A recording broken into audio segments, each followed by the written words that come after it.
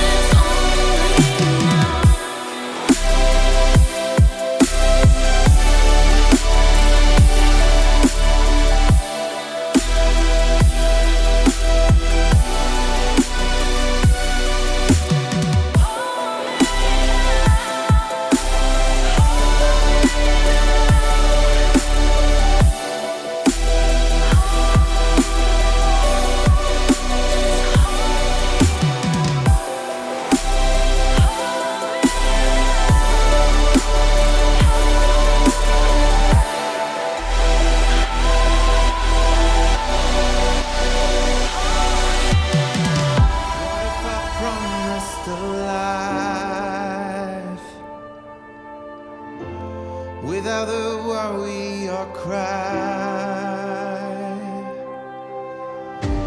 Would you come with me and find happiness inside, happiness inside? What if I promised a lie, and life will never be what I'd like? Would you still love me if I stay broken inside, stay broken inside?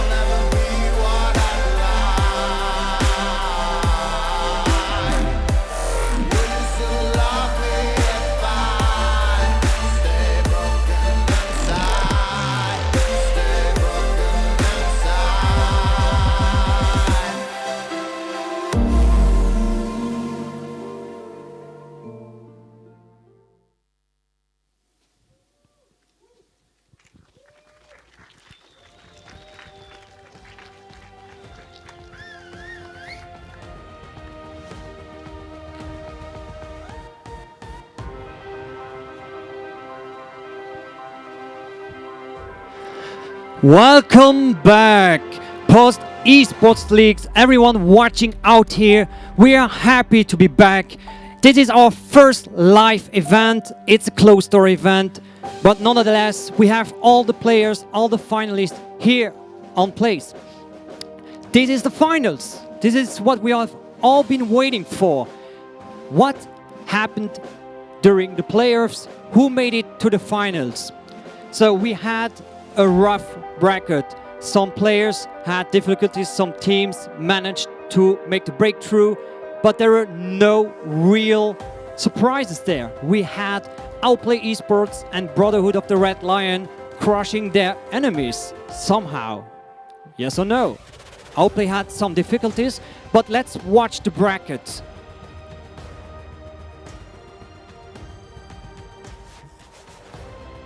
So we had a free win for Outplay and Brotherhood of the Red Lion. They managed to finish first and second in the regular season. Then we had in the first quarterfinals Knuppelklub versus Team Slick. And yeah, it was like a close game. Team Slick was very strong, stronger than expected, but Knuppelklub was able to manage their win and go into the semi-finals. We had in the second quarterfinals, we had Corona Difference versus that other team. I think, and everyone watched that game, not watched actually, because it was an off-stream game, but it was finished very quickly and Corona Difference managed the 2-0 win over them, going to the semi-finals facing Brotherhood of the Red Lion. Now, Outplay played 2-0 versus Knuppelklub, but this game was very close actually. Knuppelklub was very strong, had very strong phases during the game, which was very unexpected versus the top tier of the season, Outplay eSports. On the other hand, Corona Difference, which was also one of the favorites of the season, were crushed by Brotherhood of the Red Lion during the semi-finals, which means that in the final we will be seeing Outplay eSports versus Brotherhood of the Red Lion later today in the afternoon. But first we will be having the third place set between Knuppelklub and Corona Difference. So casters, you have more information about both of teams, you have some statistics. Can you talk more about the teams and how they played in playoffs? Of course we can. Thank you, Trax. And I would say we also jump right into the head-to-head between those two teams. Yeah, thank you.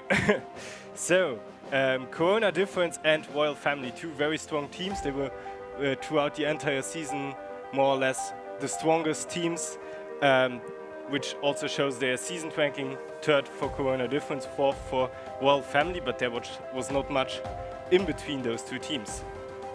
Yes, and both teams also got the, let's say, the prize of having one of their players becoming Player of the Week. So they're also kind of equal on there. But the big difference between those two teams can be seen in their direct confrontation.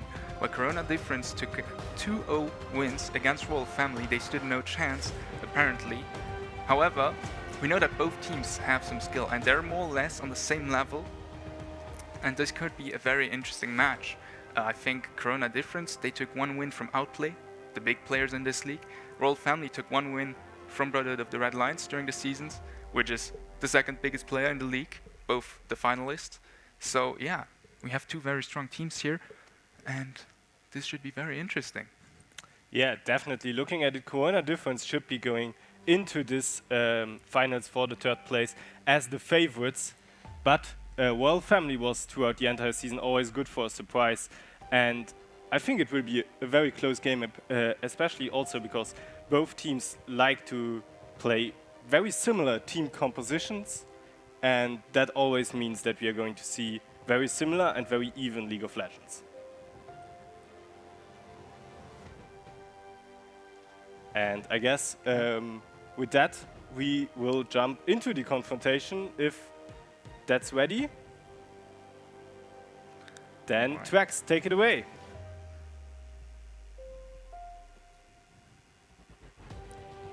So, let the first game begin, I would say. We have on the blue side, ranked third in the season, Corona Difference.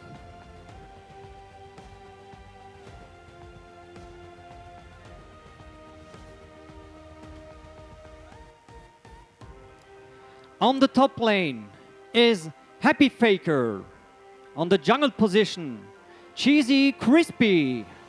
On the mid lane, Chai-In. On the ADC carry role, we have GV420. And on the support, we have Happy Freezy. Sadly, they have no coaches, maybe for another time.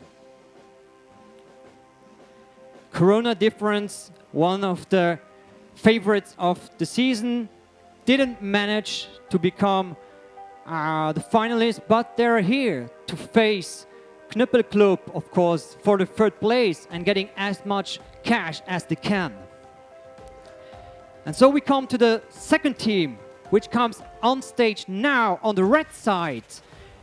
Ranked number 4 in the regular season, Royal Family Knüppelclub. With their top laner, Dexcore. In the jungle position, 420, Let It Roll. In the mid lane, Ison. On the AD carry, Plel. And Herbie as the support of the team. The coach, Shiro, is also present today. Wild Family, a contester team that wasn't really sure to be strong or not, and were very strong versus Outplay eSports. The difference between two teams, Corona Difference were strong in the season but were crushed in the semifinals. And on the other side, we have Royal Family, who had very close games against the titan of the season, Outplay eSports. So this will indeed be a very interesting third place set, actually. Now, I would say the players can make themselves ready, go on your seats, and go into the lobby.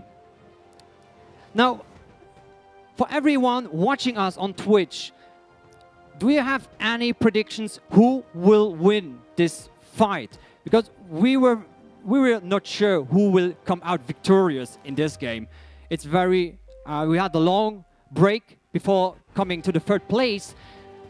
Now, Corona Difference is the clear favorite in numbers, but what we should consider is the gameplay didn't was so good from Corona Difference. So Royal Family actually is on team play based predictions stronger. Casters, I would say you have some words, some statistic maybe. Who will win?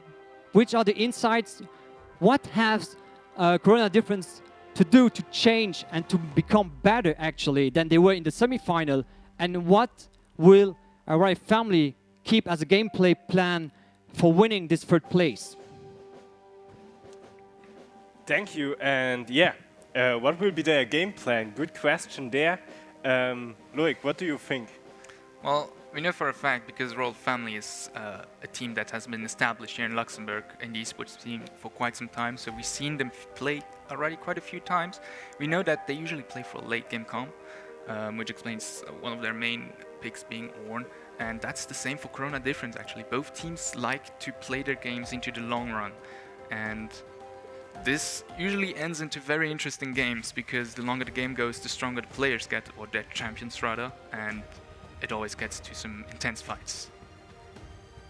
True, definitely. I think Corona Difference, they have been playing a Zac Yasuo, or Zac on the top lane actually, Yasuo composition in the early stages of the league or the season.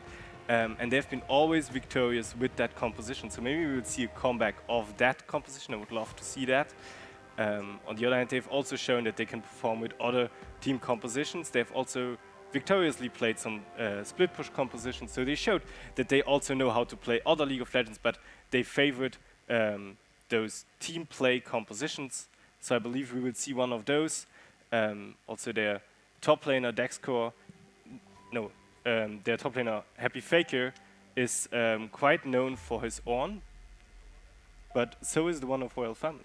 Yes, so also what is interesting to note is that as mentioned before, we've had quite a bit of a long break between the season and now, so both teams had time to train, and if they did, they probably were able to get to new levels. I think Royal Family, from what I saw, have gotten better since then, so this should be a very interesting matchup. They've learned some new team comps, I suppose, and yeah, can't wait to see that. Yeah, definitely, and I think that's also an aspect it really comes to how much did those teams practice in those 2 months between the playoffs and the finals today?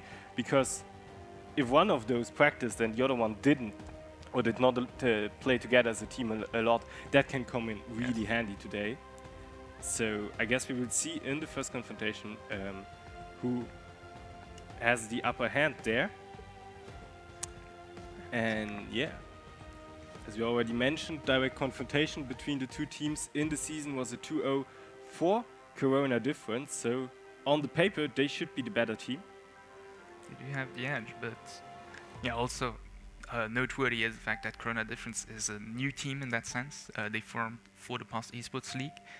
We'd never heard of them before, so we didn't know at start what to expect from them, and they had some very good results during the season, especially against other teams which we know already, notably Royal Family as well as Team Slick. They already also had good results against them. So yeah, very interesting matchup that's heading up, and I don't know where the champ select is at, or the lobby. I guess we're gonna start into that soon enough. For now, Corona Difference, you mentioned it already, they were a team setting up for the Post Esports League, but they were not only a team setting up for the Post Esports League. I think they surprised themselves also with their own qualification and their very strong performance throughout the season, because I think they once said in an interview that they just started to play for the lulz. They wanted to participate, but they didn't really even think about getting into the league, and well, we see how where they ended up now. They are playing for quite a big cash prize still in the semi-final or in the finals for the 3rd place today. And I hear some League of Legends sound in my ears, so I believe we are in the pick and ban phase. If I'm not mistaken. But yeah, they surprised themselves and they surprised us too. especially taking that win against Brotherhood of the Red Lions and against Outplay eSports, my bad. And yes, we are in the Champ Select. First ban is Lulu, very understandable. Lulu, a very contested pick throughout the season and still now very strong support. It came from the side of Royal Family. I think both supports play a lot of Lulu. I know that Happy Freezy has a 22% pick rate on Lulu, which is almost 1/4 of his matches, so Yeah. definitely an important ban to start off. And if I may say some predictions right now, well, one of my predictions was taken away Yeah. right now. I wanted to say Zillion is going to be banned against Royal Family because Royal Family Herbie, or the support of Royal Family, he has been, or he's basically a Zillion main. He loves that champion and he loves to play it on the support position, but he was only once in the entire season able to do it because it was always banned against Royal Family. So yeah, and in that game he crushed with it. Yeah. Put a lot of damage on them, and as we talked before from Happy Faker's Zac, Zac has been banned as well. We know that he's got a very strong performance on him on the top lane, being able to, well, Zac in general being a very strong champion, especially in the late game as he gets tanky, gets more damage, etc. Happy Faker especially used to build a bit of AP into it, or actually quite a lot of AP even into it, and Zac is a champion that can put out a lot of damage when he gets the damage in. Definitely. So very understandable pick, ban there. Also because they have been playing a very strong team composition around that with Yasuo, and you don't want to waste 2 bans on the composition. And I think Zag is the more obvious ban to get rid of that composition for the side of Corona Difference. I believe another pick or champion that will get some attention throughout this pick and ban phase will be Ornn, and I think it was not banned, right? No. It was not banned. It was not banned, so it might be the first pick now for Corona Difference. Yes. For Royal Family, actually. Royal Family's Family. blue side, yeah. Which would be really good for DAX score. Oh, but it seems like they're going for an Akali. Ooh, interesting. Interesting. We haven't seen Akali being played from any of those teams throughout the season. No, exactly. It has not been played at all by Royal Family, and it also doesn't really fit the kind of champions their players have been playing. Because if you look at the top picks for Dex Core on the top lane, there was Ornn, Volibear, and Poppy, so only tanks. And in the mid lane, it was for Ison, the Syndra, the Echo, the Ziggs, and the Diana. So also, there are some assassins in it, but more those control mages with the Ziggs, which he really loved to play, and the Syndra. So yeah, I think it will be going to the mid lane, but Yeah, it's always a thing with Akali. Can't really go, but the picks of Corona Difference up to now are very clear. We have a LeBlanc in the mid lane, which is also quite new for their mid lane now. But in the jungle, Cheesy Crispy got his Nunu, and that's really good for them.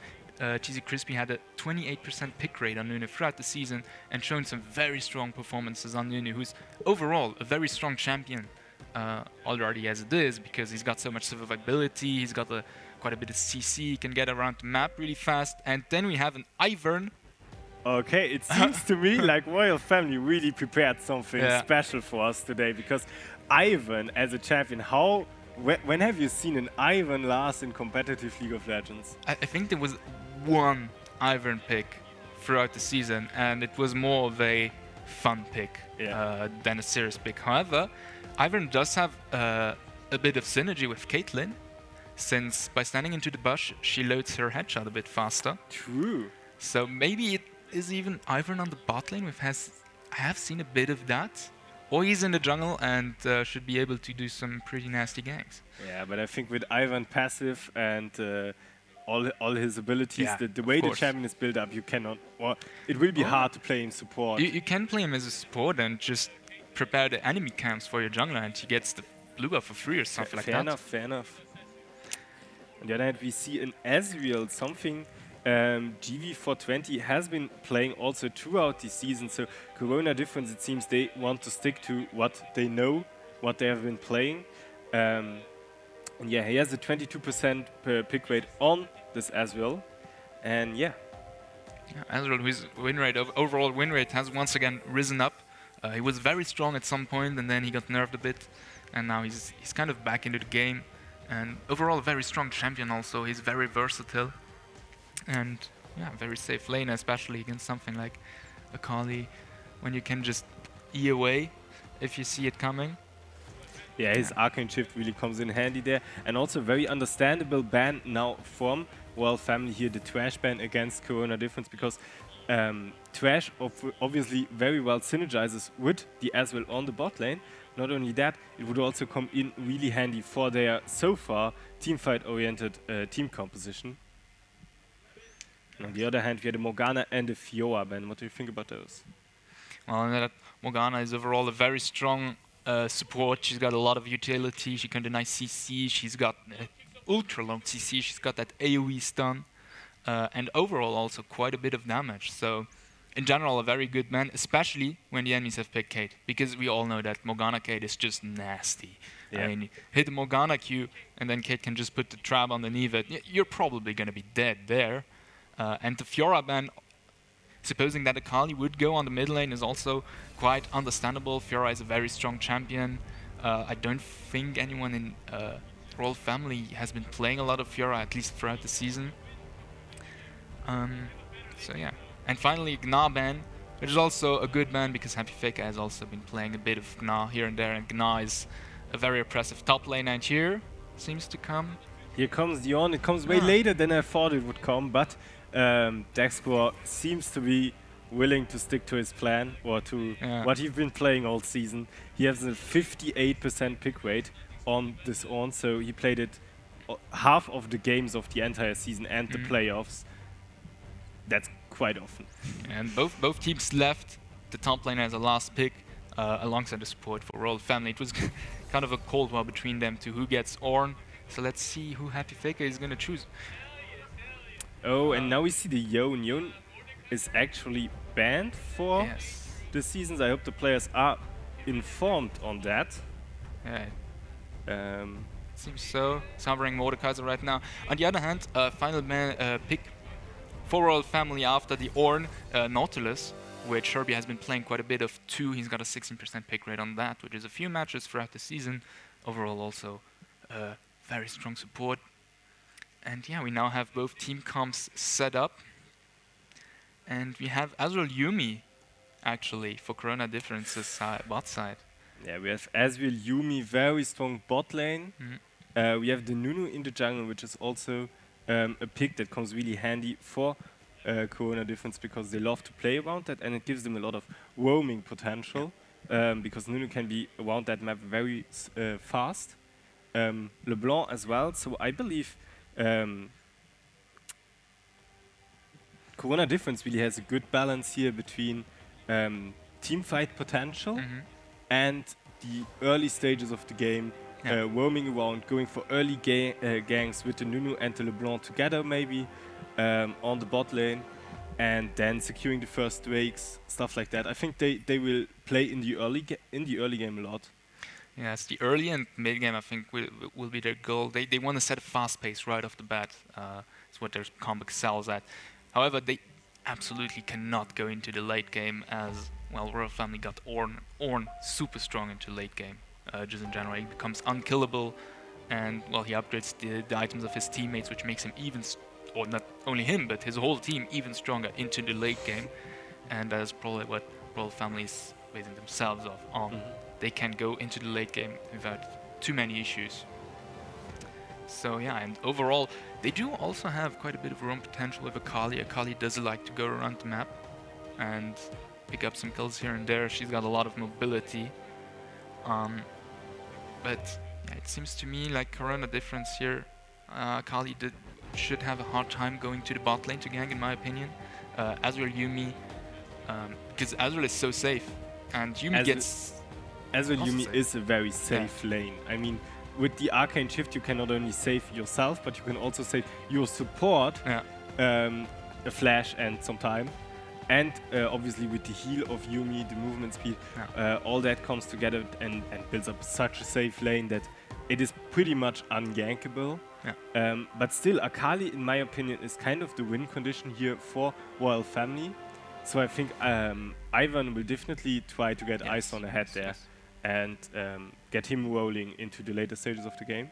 Because at one point, if Akali gets fed, she can burst the LeBlanc, and not only the LeBlanc, because LeBlanc and Akali kind of do the same, of course, but she can also burst the Ezreal later on, Yes. even though the Yumi is there. And that's the thing with Akali. If she gets ahead early game, she becomes such a monster. She does so much damage. She also very often survives really long in fights. And the hardest counter against that is hard CC. And while they do have quite a bit of it, I think Corona Difference lacks in hard CC to counter that Akali. I mean, they've got the Nunu stun, but it's not very effective unless it comes out of nowhere, the big snowball. He's got a root, but that also, Akali has to stay for a very long time around Nunu, and with her mobility, she can easily dodge that, I think. LeBlanc has her root too, okay, she can use it twice, but then she loses her ultimate and most of her damage output. And they've got the Yumi ult, but the Yumi ult is also a slow hard CC. So if they get the Akali ahead, I think Corona Difference is going to be in a tough spot because they cannot shut down that Akali easily, in my opinion. Yeah, true. They cannot shut down the Akali easily, and as you said, they are really lacking CC. They only have this bruiser CC. Yeah. And on the other side, with Nautilus and Ornn and stuff like that, Royal Family is really well prepared for those team fights. So I think that's something Royal Family will also be looking for. They want to get safe to the lane. They don't want to mess up too much there. Also don't want too much going on there, and then shine when their time has come. So with the second Drake or the first Rift Herald, they will start fighting, I believe, and then into the later stages of the game, into the mid game or late game, they will really try to look for these team fights. Yeah. And until there, they should just focus on farming and not getting too much behind. I believe with that, ladies and gentlemen, we are going into the first confrontation of the post eSports League finals today. It's between Corona Difference and Royal Family, and the game has just started. Yes, and we can see that everybody is set up. And I also wanted to add something about that bot lane. We said Ezreal Yumi is very safe, but I think Nautilus was there, a very good pick, because his ultimate can follow up after the arcane shift. And overall, if they get caught once, Nautilus also got quite a bit of CC, and Kate can follow up with a trap upon Nautilus root too, or is his auto attack, which is also really good for them. And everybody's settling up in a very passive manner, no invades for now. Yeah, I think we're not going to see any very early aggression here. Level 1 plays, both teams. Well, Ivan has a root, so they could probably try to do something with that. But yeah, still, I don't think that Royal Family will be also confident enough to look immediately for such a play here. Yes, better be safe than sorry. Because I think there's also something we haven't talked about so far, but we are playing on a stage. And that's something totally different for a lot of these players, because I don't believe any of the two teams have playing on a bigger esports stage so far. And yeah, nerves will be flattering, and it's definitely a new experience. This is the first time for everything, and I think playing on the stage is already quite an achievement, in my opinion. Definitely. I remember my first casting on a stage, and man, was I nervous. So I can feel the players right now. And already very strong aggression here on the top lane. Dexcore with the Ornn. Ornn, who's, in my opinion, a champion who's overall very strong in lane because he's so tanky. He doesn't need to back necessarily to get his items. And he can do a lot of damage too in the early game, as a lot of tanks can. But Ornn especially.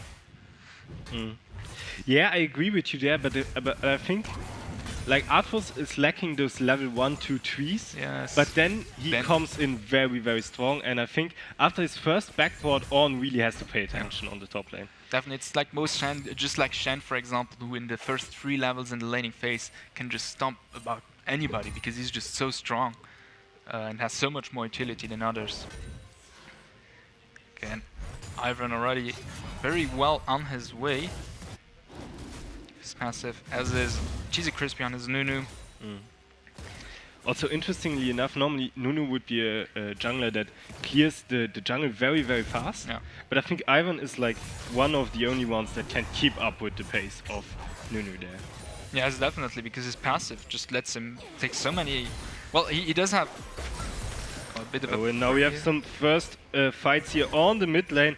Akali and LeBlanc both getting midlife there, trading back and forth, but I don't think we will see much kills there too early.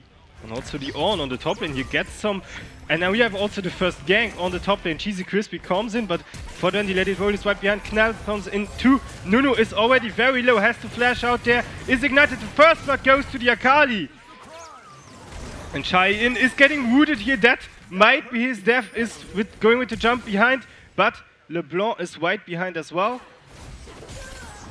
Oh, and the last jump here from Akali. Will it be enough? Flash from Ivan. The wood hits. And that's going to be the second kill here for Royal Family. They start strong into this confrontation. And on the bot lane we have even more action. Happy Freezy with the Yumi drops really low here. He did go out of his hiding in the Azrael here. Yes, and as you said, very fast early game here already. 2 kills falling, one of them between the 2 top lane towers. They went deep for that kill, but they got it. It was worth it in the end. And 2 kills on Nissan is definitely what Royal Family wants this early in the game.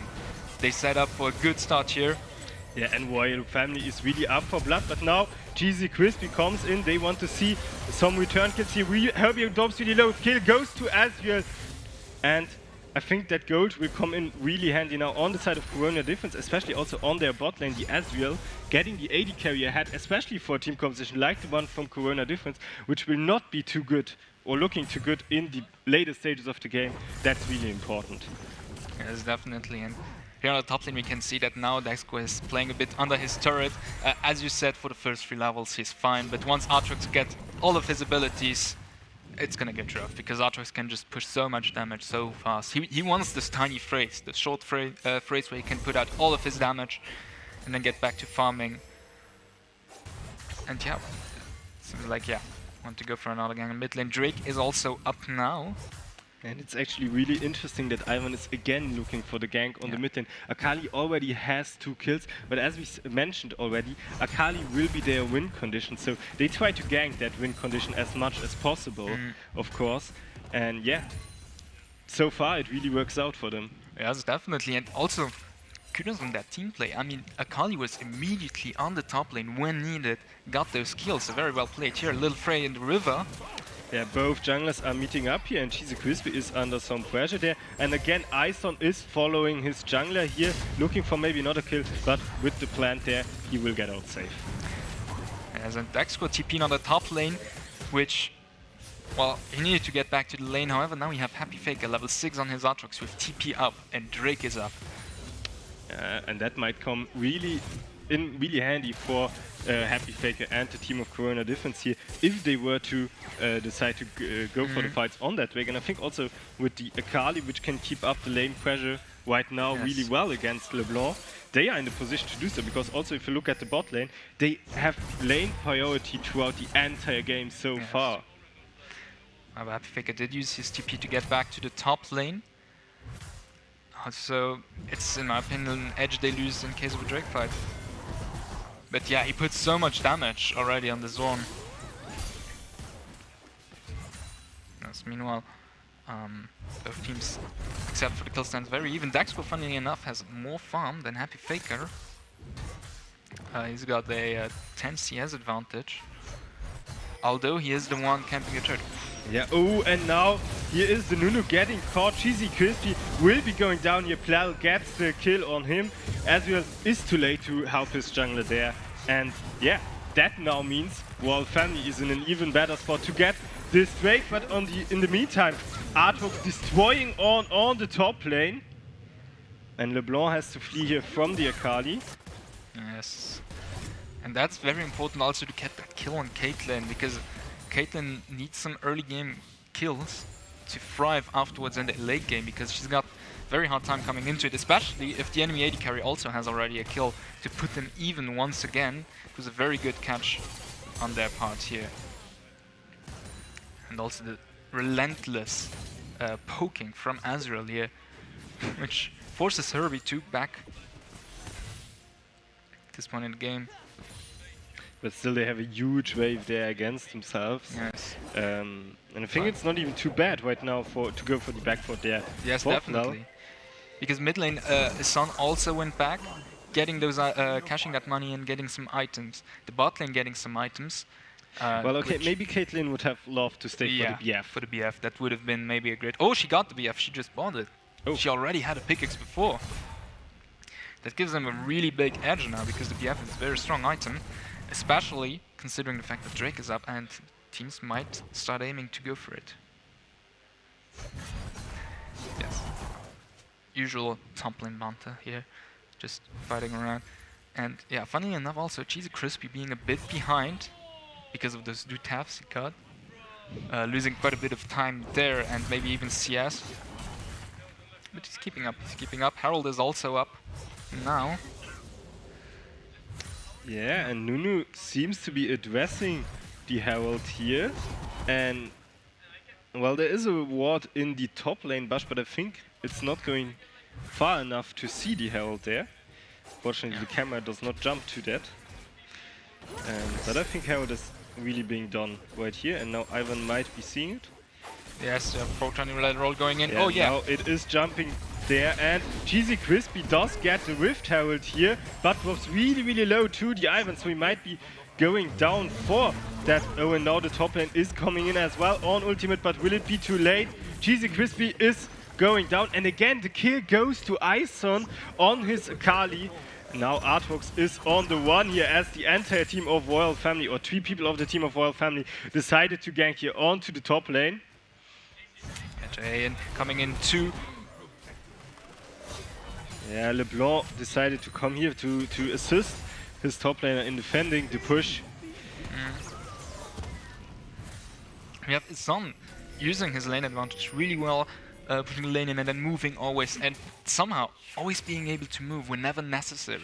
Whenever it's necessary, he can go into a fight. Very well playing. And now Nunu is looking for revenge here. Is on the one for the enemy bot lane here. Azriel and Yumi are there as well. Nunu ultimate gets popped, but oh, Plal, it was just denied too late, or popped off too late. Plal was just out of range, but I don't think it might have would have changed anything. Oh, and now Cheesy Crispy once again under a lot of pressure. He is really the bully offer here for the team of Royal Family. Gets killed all the time.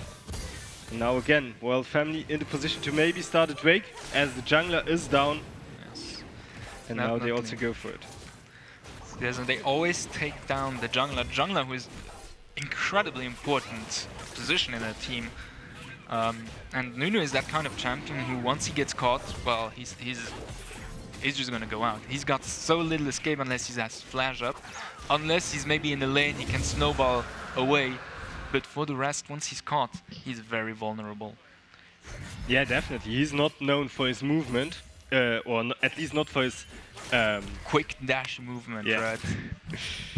So yeah, that's definitely something that doesn't come in too handy for Corona Difference here, because Cheesy Crispy is already on 4 deaths right now, and that really hurts, especially because I think all 4 of those kills, or at least 3 of them, went to Ison.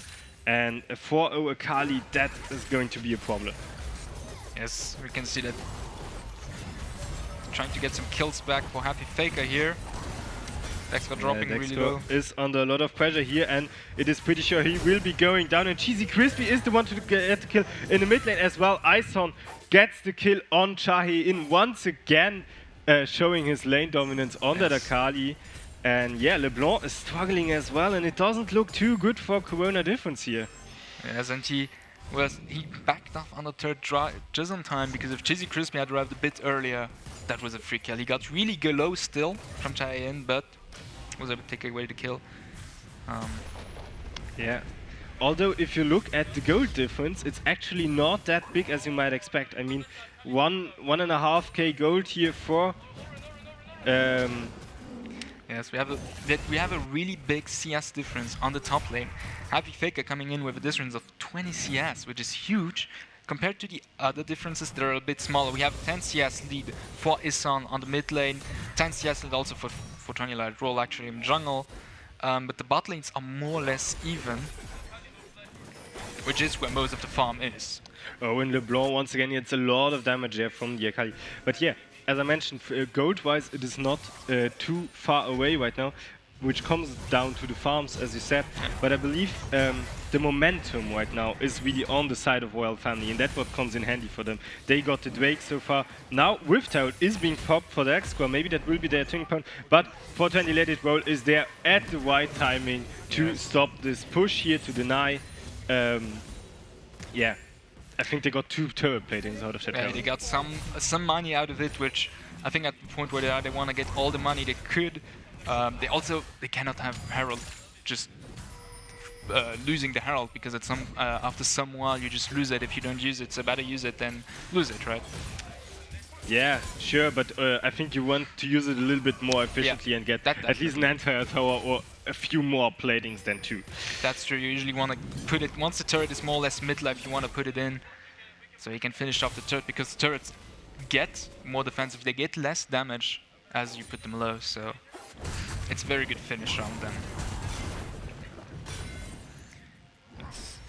Have that Sun here between the mid lane and the jungler. They're not taking any chances. 5-0 Akali. She's got the Hexblade. That's dangerous. And I think that 5-0 Akali is such a big threat for Corona Difference. They will really struggle throughout the game with that Akali. Because, as you already mentioned, it is a very decisive point here in the game, and getting her fed so much is worrisome, to say the least. Especially alongside a champion like Ornn, who once you enter a bit of a later stage into the game, can just make her even stronger than she already is. So yeah, and we have also some buffs. Yeah, item-wise, but also preparation-wise, it will be very hurtful, because Ornn and Ivan can prepare that very well for the Akali. And here we have the gank. They try to get Ison back, but Ison just dashes over the wall, gets away, and now the teamfight breaks out. Cheyenne is already very low on the LeBlanc. Nunu, very nice ultimate, but goes down anyways. Pral now under a lot of pressure. Happy Faker gets the kill there, and LeBlanc did go down as well. 420 Let It Roll has to flash out here, and we have Happy Faker going behind, gets the kill. Ison is on the one right now with the Akali. Happy Faker so dominant on this Aatrox in this team fight, and Corona Difference showing that they know how to play League of Legends as well, and that they want to fight for this game. Yes, definitely. As you mentioned, Happy Faker on that Aatrox putting a lot of damage, being a very big threat. And when now they go even deeper, they want to go for the dive here. Happy Faker goes really far under the tower, drops quite low, but has to go out there. But they were able to push them, Royal Family, even further away, and if they would be able to maybe get the tower right now, or at least some damage on the tower, it would be something at least. As the X is defending until the rest of his team comes. We have a missed grab here from Nautilus, luckily enough for GV420, who dodges it just in time. And Cheesy Crispy is already on the Drake, and Royal Family is looking to contest that. Still, Ison goes in here, G4 but the Drake already goes to the red team here, or to Corona Difference. Yes, and we can see that Ison, although was very dominant throughout the game up to now, even he stands no chance once Aatrox gets into his face. Aatrox is also a very strong champion, but he's also got now a very good score. He's 202, he's got that death stand already, too, which is very strong against champions like Kali, etc., and gives him a lot of survivability. And yeah, very well played here from Corona Difference, getting some kills back, and a Drake, putting them back into the game, kind of. Yeah, definitely putting them back into the game, or at least getting them some better position again in this game. I think they're still a little bit slacking behind, but at least they gained momentum back. They gained their tempo back, and I think they also gained confidence back. And that's really important in such a game. If you lose the early game, to win in the mid game, some teamfights to start believing again that you can win the game. And now they are also on the Rift Herald here, and that's their second already. The first one was not so effective, but maybe with the second one they can get out even more now. Yes, and they have been putting a lot of pressure on that mid lane, keeping their bot lane on the mid lane. They definitely maybe want to get a lot of damage into the turret. They already got some.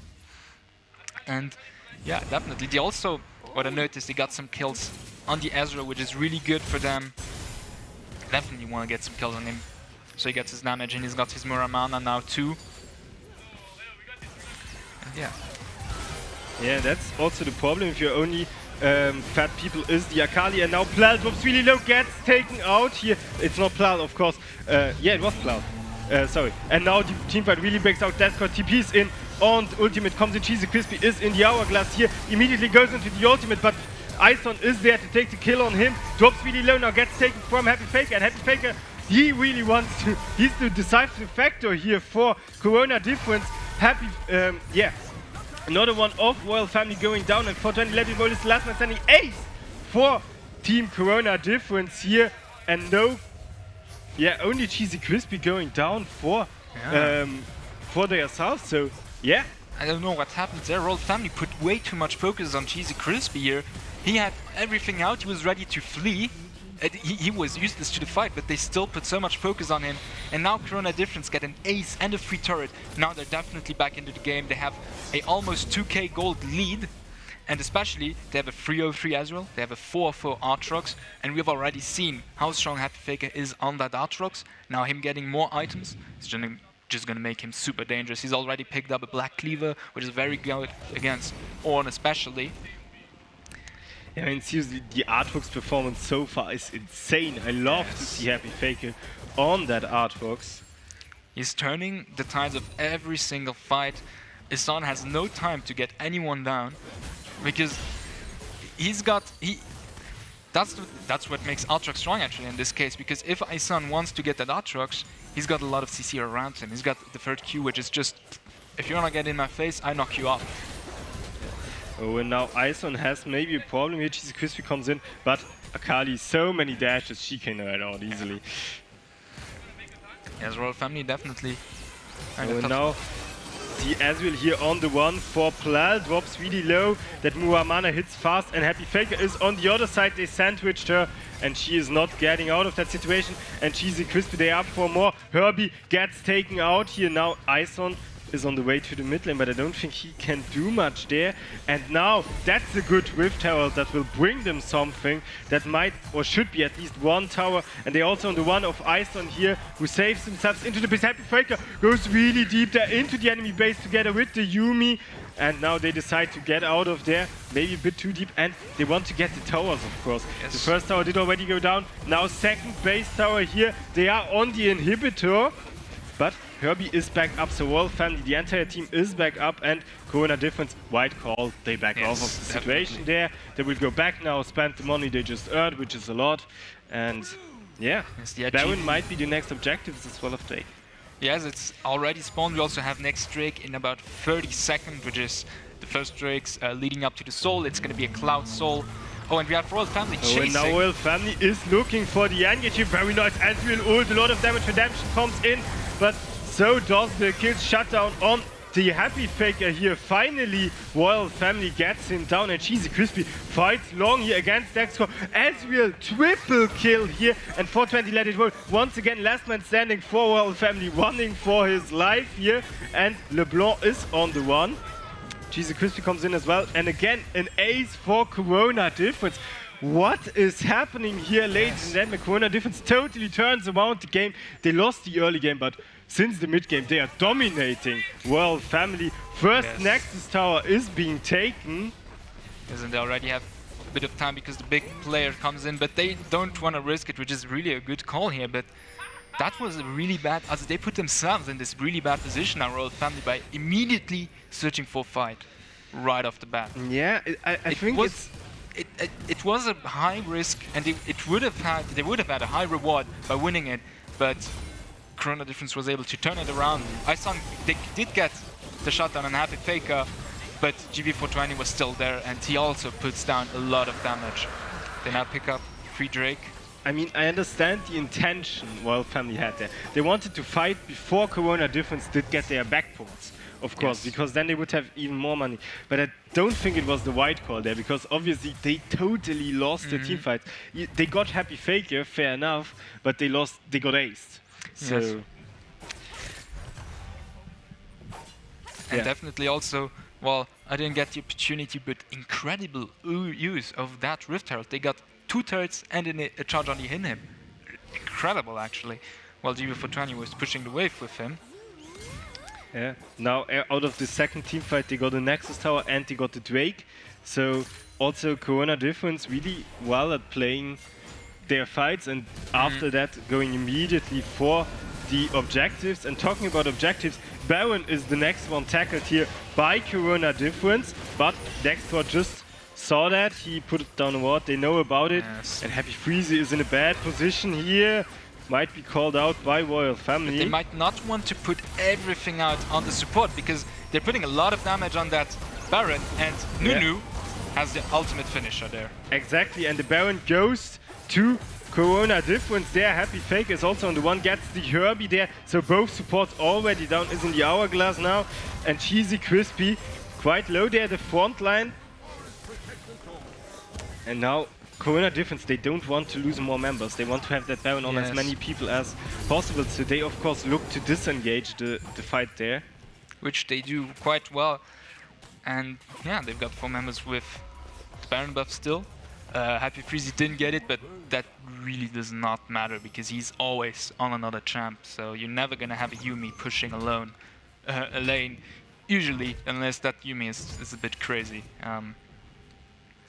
But yeah, now Corona Difference 5k gold lead, even 5.5k gold lead. They have 4 turrets, Baron buff, 2 Drakes, and they're using their tempo really well. And also, especially what they did really well was seeing when can we fight, as you mentioned before. They take the fights they can and when they can, the right timing, etc.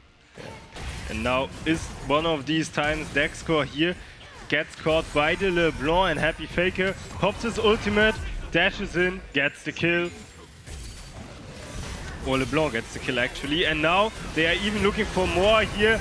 Yuumi ultimate comes out, Ivan goes down, Herbie is the next one. They are tackling Redemption, once again comes in to save him a little bit more time, but it's a double kill for Azure, and Happy Faker is on the one. He smells blood, blood is bleeding, and he goes down. Ace once again from Corona Difference, and I believe with the Baron buff and everything, that should be game for Corona Difference. They have a wave coming in from the mid lane, and as you said, one turret. They don't waste time. Happy Faker just takes the hits from the turret. He doesn't care. They're finishing this game, ladies and gentlemen. Yeah, and with that, Corona Difference takes the first game of the day. Victory screen is going to pop up in, just a few seconds. Iceland has already left the game. And there it is, victory for Corona Difference against Royal Family in this first game. Royal Family won the early game, but Corona Difference turned around really strong. Yes, and I'd say let's give it up to the analyze desk.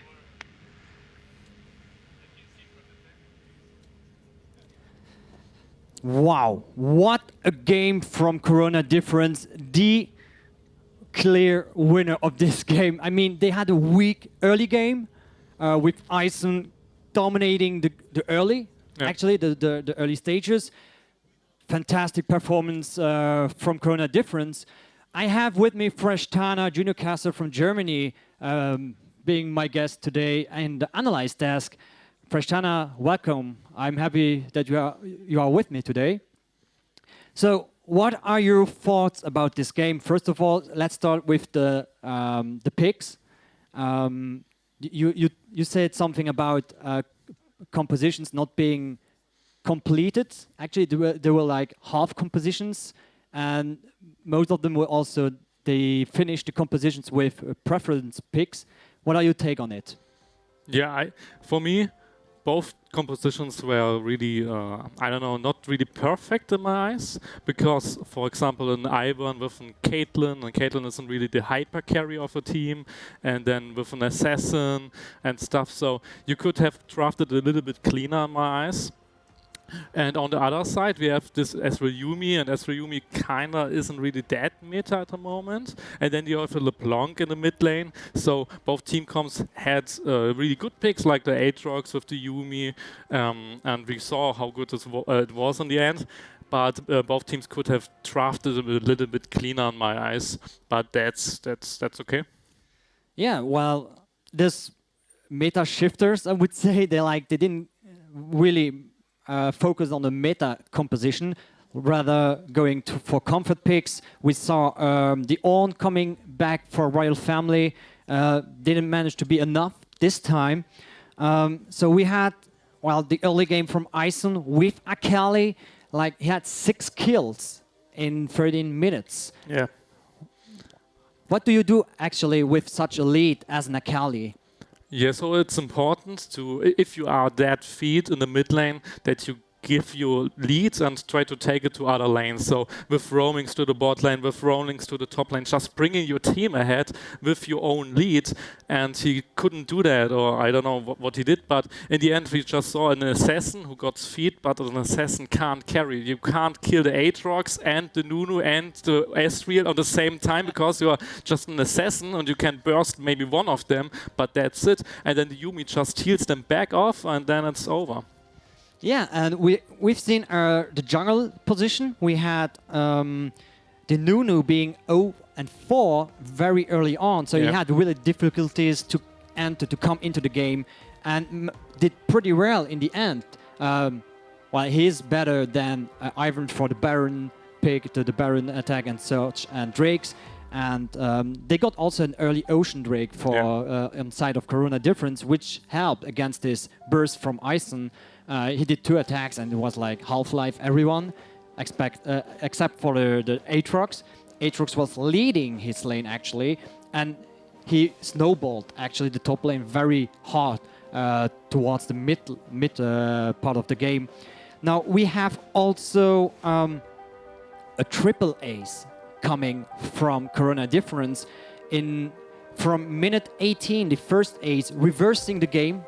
They had like a 2,000 gold deficit, coming back with this first ace, leading it to another ace at minute 20, and closing the game at minute 25 with a third ace.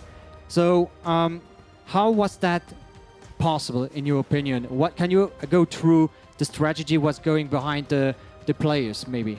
Now the first ace came after the Herald pick, so we saw the Akali and the LeBlanc in the bot lane, and if your only feeded character is on the bot lane, of course the enemy team can take the Herald. And then Akali wasn't fast enough to get in the mid lane where the fight was happening, and then the Aatrox can just kill them all because Akali isn't there to burst him, and so they lost the first real team fight there. And after that, Corona Difference should have stopped fighting because they tried it over and over again after, for example, they lost the inhib, and then they tried to fight again, but they got aced, so why do you try to fight them? And then they just got aced again, and yeah. They had a little bit of hope on the Baron fight, but still the enemy team got the Baron, and then it was more or less over. Yes, and just taking into consideration the Aatrox and Yumi pick, like it's a nasty combo. Yeah. Like Aatrox, it didn't matter to him who was in front of him. He tower dived when the team was not really in the lead. He just tower dived and on. He tower dived everyone. He didn't just he just ran into the opponents. Yumi healing everyone up. And do you think it will be banned for the next game? This component?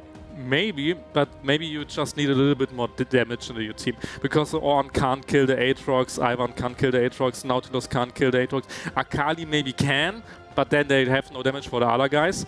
And Caitlyn needs some items and needs some peeling for herself to kill the Aatrox. So they just has little to no damage in this team. And every gold was on the Akali, so maybe with a little bit more damage, maybe with a Bruiser top lane, maybe counter-picking the Aatrox with a Fiora could have helped. And in the end, that could be the chance for them, but with so less damage in the team, you can't do anything. Great, thank you Fresh Tanner for your insights in this game 1. We will go to a short break right now, and we will be back for the game 2 between Corona Difference and Royal Family Team Club, Knöppel Club, sorry.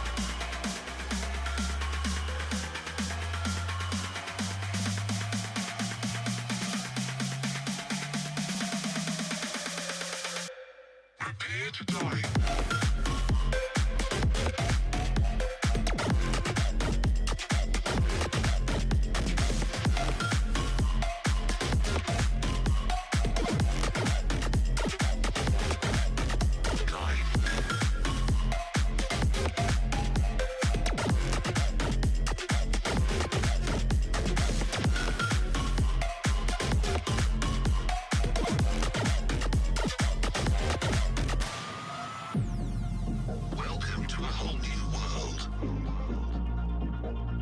Your planet is now under mid-rangers' control. Humanity will be exterminated.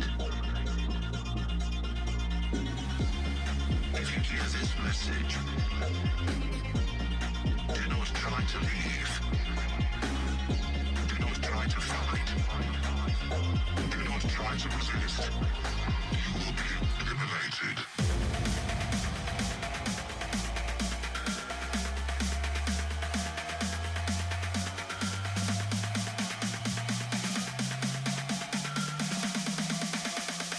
You will be eliminated.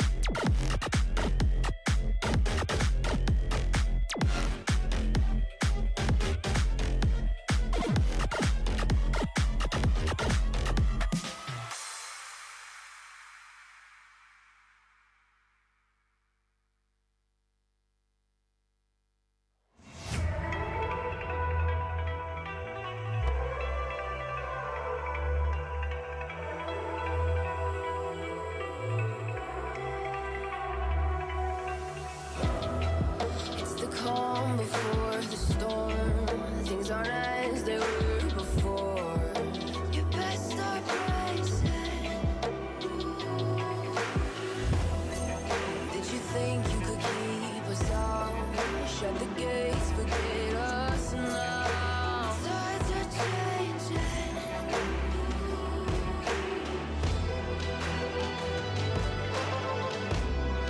Can you hear this sound? Can't stop us now. We're not back in time, know what we're doing. Things are about to change, it's evolution. Voices shake the ground, you feel it moving. We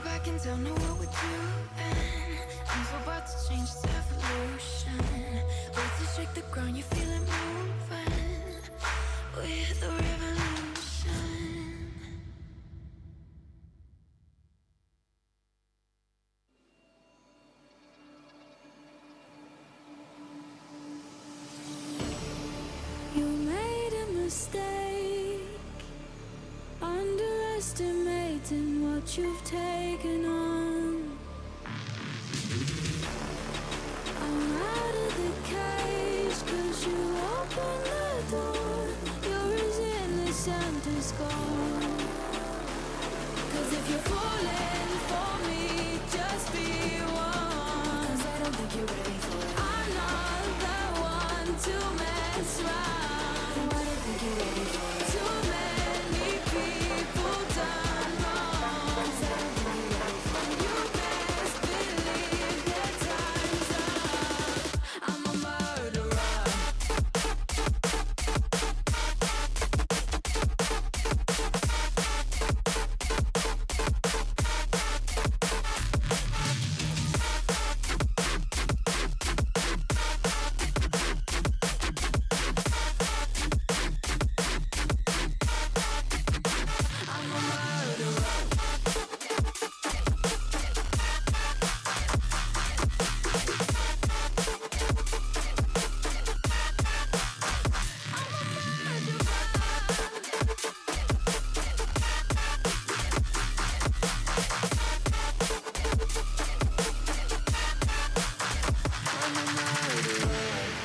You made a mistake. Underestimating what we would become. And now an escape is impossible. You're as innocent as gone. 'Cause if you're falling for me, just be one. If you're falling for me, I'm not the one to mess around. The one to mess up. Too many people done wrong. You best believe that time's up. I'm a murderer. I'm a murderer.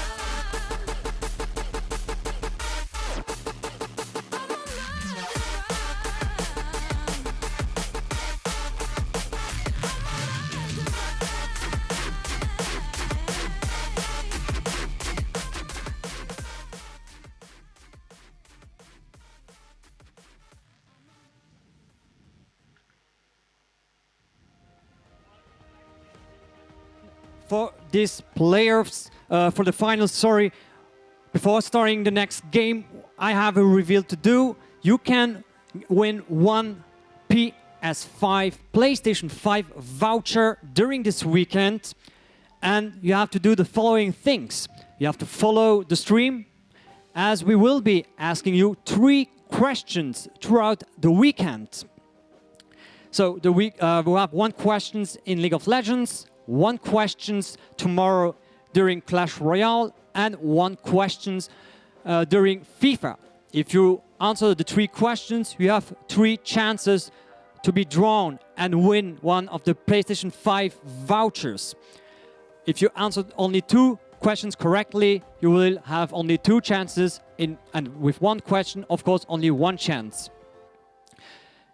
When the question will be revealed during the stream, we will send on the Twitch chat a link. You will click the link and you will be redirected on a website. You have to give your answer and you have to give some information that we can contact you. So we have the first game ended 1-0 for Corona Difference in a dominating mid to late game fight. 3 aces was enough to give them the first point.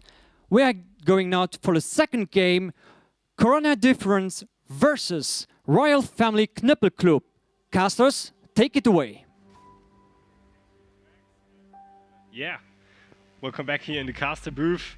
We are about to start into the champion select of the second game. And yeah, Loic, what did you think about the first game, and especially what do you think, how will the teams adapt after the performance in the first game on the second game now? Well, we had definitely a very strong start into the game from Royal Family.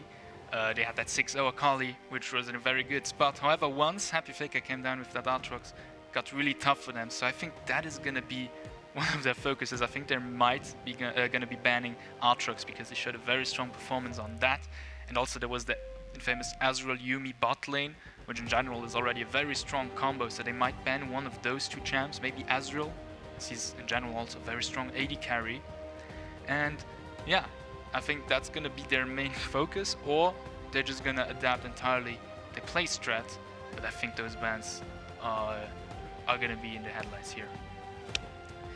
Yeah, definitely. I agree with you on that. I think Artworks at least will be a ban-worthy pick now because, let's be honest, Artworks was the one turning around that last game.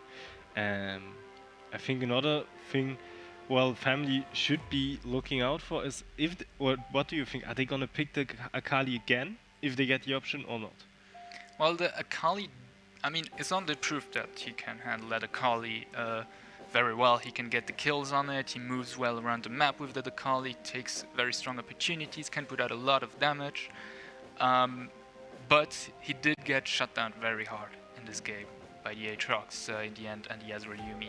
He wasn't able to handle both. He was able to either take out one or the other, but never both.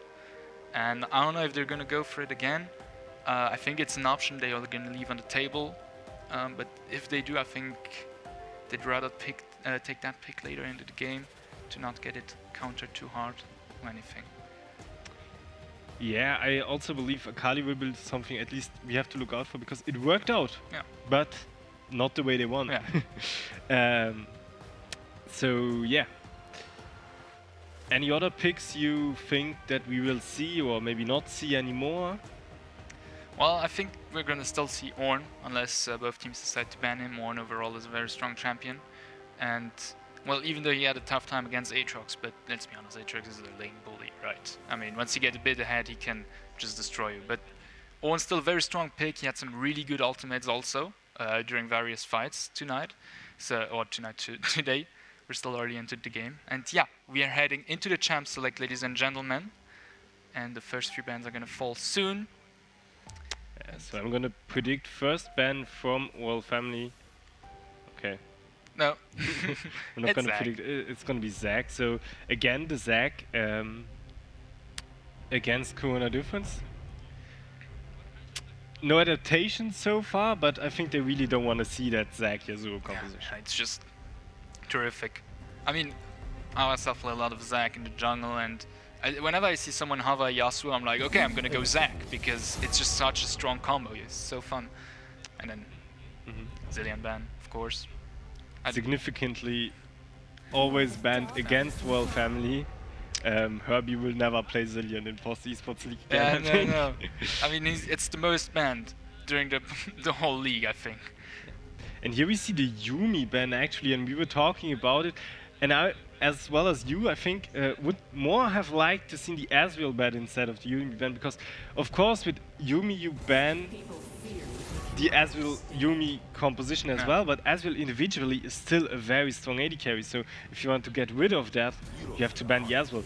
But maybe Royal Family wants to keep that pick open for themselves. Yeah, could very well be. And finishing up their banning phase, they've banned Lucian, either leaving at their own risk and perils Aatrox open, or they're expecting maybe Chrono Difference to want to pick him later, and being confident enough that they can ban him during the second ban phase. Now entering the picking phase with the last ban was Kayn, Kayn was also banned last game overall. Oh, and Akali immediately the first pick here for Royal Family, so they are confident on that Akali Yeah. on ISO. Yes. We will see how it will work out this time around. And for now, it's starting to look like a replay of last game. If they're going to pick LeBlanc in mid lane too. They seem to be a bit hesitant about that, but yeah. It's going to be the LeBlanc to face the Akali once again. So mid lane will be a mirror from last game. Also something maybe interesting, both teams are on the same sides right now, and you might be thinking that they should change sides after each game, but in competitive League of Legends, it's always the case that in a series of games, so in a best of 3 or best of 5, the loser gets to decide what side they want to play on. And right now it seems like Royal Family, after their loss, decided they want to go blue side again. Yeah. And meanwhile, we have a change here for Cheesy Crispy picking up that Nidalee. which I don't think I've seen him pick Nidalee yet during the season. I've seen some Nidalee in the jungle, but I don't think on Cheesy Crispy. Nidalee did get a boost recently. She did come back into higher rankings in the jungle. She's got a lot of poke potential, also quite a bit of mobility. She can chase enemies down really well. And Oh, and on the other hand, we have Ashe Zyra being picked here for the bot lane. A very strong bot lane, very aggressive bot lane also. They can dominate the early stages of the game on that bot lane. A lot of magic damage coming from Zyra. She's very strong Yeah. support, very poke heavy support also. yes, definitely, and also she can just zone at the enemies really well with her plans, and in general her abilities have quite a bit of AoE potential, and especially Zara is one of Herbie's main champions. He's had throughout the season a 26% pick rate on that Zyra, so it's a champion he feels really comfortable with on the bot lane, and I think that Plel also played quite a bit of Ashe, also 26% pick rate on that Ashe, so definitely good comfort picks for Royal Family on the bot lane, which is really great for them, definitely. Yeah. Interestingly enough, Morgana as the counterback to that with the Black Shield against Zyra, you can work a lot. You can deny damage, but especially you can deny the CC from Zyra, which is key here. And it is also strong against the Ashe. So Morgana comes in very handy here with her Black Shield for the team of Corona Difference. Yes, and also Royal Family banning Caitlyn preemptively after seeing the Morgana, and Azrael, who also works quite well with a Morgana, which means they're going to go for Jhin, which we have And not also seen. interestingly enough, the Ornn ban from Corona Difference, so they don't want to give that Ornn to Dexcore once again. As we already mentioned, Dexcore, really high pick rate on that champion. Was not able to perform in the last game, but yeah. Still stood his ground, and Atrox was not banned.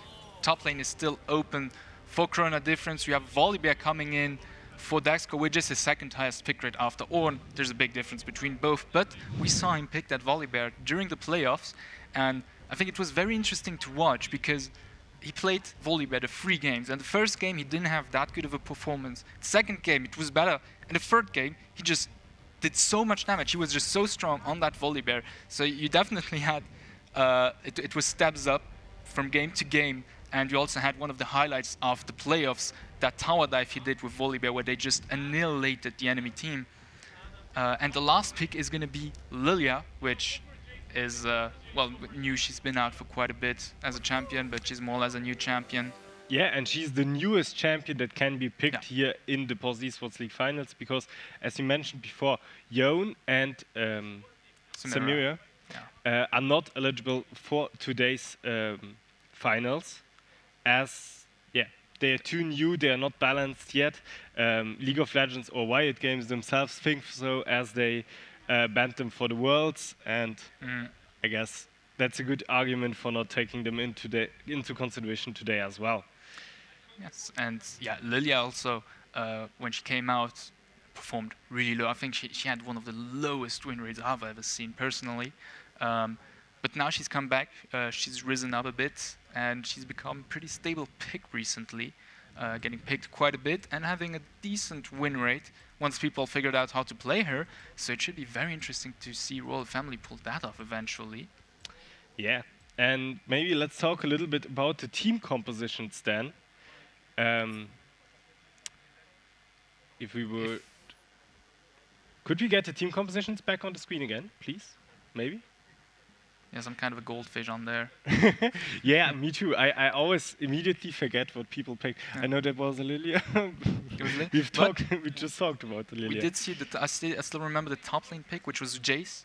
To my surprise, not Aatrox. Thank you. So yeah, Jace against Volibear, actually interesting top lane matchup. That's going to be. What do you think? Well, I think Jace, especially recently, once again, a champion who was kind of forgotten, and I've started seeing him more recently.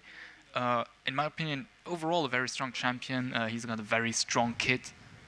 He has more abilities than most champions. He's got 2 forms, especially he's got that ranged form, which should be able to keep distance at a distance. But once Volibear gets in his face, he can just switch to the hammer him away, or fight him in melee, which is actually really good for him, especially against Volibear, who needs to run up to people. And yeah. So you think Jace, Volibear are going to be the ones, or do you think Jace is going to be the one winning the lane there, or do you think it's pretty much even? I really don't know. I think Jace can at least hold his own against Volibear. I haven't seen both I've seen them a bit recently. Volibear, since I haven't seen him that much on the top lane recently. But Jace, I've seen some of him. I know that Jace is very strong. If he gets a bit of a lead, he can do so much damage. And overall, he's going to build probably Yumus. He's got a lot of movement speed, so he can run away from Volibear. I think he does have the upper hand. But yeah, just likely, because Volibear is just so strong once he gets in your face, right? Yeah, so we've got a little bit of time left. Let's talk a little bit about team compositions then, really. What team composition do you like more here? Which team composition synergize better? Who do you think is going to have the upper hand, at least from the champion select? Well, it's a tough one. I mean, Royal Family, unlike Corona Difference, has one tank, Volibear builds tank. And Corona Difference have really no big front line. They're going to go for maybe quite a bit of poke, actually. They're going to want to play safe. They've got a bit of disengage too, actually. Meanwhile, Royal Family has, I don't see the comp anymore, a quite well rounded up comp too, in my opinion. It's hard to say, to be honest. To be honest, I like the pick composition of Corona Difference. As I just mentioned, it is a pick composition with the Morgana, the Nidalee, the Jace also. They are in a very strong, or also the LeBlanc, they can pick out targets so well. So they will be roaming around the map a lot, I think, in every stage of the game, basically. Try to get advantages by getting one person out, getting two persons out, and then getting advantages out of that.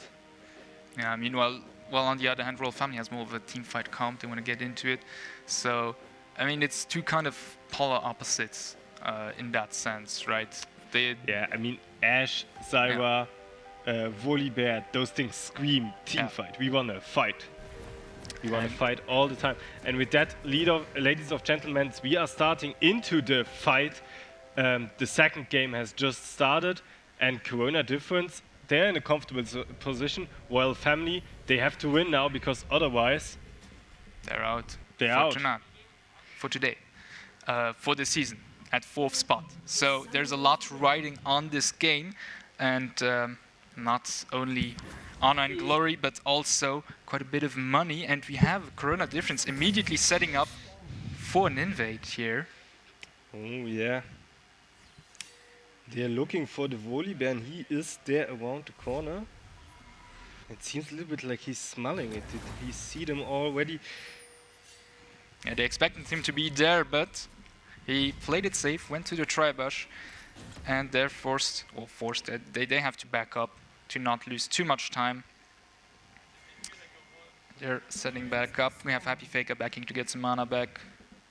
And interestingly, Ashe, Zyra, they immediately reacted to this. They saw, okay, Corona Difference, they're looking for the invade in our top jungle. We will at least ward the enemy blue buff there. Yeah. Which is also a very useful ward, because they can know kind of where Cheesy Crispy is going to be at in the first, well, now less than 3 minutes, since there's already quite a bit of time run off from that ward. But they can know when she does finishes the blue buff, at least. Yeah, but it's a very good ward, because they know, okay, Cheesy Crispy still, he didn't start at our buff, he started at the enemy at his own buff, he started at his blue buff, so he's going to jungle up, so his first gang might be on the top lane or mid lane. Unless he goes for a cheesy level 2. Oh god. Yeah, first Morgana binding there, not hitting. Yes, and on the other hand, Royal Family have a Lilia in jungle. Lilia has one of the highest, if not the highest, clear time in the game at the moment. She's got insane clear speed. You can see that she's already finished above Crux and is moving up to the Raptors, which should be no problem at all for Lilia. With all that AoE damage, and maybe use that to their advantage to surprise Corona Difference with an early gank. And we're talking about Cheesy Crispy doing cheesy things. He is approaching the bot lane right now. Where Happy Faker is struggling a little bit against the Volibear here on the top lane. Okay. Yes, he needs those levels in to get a bit more of his abilities.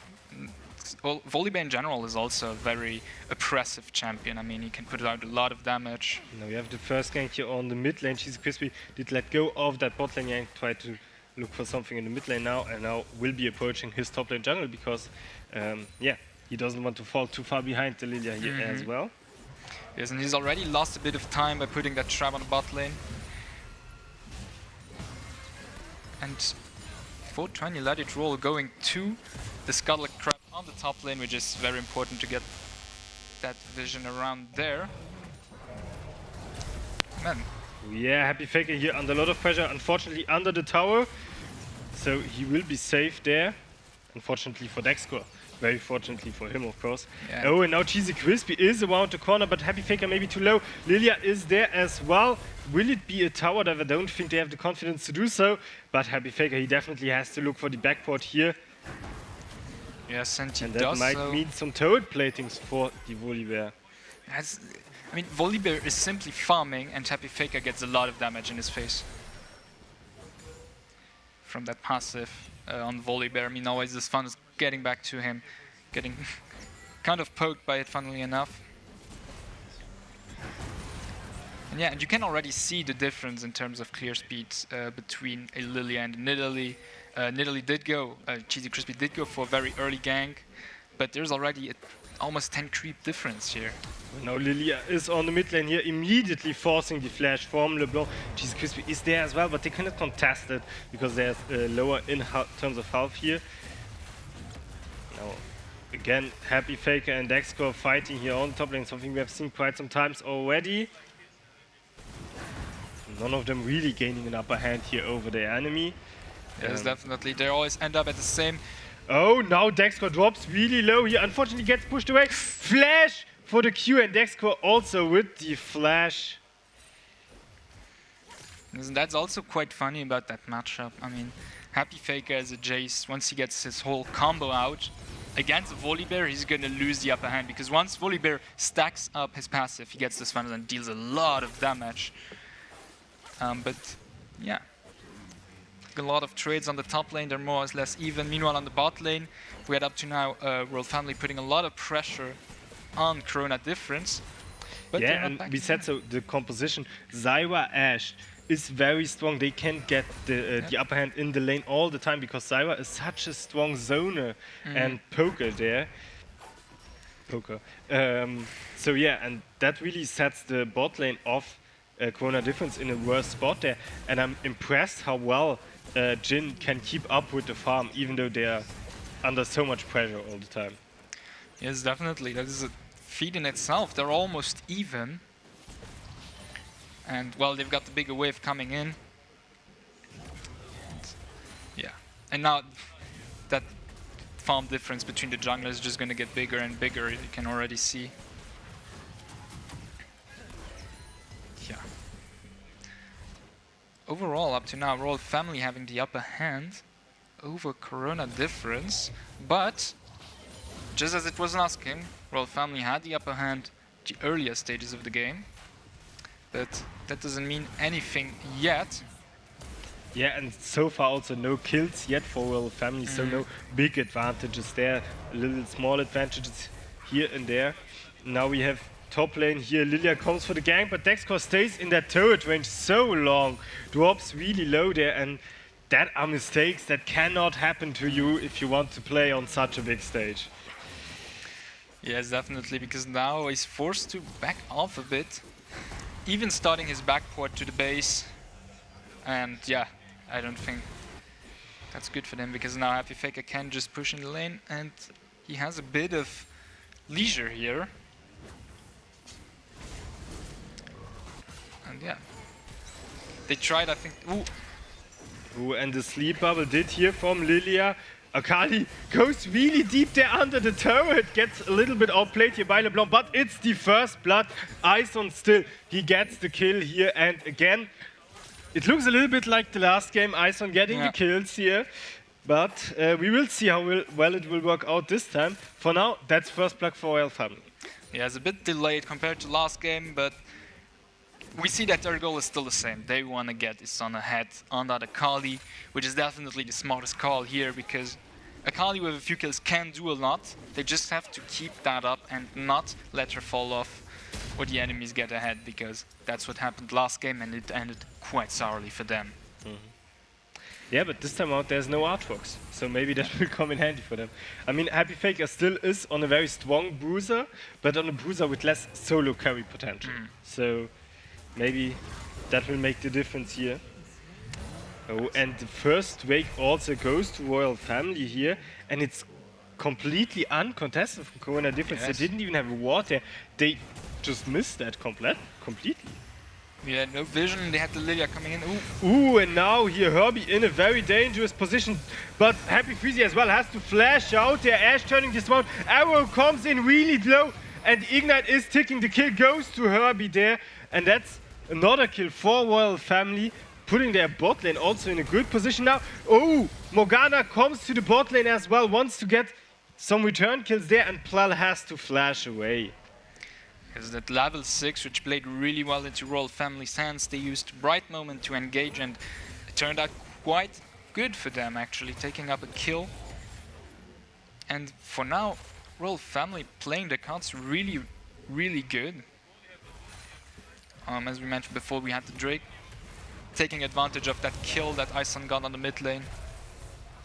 Ooh, and now Jace, he starts to shine there on the top lane, dealing a lot of damage to Dexco. Yes, he's got that corrupting potion, 2 long swords. And yeah, he can just, he's a threat for Dexco at range. Oh, and now Cheesy Crispy comes in as well. They want to get that Woolly Bear now.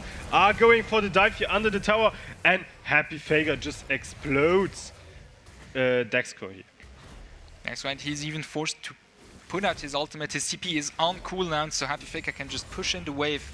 And he has quite a bit of time until the top lane is going to come back. We also have Herald, which is now up. Yeah, but I don't think it's going to be a push too soon. However, we have a fight now on the bot lane, backing out Morgana, popping the ultimate. Jhin also with the ultimate should or could be able to get Plal here. Unfortunately, the Q hits 420 let it roll here, and Plal gets out alive. But so doesn't the bot lane of Corona Difference. They are both dying here. Lilia at the right time in the right spot. And yeah, Royal Family extending their lead furthermore. The timing was literally perfect. He saved their life, and now Royal Family's bot lane with a bit of a comfortable lead. Although, as always, Ashe 102. Sometimes it feels like the Ashe is the support, which is mainly here for your utility. Yeah, but then again, Zyra is a support, of course, that puts out a lot of damage, so it's not too bad if she gets a few kills here. Now, Dexco fighting a little bit with Happy Faker. Yes, and on the top lane, same old good old top lane fights.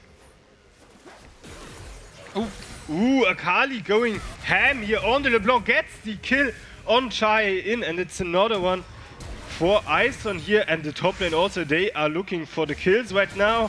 Both of them really low. And on the opposite sides where they should be. Oh, but bot lane breaks out as well. Now Zyra ultimate comes in, and Freezy gets exploded before his ultimate even has any effect. Oh yes, and yeah, for 20 lateral picking up the first Herald of this game, which puts Royal Family in an even better position, because if now on top of the kill and the gold advantage they have now, can start taking turrets already. And yeah, she immediately moves to the mid lane. They're gonna get some damage on that turret, pump out Herald.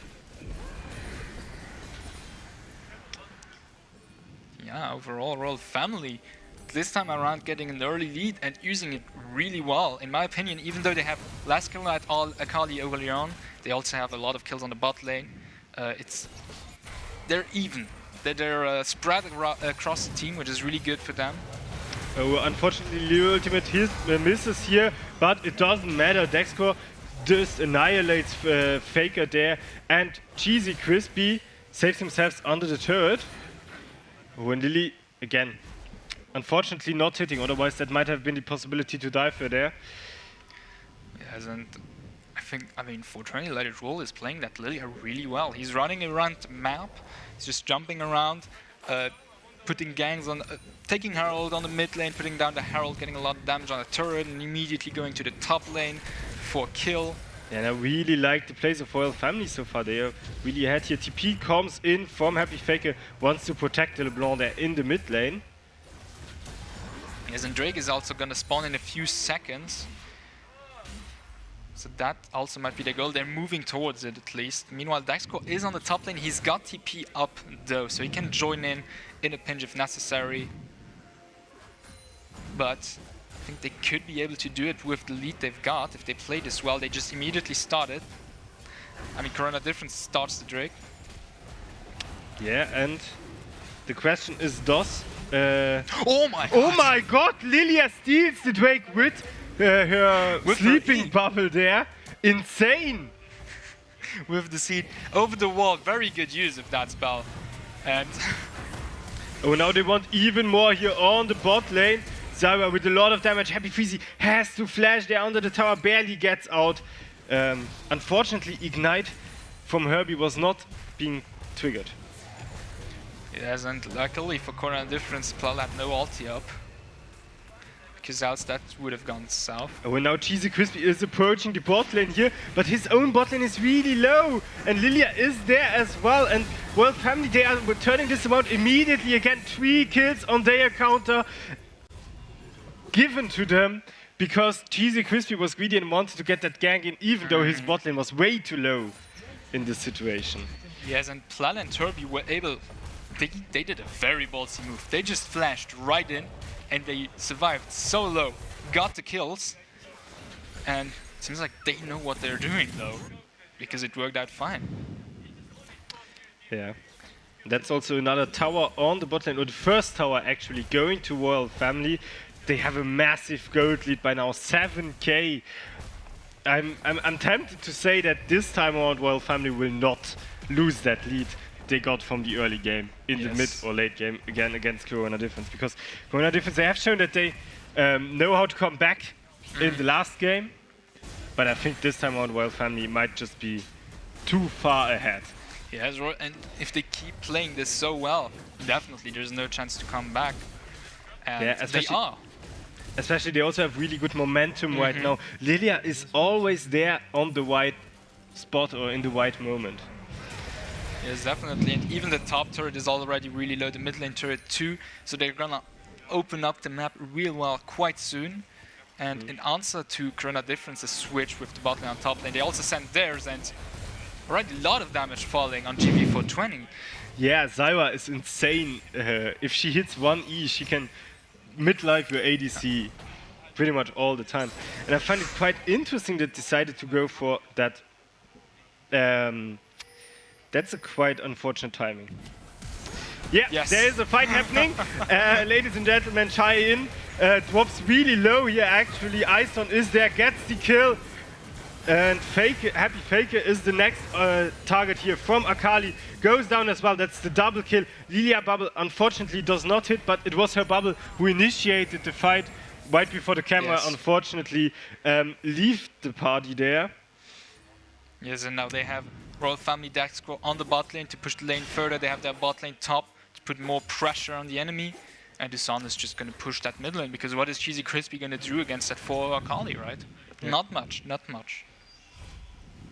I find it really interesting, the dynamic of the game. I feel like Corona Difference is always trying to initiate something, And but they kind of do it wrong, and then Royal Family comes and says, okay, we do it better, or we punish you for your wrong decisions.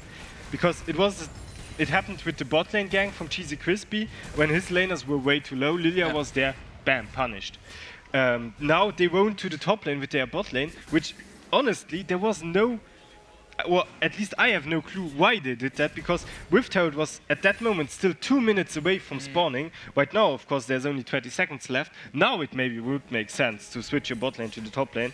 But at that stage of the game, there was no point in Corona Difference, at least, for doing so. Yeah. If Royal Family would have initiated that roam because they already got the bot lane tower. Yes. That would have made sense. Yes, and even especially in the end, it turned sour for them because, I mean, they almost got aced there. They just put 2 more targets on the top lane than necessary, right?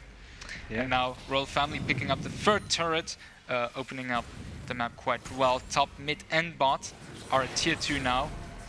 Yeah, and they're also taking the entire jungle here from Corona Defense. I mean, they have a 10k gold lead. As long as they stay together as a team, there's almost nothing that can, Yes, can go definitely. wrong for them right now. And yeah, and very important, if they stay together as a team, then the whole pick potential for Corona Difference just goes for Yeah, the... now they are looking for the engage here. Ash O did not hit, neither Lilia bubble unfortunately there. So yeah, engage failed for Royal Family. Yes, and now Harold is up. And it seems like someone did pull it. But Drake is also spawning. Royal Family has 2 of their members right there. And the question is, will they trade objectives here? But it doesn't look like it. Royal Family is looking for the fight, and they fight Jace there alone in the jungle, annihilate him out of the game for the next 30 seconds at least. And now they have the good time to start the Drake here, and now might be a possibility that... Yeah, okay, no, they're already done with it. Yeah, they're done, and Corona Difference in the meantime did nothing. They didn't... some backs were started, but they were not finished, I feel like, and they just lost a lot of time there. Because all of Royal Family was at that Drake, right? So they could have used it to do something, but it's too bad. And now Royal Family has a lot of leverage to finish up and close up this game. They're at the doorstep of the Dragon Soul, which is really strong and very essential in League of Legends. And with their lead right now, they can force about any objective, right? Especially with their team comp, which has way better team fights than Corona Differences. They can just start any objective, and Corona Difference, they're gonna have a tough time to counter them there. Yeah, I think at this stage of the game, Corona Difference is going to have a tough time countering anything. I mean, look at the KDAs, look at the farms. Royal Family is ahead in basically every statistic you could look at right now. And it's hard to see chances here for Corona Difference. Maybe now with this fight breaking out. Oh, Ash O comes behind. Nice spell shield there from the Morgana. Saving her life, definitely.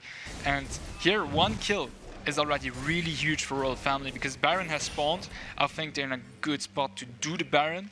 They just need to find the right moment. And taking a pick is already getting 1 big step closer to that. Yeah.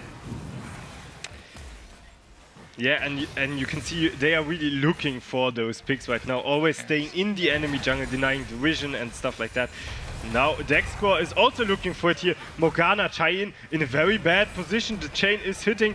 Wood might be getting out of the situation here, or should be getting out of the situation at least. I mean, after all, it's a Morgana, very mobile champion. Yeah. However, that is also where Royal Family has a big edge on them if they want to turn towards the Baron. They've been playing a lot top side. They have Dexcore on the bot lane. His TP is up. Meanwhile, Corona Difference has Chain on the bot lane. He has no TP. He's a LeBlanc. But LeBlanc can move around the map real fast. But it's still a big difference between that and the TP. But it seems like they're going to reset, cash in that money for some of them.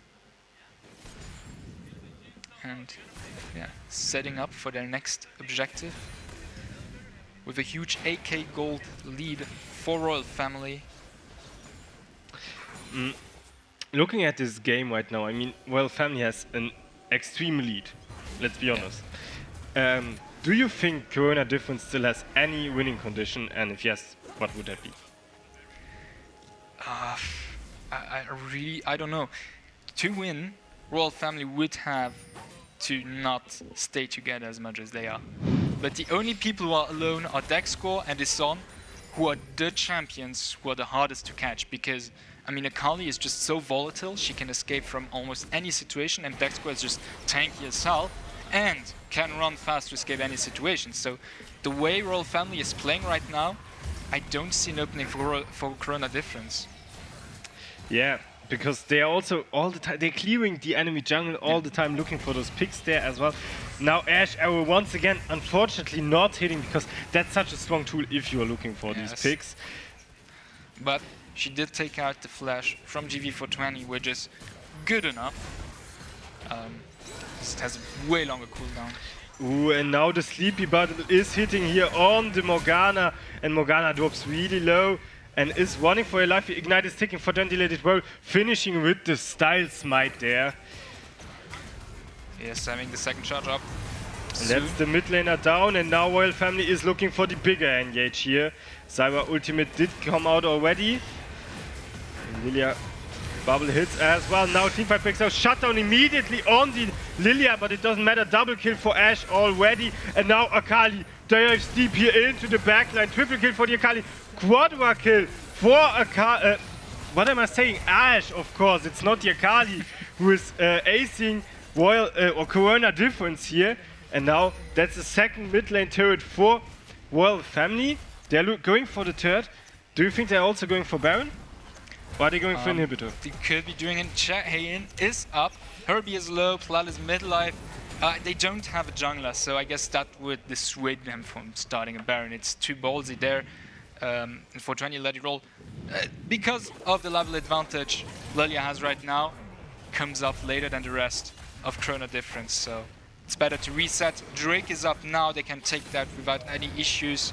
And now they have the soul. They have the Ocean Soul, which gives them a huge buff, especially seeing that Ashe, I don't know if you realized that during the fight, but Plal was taking turret hits the whole time. He got so low and healed up so many HP because of the kills, because primarily it is.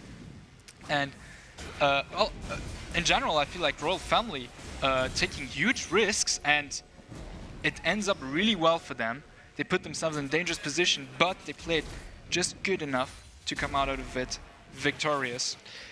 I don't know. I don't really feel like Royal Family is taking that many risks, really. I mean, yeah, okay, Plal diving under the tower as an AD carry is kind of a risk, you're right.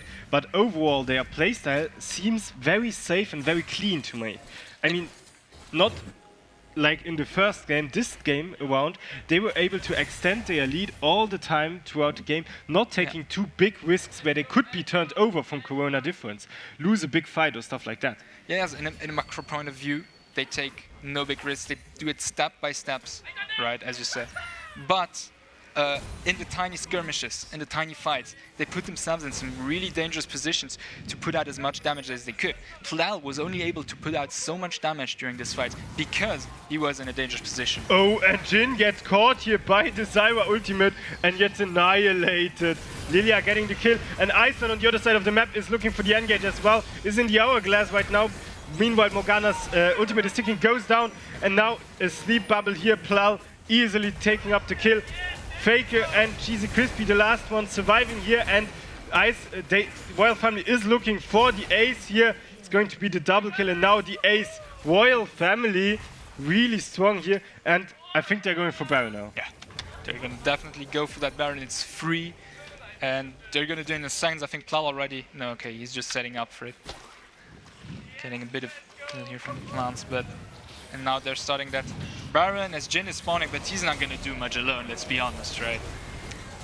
Yeah, and also Jhin, he was the one all of this started with. Getting caught as an AD carry is always bad, but especially if you get caught so alone, so useless, without having done anything.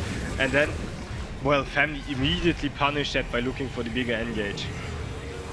Yeah, so now they're going to be pretty much unstoppable. They've got the Ocean Soul, which serves right, which is really strong on Volibear, on Akali, and on Ashe, and in general a very strong soul, but synergizes really well with those champions. And they've got that Baron now, and they already now were just playing around with Corona difference as their playthings. Were just backed off in their back lines. They're just taking all of their jungles. They have to take the camps they can, and yeah. We have a huge gold lead for Royal Family too. 14k gold difference, which is huge. Absolutely huge, but also the clock is ticking, and the more we're approaching late game, the less important will gold be, of course. But Royal Family is now here seeking the towers on the bot lane. As they should, together as a team, and With that Baron buff. you can see that there's a lot of friction building up. Corona Difference is very, very afraid, as they should, from Royal Family. Just pushing him that bot lane, they're just brute forcing it. Yeah, and I mean they are also lacking quite some wave control or wave clearing here to easily defend these seekings here from Royal Family, and that's why they are also getting the inhibitor now, and they are immediately roaming towards the mid lane inhibitor as well. Corona Difference now is looking for the engage, but Cheesy Crispy immediately gets annihilated. So does LeBlanc. Double kill for Akali already, and Royal Family is diving deep under the towers here, but okay, Happy Faker and Happy Freezy, the Happy team, is saving themselves here for just a little bit more time, but it looks like Royal Family wants to close off this game right now. They are once again looking for the deep dive here, want to get a few more kills onto their counters, and Akali is going down, and Dexco also, and Royal Family might be playing this. Oh, nice root coming in from Morgana there on the Lilia. Happy Faker is on the chase for 20 Let It Roll. He will go down as well, but they are losing their second Nexus tower as well, and Happy Faker even dies to Zyra and the minions there. Yes, and Turby is just going at it. I mean, he's half dead, but he's so powerful and goes down finally. And Corona Difference playing this really well, playing a very strong defense. They did lose all of their turrets. Nexus is open. They're in a very tough spot, but they finally they got rid of that Baron, which is already very important. They got a lot of shutdowns from this. But yeah, and especially Royal Family could. I mean, this game could be over already. Royal Family could have won this already. But they went so deep. I mean, they went so ballsy. Akali being at the edge of the fountain and getting CC'd there was terrible for them. I mean, once she died, they lost most of their damage, like in-your-face damage. Meanwhile, there are two people pushing, and yeah, it was worth it, but they lost the Baron. But I don't think that is too much of a hit to them. They're still 13k gold ahead. They still got a Dragon Soul. Elder's gonna spawn soon. They can put a lot of pressure on that, and I mean, we all know how strong Elder Dragon can be, right? So I definitely agree with you, and still they lost their momentum right now. They lost also a lot of big shutdowns and gave a lot of gold away, which comes in really handy for Corona Difference. Now they're setting up the trap there. Want to clear the wards, the vision around the Elder Dragon immediately started as well, and now Corona Difference has to react because losing the Elder Dragon would be crucial. Oh, and the hit on the Zyra there, Happy Freezy already really low. Jhin ultimate is being popped off. Doesn't do too much. Herbie is the only one low so far. Shutdown on the Zyra. LeBlanc jumps in again. Drops really low. Ignite is popping, killing her. And Ash gets the kill, and Corona Difference already lost 3 of their members, and the Elder Drake did go to Royal Family, and that must be the game breaker now. Yes, because now Royal Family has to be able to finish this game. Yes, but we even have Winions going to the Nexus here. 3 big waves, and yeah. Jhin is also getting killed once again. Plel on the killing spree. And yeah, overall doing a last stand. Happy Faker getting the last kill. And ladies and gentlemen, we will be going into a third game because Royal Family cancels out the score against Corona Difference. And I would say without much further talking, I will give it over to the analyze desk. Twax, take it away. Wow. Okay, so we had now the revenge game from Royal Family Knippel Club, taking it in a dominating manner. Again, their strong point, the early game, very strong. Didn't let anything decide for randomness or something. So Royal Family, again, with the first blood on Ison. Strong performance from the Akali right there. Great bridge connection from early to mid game from Royal Family. there was some slight hope from Corona Difference at some point when they were able to defend the first base attack, but it was over once Royal Family had the Elder Drake. Now, Fresh Tana, what do you think happened during the strategy talking for Royal Family, and what were Corona Difference missing for this game? Yeah, they tried to play some sort of a poke comp with a Jace, with a Nidalee, and all of those champions are really early and mid-game heavy, so Jace really wants to dominate his lane, wants to poke later on the stages of the game.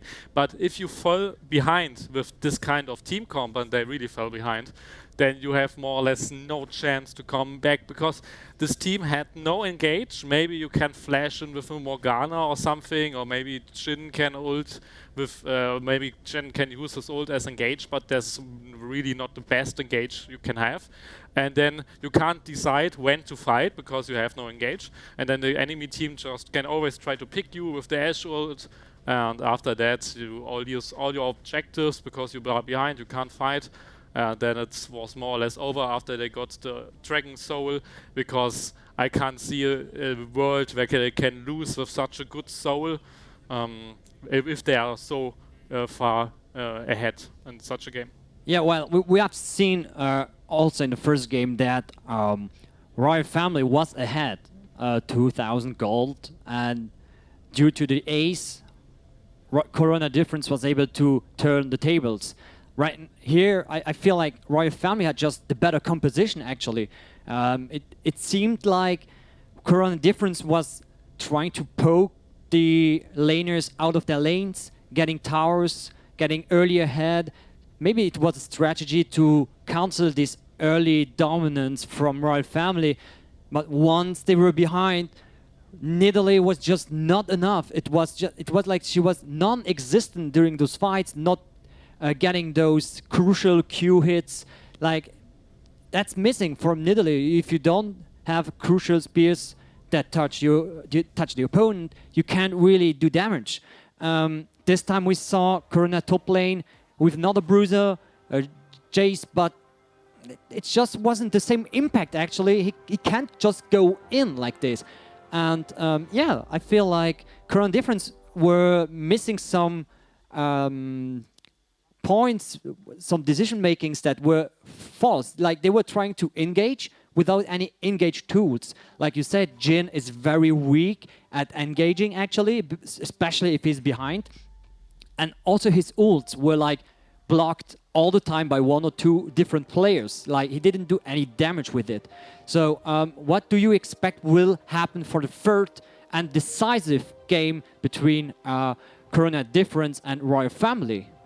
Yeah, they should definitely try to get some scaling again in their team comp, for example with the Aatrox or with anything else, because if you always draft the assassin mid lane and then drafting more early in mid game and you fell behind it, those team comps are really difficult to play. You had no engage, no wave clear, so just pick an easier team comp, because poke with split pushing is really one of the hardest things you can draft. So pick something easier, and then maybe with a little bit more scaling to come back in the game, easy engage, just to have the chance to maybe pick someone to come back, and then you have better chances to win this game. And one final point we had is Morgana on the bot lane. Her ult is actually a pretty good crowd control attack, I would say, a move, but everyone had just Zonia. They had Stopwatch or Zonias, and her ult, every time they were able to pick actually one of those players, they just stopwatched, and the player was able to get rescued by his other teammates. And do you think Morgana will come back for the third game? Like, I feel like Royal Family knows what they have to do, because Morgana's Q is very slow. In pro play, it's actually difficult to hit it. What do you think will it change on the bot lane? Because I feel like every lane will losing.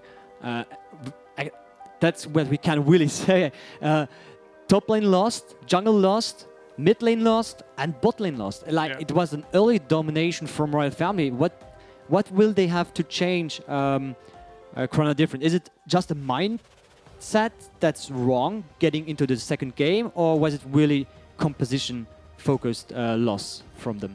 I would say that Jhin Morgana is a pretty strong and dominant lane, but Ashe Zyra is just really heavy, just so much damage, so much poke, and especially those 2 or 3 2v2s where Club just outplayed and just really got the 2v2 win.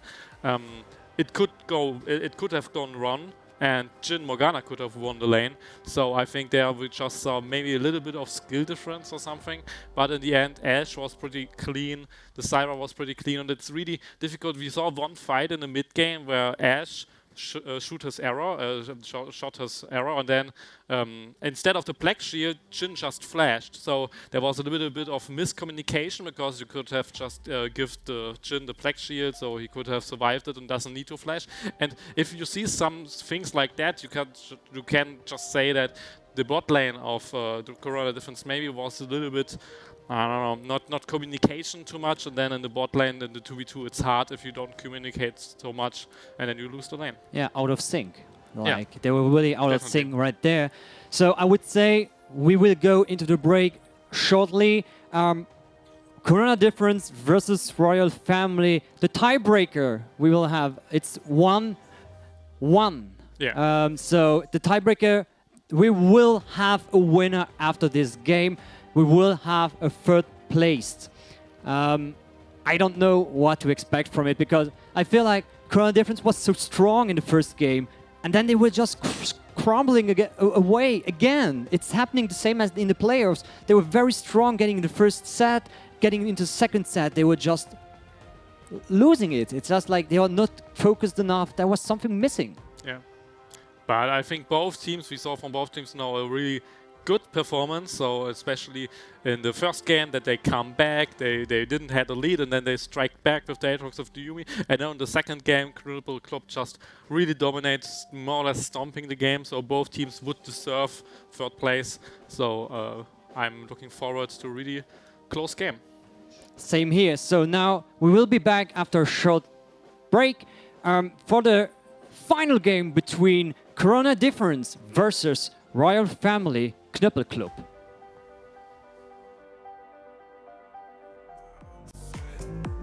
Versace on my wrist, baby, make a wish. You could sell your Rari, but you can't afford my outfit. Make a wish. Make a wish. Make a wish. Versace.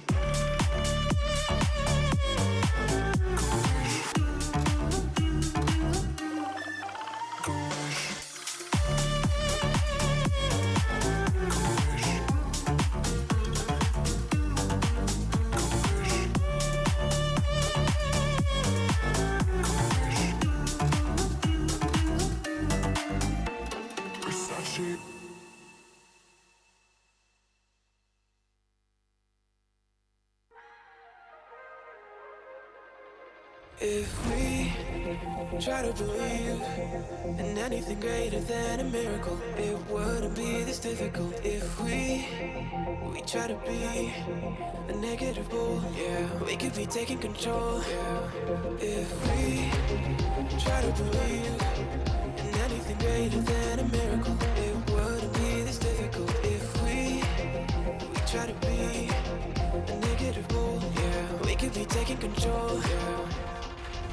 Negative bull, yeah, we could be taking control. Yeah. Negative bull, yeah, we could be taking control. Yeah.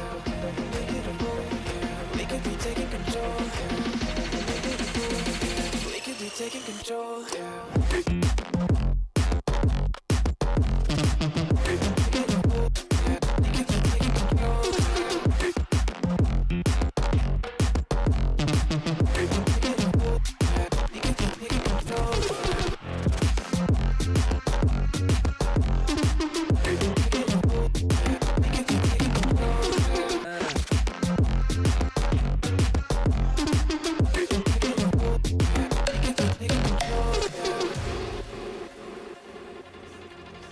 If we try to believe in anything greater than a miracle, it wouldn't be this difficult. If we try to be a negative bull, yeah, we could be taking control. Yeah. If we try to believe in anything greater than a miracle. It wouldn't be this difficult if we try to be a negative pole. Yeah, we could be taking control. Yeah, a negative pole. Yeah, we could be taking control. Yeah, a negative pole. Yeah, we could be taking control. Yeah, a negative pole. Yeah, we could be taking control. Yeah, a negative pole. Yeah, we could be taking control. Yeah.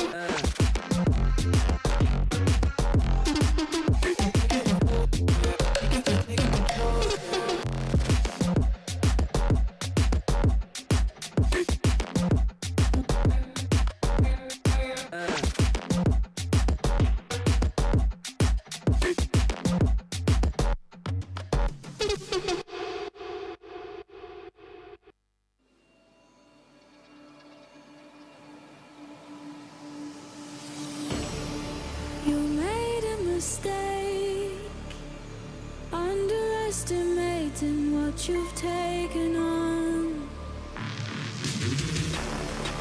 I'm out of the cage, 'cause you opened the door. You're as innocent as gone. 'Cause if you're falling for me, just be one. 'Cause I don't think you're ready for it. I'm not the one to mess around. No, I don't think you're ready for it. Too many people done wrong. 'Cause I don't think you're ready for it. You best believe that time's up. I'm a murderer.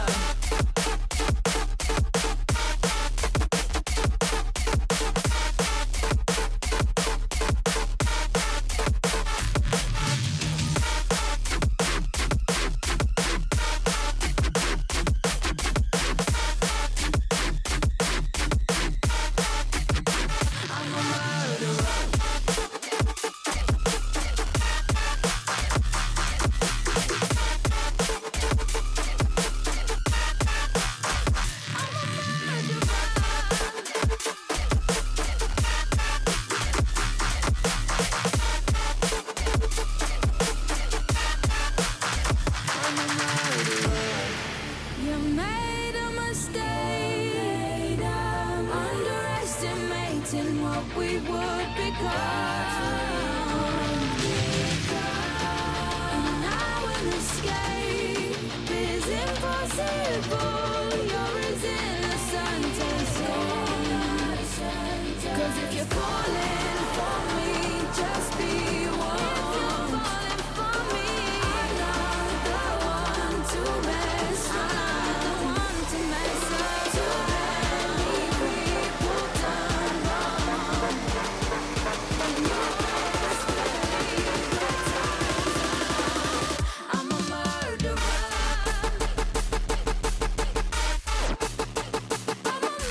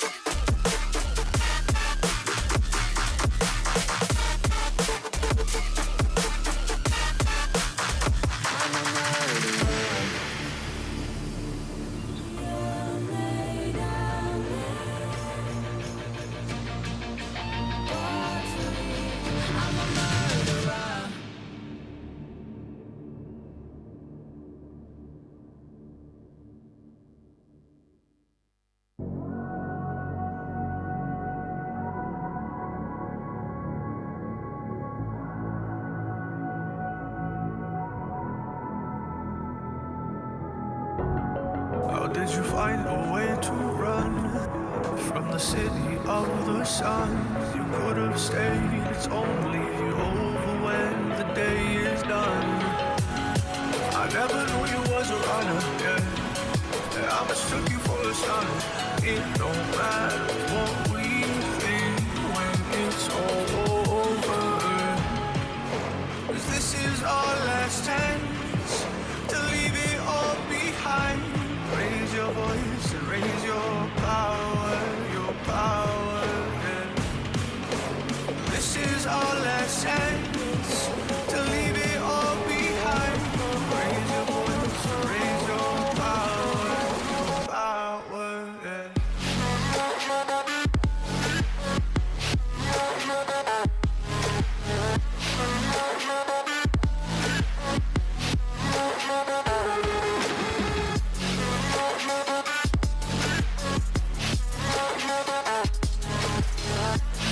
power, yeah.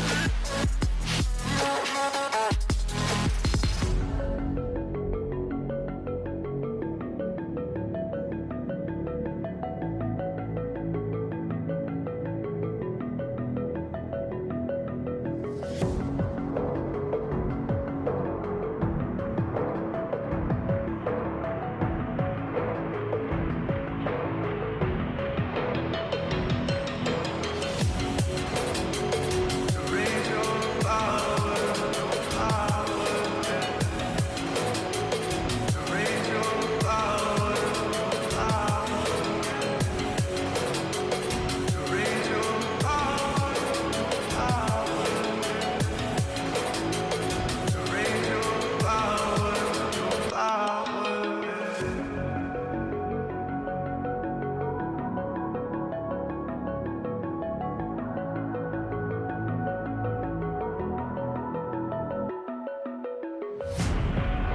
Cause this is our last chance to leave it all behind.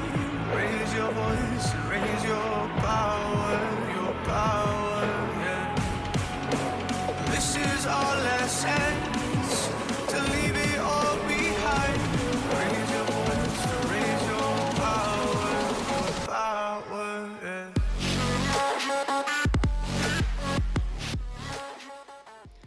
Welcome back, ladies and gentlemen, in the post eSports League final.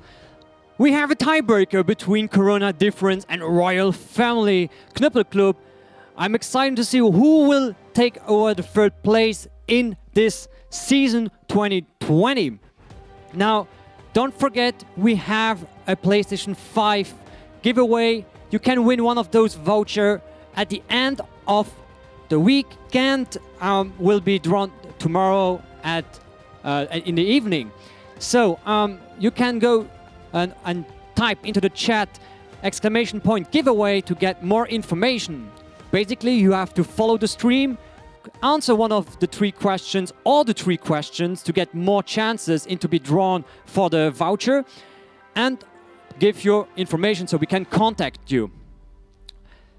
1-1 between Corona Difference and Royal Family Knüppel Club. A great performance from Corona in game 1. A great performance from Royal Family Knüppel Club in game 2. Now, will Corona Difference be able to face the crisis they have and get their moral back, being more focused and have maybe another strategy to beat the early dominance from Royal Family Knüppel Club? We don't know. I don't know. That's why I give it away to our casters, Daniel and Loic. Thank you, Trax, and yeah, I'm excited for this third game. It all comes down to zero, basically, again. Yes. We're at the beginning again, just that now everything is at stake in this last game. And yeah, will be decided tonight.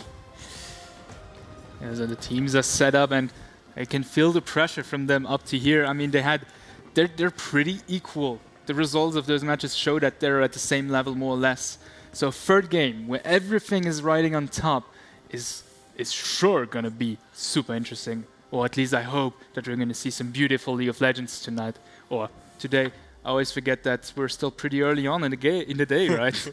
Yeah, definitely. It feels like that Pause eSports League has been such a big part of my life for the last month, so it feels like it's been a long time already, but yeah, we're in the early stages of the day, and we are, however, in the final game, and the champion select just started now. Loic, what do you think? How are the teams going to adapt from the last game? I think that last game, Isan's Akali really showed off, and they were able to get the early kills on it and make something out of it. But not only Isan, but the bot lane was also really good. Herbie on that Zyra and Plal on that Ashe did a lot of damage. So, as we can see, Ashe banned first. He was tremendous on that Ashe. I mean, he tanked the turret and took down the enemy team. As an AD carry, you don't tower dive as an AD carry, do you? But anyways, it worked, so that is a very understandable ban. On the other hand, Yuumi from the first game. And yeah. Yeah, it feels like Royal Family is really afraid now of that as well Yuumi composition, so they wanted to get Yuumi out of the way. And maybe we'll see an open... No, we don't. Nope. Just wanted to say maybe we're going to see an open Zillion for the last game, but we don't. Obviously not. Why would they? Well, of course not. Herbie on Zerg, you don't want to see that. I mean, that's giving them the win practically. Yeah, fair enough. And I mean, it's the last game now. Yeah. It's everything at stake.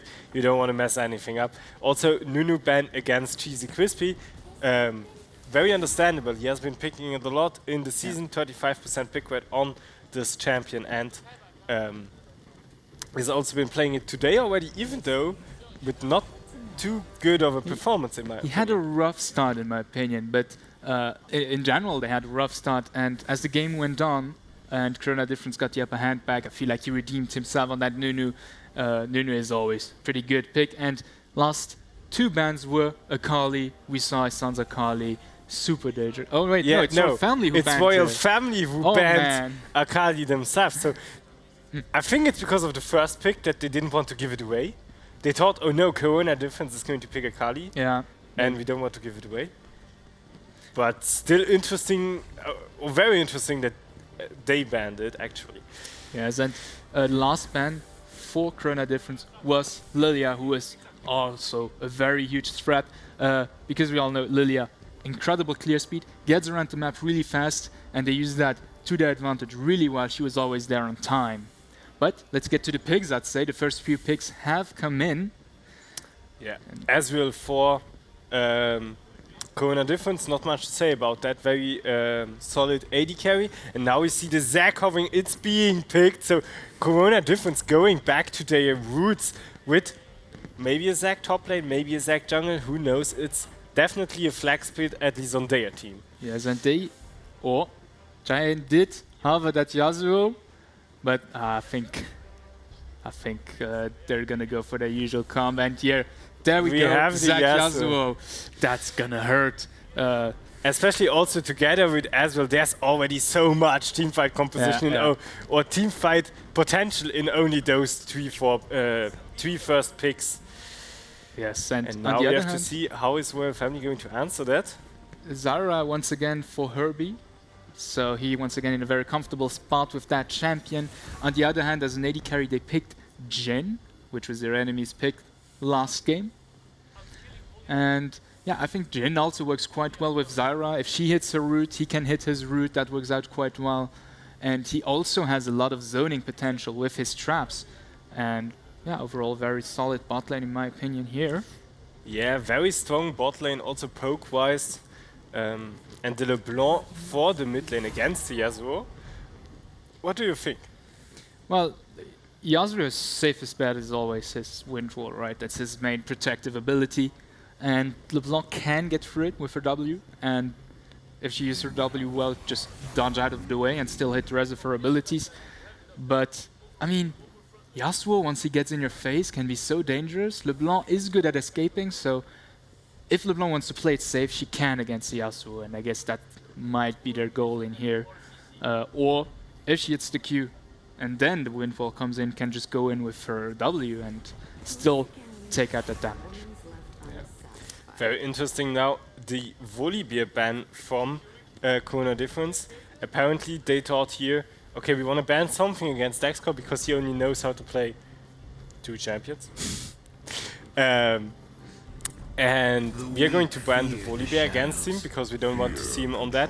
And we're going to leave the Ornn open because the Ornn would fit our team composition very good as well. Yes, definitely. And now, Royal Family is in a position where they have to pick Ornn or give it away. Yes, definitely. And I think they're not sure themselves what they should do. I mean, it's a tough choice because giving that Ornn away is so good for Corona Difference. And they pick Cyan, leaving Ornn open. Are they going to pick him? It would be a good idea as Ornn does synergize pretty well with the rest of their team, especially Yasuo, giving another knock-up that's pretty AoE. But then again, it would not be the Zac top lane. I think the Zac is That's meant true. for Happy Faker. That's true. That's true.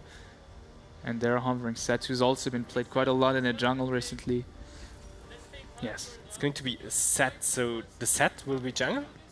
Set is played in jungle quite a lot, but I mean, they can turn it around however they want in this case. This is still very right? flexible. They Yeah. can still send the Zac to the jungle or the Set. Oh, Definitely. it's going to be hell for casting Set and Zac. Okay, Set and Zac. and we have a Lulu also very strong. Yeah. Together with Ezreal, what do you think? Well, I mean, they're in their own very strong champions. Lulu has a lot of protective abilities, which just adds on top of Azrael's very safe possibilities already with his Arcane Shift. And if even after using his Arcane Shift he's still in the tough spot, Lulu can just polymorph the enemy, give him a speed buff, give him a shield, or just use her ultimate on him. So I guess it adds to his safety. They don't synergize as well as a Lulu with a hyper carry, for example, a Kog'Maw, which we've seen during the season. But it's always a stable pick. Azure works pretty well with, in my opinion, almost any support, to be honest. So, yeah, still And now, solid. as the timer goes down, the question is, will Zac and Set switch once again, or Are they baiting us? are they baiting us? But I think it's going to stay like that. Yeah. Zac will be on the top lane and Set in the jungle. Now, we also have both compositions done now. And I think the composition of Corona Difference here is pretty straightforward. It says team fight, it says old school, it says we play what we know how to play. And maybe for the final game, that's exactly what they need. Yeah. On the other hand, what do you think about the team composition of Royal Family? I mean, it's champs. I mean, most of them are playing champs. We've not seen them play yet. So compared to Corona Difference, who have a lot of their comfort picks here, they don't seem to have much. They have Herbie on the Zyra, which we've already seen is really strong, and we know that he plays a lot of Zyra. But in that sense, I think they're on less of a comfortable ground than Corona Difference, which already makes a huge difference. And then for the team comp itself, I mean, they have a lot of pick potential with a LeBlanc, Jhin, a Zyra, Kindred, another AD carry in the jungle. I don't know. I haven't seen much Kindred lately. She seemed to not be that strong lately. And Sion on the top lane, I also don't really know how to judge that. I haven't seen Sion lately either. I definitely also put my money on Corona Difference for this champ select, though. Yeah, I think so too. I like the team composition of Corona Difference much more. Even though, I mean, maybe Royal Family prepared something for us today. Something they haven't shown us in the entire season so far. Something they wanted to keep until the very last game. And maybe it's Kindred Jungle. Maybe it's Sion top lane. Well, I mean, Sion top lane is not that special, but it's something that they haven't shown us at all. Especially Dexcore, he has only been playing on and Volibear throughout the entire season with, well, almost some- only those two champions with some little adjustments, but I don't remember any Sion from him. Yes. But, Um, well, I guess Sion does add up to that whole pick potential. Sion can get around the map really fast, and I think that's his biggest advantage here. With his ultimate, he can join real fast the fight, or if he wants to get in the lane back real soon, real fast. My bad, sorry. But yeah, I don't know. It seems a bit iffy to me, and I don't like those iffy comps on them. It's the kind of comps I trust a team like Outplay or Brotherhood of Red Line can do something with. But whenever we saw Royal Family pick one of those team comps, they usually did not have that strong a performance. They usually perform well on those really round up team comps like Corona Difference has this time around. So yeah. Yeah, and I think everything in this team composition also synergizes for Corona Difference. Yeah. You will see team fights where Zack jumps in, you have Yasuo immediately following up, Azrael ult following up. So much damage being deployed all at once, and it's a bit of a wombo combo team composition, definitely, where you have to watch out for in those fights. And with that, I also think that Corona Difference, they might not be too active in the early game, even though they can with the set, and the Yasuo is also very strong in the early stages, even though he scales even better into the late game. I think Lulu, Ezreal against Jhin, Zyra on the bot lane, this lane will be pushed in pretty much all the time for Corona Difference. Maybe that gets them into an even better position to gank it, but in my opinion, I feel like it's not going to be too much happening on the bot lane. However, what is happening is that the game is starting right now. Ladies and gentlemen, we're going into the third game of this series. It's the tiebreaker. It's the game for all the money. It's the game that decides everything, at least for the third place. And this sets off the finals. And it's about to start. Royal Family against Corona Difference. Both the teams have shown us in two impressive games so far that they know how to play League of Legends. And now it all comes down to who is the better team. Yes, and we have both teams grouping immediately right off the bat. Royal Family expecting maybe an invade, but on the wrong side of the map, because Corona Difference did go deep into the enemy jungle, however, on the top side, putting down a ward at Raptors. And yeah, we're starting off, everybody's heading now back. But yeah. Also interesting to see how that developed. In the first game of today, nobody wanted to do any invades. They were all a bit nervous, maybe. The second game, I don't even remember. I think it was Corona Difference who was comfortable doing it. Now both teams grouped up in the early stages, but nothing really happened. Yes, and well, probably because of last game, Royal Family expected, oh, maybe they might do another invade again, and that's why they probably grouped together, expecting it kinda. Also, Cheesy Crispy on his set not getting a leash, permitting his bot lane to immediately go down, maybe get that early level 2 so they can put a bit of early aggression on Zyra and Jhin, as that's their best bet for a good start into the game, because as you said, they're probably going to get pushed back a lot by that Zyra Jhin comp, which is definitely what they want. I mean, Ezreal likes to play a bit defensively because he has so strong defensive capabilities. On the top lane, that happy fake already. Trading a little bit back and forth here on the top lane. But I don't think we're going to see too many kills there. Yeah, with a game where so much at stake, and in this big hall here with the stage and everything, how much do you think is Nervosity going to play into their gameplay right now? Well, I think with so much riding on it, and as you mentioned here in the big hall, just probably both teams are going to be very nervous, I think, because I think none of them have much experience on a stage. For some both of them, junglers meeting here in the jungle, and Cheesy Crispy drops really low against the Kindred. Sorry, I did interrupt. No, it's okay. So yeah, I think Royal Family could very well be that some of their players have already played on the stage. They're an eSports team here in Luxembourg that's been established for a bit longer than Corona Difference, who probably have their first time playing on the stage here. I can pretty much guarantee that. And I think that is going to have a big impact, because with nervosity comes a lag of thinking sometimes. And I think here in League of Legends, taking the right decisions in the good moment is key to victory. Yeah. And if your judgment is clouded by nervosity, it's going to have a big impact. But yeah, here on the bot lane, as you said, they're getting pushed in by quite a bit. And although I would have expected to have a very passive start into the game, Fortrani Let It Roll is looking for fights. He had that invade on the top side jungle, followed up by a gang on the top lane. He wants some early kills, which is also good, because that's actually what they need, in my opinion, to win against Corona Difference. They can't play the long game against such a team comp. Ooh, and now Happy Faker is under a little bit of pressure here against the Cyan. But I think that's something that will go on for quite some time now, that he will get pushed in all the time from the Cyan here. Yeah, getting pushed in and getting away with a little health because it's a Zac. Yeah. Oh, Herbie changed skin. Giant putting a lot of pressure on Isan, and also having already, for this early in game, a 10 CS lead against Isan. So he's already in a very good spot here to pressure him. However, not in such a good spot to get a gank.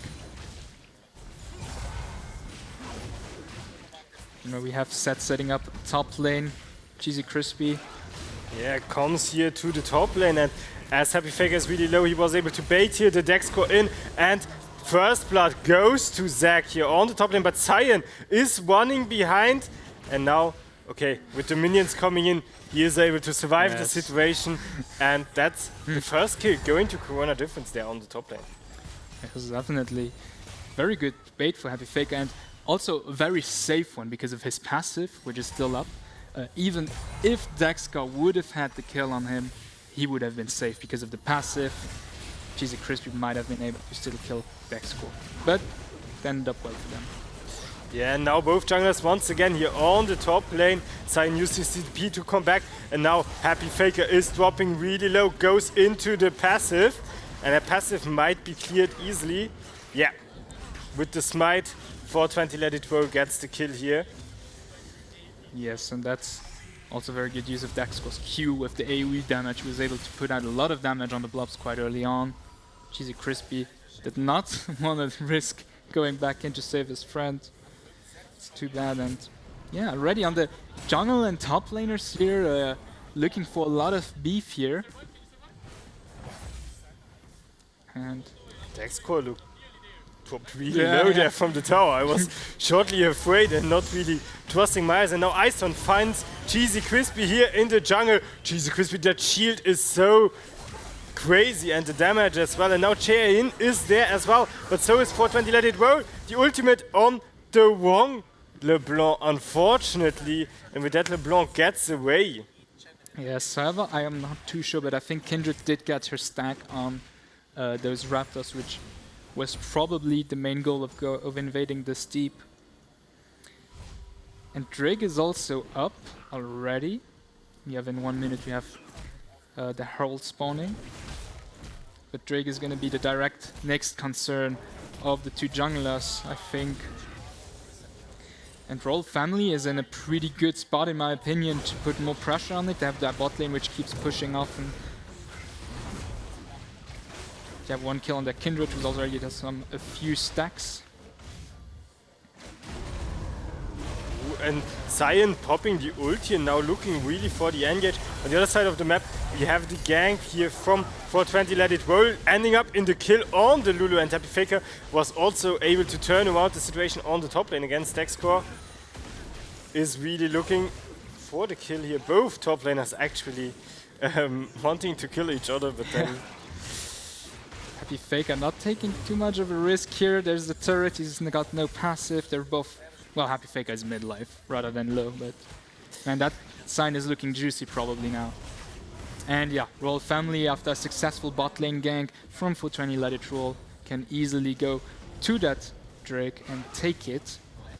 yeah, and that's once again setting Royal Family in, well, not too much of an early lead, but they can keep up, I would say. And also Kindred with 2 kills now. What do you think of the carry potential of Kindred? Kindred is basically an AD carry, so if played well and she gets those kills early on and starts getting some item, she can do a lot of damage and has quite a bit of carry. Oh, and now we have Cheesy Crispy coming in on the top lane here for the tower dive with the ultimate, getting the kill on Cyan here. Yeah, very well played from Corona Difference, extending their lead on the top lane, at least furthermore. Wanting to get that Happy Faker once he gets a few levels into his E, he can start to roam and deal a lot of damage. And also Cheesy Crispy immediately moving towards that Rift Herald, which spawned not too long ago. And not taking any chances this time around, taking it for themselves, because the last 3 games Royal Family did take the first few ones. Yeah. Oh, Zywa using the ultimate here on the bot lane to zone away Lulu and Azrael from their own tower. As Pink's falling on the mid lane, gank coming in. Yeah, and they are looking to get the Yasuo here.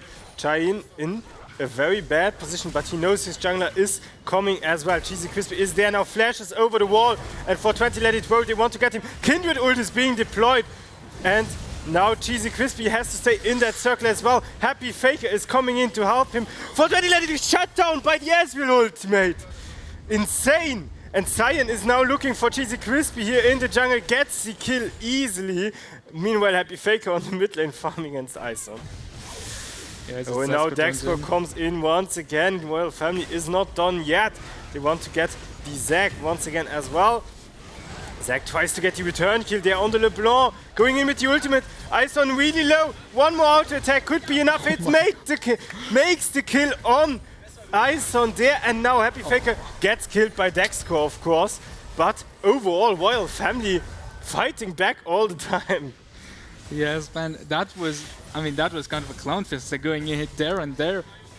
One team taking a kill, the other one taking a kill, but in general, in my opinion, very well played on both sides. And now 420 let it roll. The party goes on and on. Yasuo under a lot of pressure once again. It is part of their winning condition for Corona Difference, and it makes perfectly sense that Royal Family wants to get that Yasuo out of the game. Yes, and they're doing this really well right now. Oh, and now Zywa ultimate here on the bot lane. Azrael already really low, goes down to Herbie.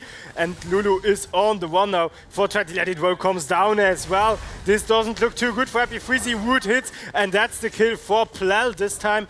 Royal Family getting a lead here into the game and playing really strong those last few minutes. Yes, and especially that Kindred pick on 420 let it roll, which to me seemed a bit weird at first, but actually working really well, because he's ganking and taking kills here and there, giving kills to his teammates and taking his stacks and everything. He's playing this really well. And also, to note, very nice use on his ultimate before, a bit early on that mid lane fight here. And yeah, overall Family right now with a 2k gold lead. First Drake, and general putting Corona Difference already early in the game in a bit of a tough spot. Oh, and now Cheesy Crispy is approaching the top lane once again for an ultimate. Cyan deploys his ultimate to escape there, and that was such a good move and such an important move as well to get out of the way there. Now Cheesy Crispy has to back off there, because under the tower they cannot fight Cyan. No, definitely not. He's already getting quite beefy. And it's got quite a bit of magic resist already, which is understandable against a Zac. Oh man. And we have Kindred putting a mark on the Zac. And moving towards that top lane, she definitely wants to get that Zac out too. Yeah, well, bad thing that he's going B now. So now, a bit of a calm. Bit of a calm moment in this very tense game so far. You're right. And Kindred and LeBlanc approaching the bottom side of the map right now, as the next dragon is going to be spawning, and that's the objective both teams will be looking forward to. And Yes. Want to get the advantage now. Right now, LeBlanc is looking here to get some damage onto the Yasuo, and Royal Family are the first ones to start it. Yes, you have a Herald popped on the bot lane as a distraction, kind of, as they're gonna go towards that Drake. Yeah, and Herbie already deployed the ultimate there. Happy Freezy has to get away. That Jhin ultimate hits the first one, and Kindred is the one to get the kill there. Herbie and 420 let it roll. Drop quite low against the Cheesy Crispy or the set there. And Azrael insane going under the tower, but so does Plal, and gets the kill on him. Yes, and even very well played here from Plal, saving the life of his teammate. And both top laner, they do not stop fighting each other there, even though they are both so tanky that they almost can't slay each other without the junglers. It's kind of like Attack on Titan, but you have two Titans fighting against each other. Now both of them try once again. Happy Faker knows he has his passive up. Oh. Meanwhile, Daxcore goes down, but with his passive is going to get the return kill. Was the shutdown What a worth top it? lane matchup. It's the battle of the passives. Yeah. Indeed, but he did pick up some shutdown gold at least. Thinking about a bit in the game, but Corona difference still behind against Royal Family in this last match of today. Royal Family playing this early game really well, as they should. Corona difference putting all their money on that late game is definitely the good call for their team comp here. But they're having a rough time. Yeah, they definitely have a rough time, because even though their teamfight composition might be better in the late game, they have to watch out for their carry potentials not too far behind, and that is namely Yasuo and Ezreal, and especially the Yasuo is looking not too good right now with the 2-0 performance so far. They have to try to enable him more into the game. Definitely. When LeBlanc is looking for the trap here, finds Yasuo, however, is not dealing quite enough damage, and now Ezreal comes in as well. They're lacking a little bit of CC. Oh, ultimates are hitting here, and Chahin gets the kill on Ison there. Very important for him. Happy Faker also on the bot lane right now. Another TP comes in as well for Royal Family. They want to turn this situation around. Ultimate from Jhin is being deployed, and Ison or Daxcore is going onto Happy Freezy here. Lulu saves himself. Very nice root also from Zyra here. Both top laners are the first ones to go down. And again, we see a Cyan passive running behind something. Herbie now under a lot of pressure as Yasuo comes down and saves himself into the Kindred ultimate for a little bit more time. Meanwhile, Jhin and Lulu go down, shut down with an Ezreal Q on Herbie there as well. Corona difference fighting back really well and winning their team fight. Yes, once it all comes together and they're 5 versus 5, they have such a strong comp. Even from behind, they were able to take out the win here. And also, this fight, so many little details, bringing one close to death or to a kill. Oh, and now Ison goes for the Ezreal here, annihilating him and getting a lot of shutdown gold out of him. As he got 4-2 during that last team fight, getting a lot of kills. Very juicy shutdown gold for LeBlanc there. But they've now got some kills on that Ezreal, which is really good for them. In general, they were able to diminish the gold lead a bit. They also got the first turret on the bot lane, which is really good for them. And we can see that Corona difference is definitely not giving up this win. No, you can see in this game that both of these teams are really willing to win, and they are willing to take home more money than the other team. And that third place, of course, being able to be on the podest at least of Post eSports League, the first edition. And now Happy Faker and 420 Let It Roll are meeting here. Cheesy Crispy did come down as well. Gets quite low here. Very nice set. Shield, but it will not be enough. And now Happy Faker is on the one. The Zac E, of course, you can get a lot of distance with that ability. And gets him into a safe position again. Now the question is, what can Royal Family do with this? They got one person down. Cheesy Crispy is no longer there, but Drake is not yet up. Drake is not yet up. Rift Herald might be an option. Right now it looks like they are going for the Ezreal here on the mid lane. Cyan using his ultimate, and 420 Let It Roll goes in as well, but drops really low. Ezreal tries to get the return kill, but 420 Let It Roll is able to get out, and Ezreal, that's another kill for Royal Family, and Corona difference seems to be always one member down. Yes, definitely. That's a big issue for them, especially that Ezreal is, at the moment, their best bet to win a fight, and Drake just spawned. He might have been staying a bit too long, too far into the lane. Although he almost did get a kill, I guess that was the goal, baiting them a bit, but too risky, man, too risky. As vision is starting to get cleared around Drake, not Baron. And both teams are definitely looking for the chance to take it. Corona Difference cannot give this Drake up because else Royal Family is going to be at 3 Drakes, which gives them a lot of leverage to force a fight for the soul. Oof. Yeah, and Cheesy Crispy's Hex Flash bringing no fruition. You want to get Let It Roll coming in with the Blast Cone. oh, and now the fight breaks out here. Yasuo ultimate shutdown on the Kindred, and Corona Difference. Oh, very nice ultimate shutdown again on the Zyra here. Triple kill for Ezreal so far. And Dexcore is also down. Doesn't get the kill. Quadra kill. Ison is the last man standing. Is looking to maybe get another kill there or two. Happy Faker does go into the passive, but it still means that's going to be Drake for Corona Difference. And now they are really back in this game against Royal Family. Yes, definitely. Oh, they even are looking for the kill here on Ice, and Happy Faker goes behind. And now that's the ace. Finally, Corona Difference taking down the entire team. Okay, Kindred is already respawned, but still, Yes. it was an ace, and they got a Drake out of this and a lot of gold. Yes, and they played their fight potential really well there. They had the enemy clumped up together, got them clumped up together, put out all of their AoEs in it, putting a lot of damage out. Cheesy Crispy drops quite low here too for 20, let it roll. Oh, and Ezreal is under a lot of pressure here as well. Nice ultimate at just the right time for Kindred here, and now Dexcore is there to help him out. Happy Faker will go down as well. Double kill for Royal Family once again. Yeah, both teams, nobody wants to give up this game. No. The gold lead which shifted in Corona Difference's advantage. And now Herbie drops really low. Yasuo is going into the backline here. Ooh. His ultimate was down because I think else he would have gone in.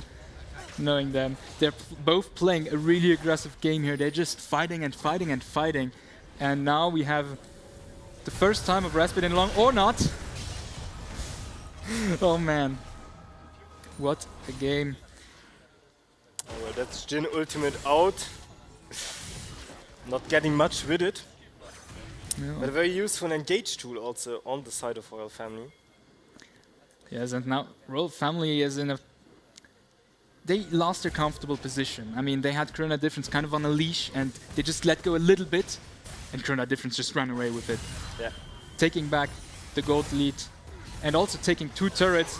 Chai-In here to Yasuo get now killed. looking here, gets Plal annihilated.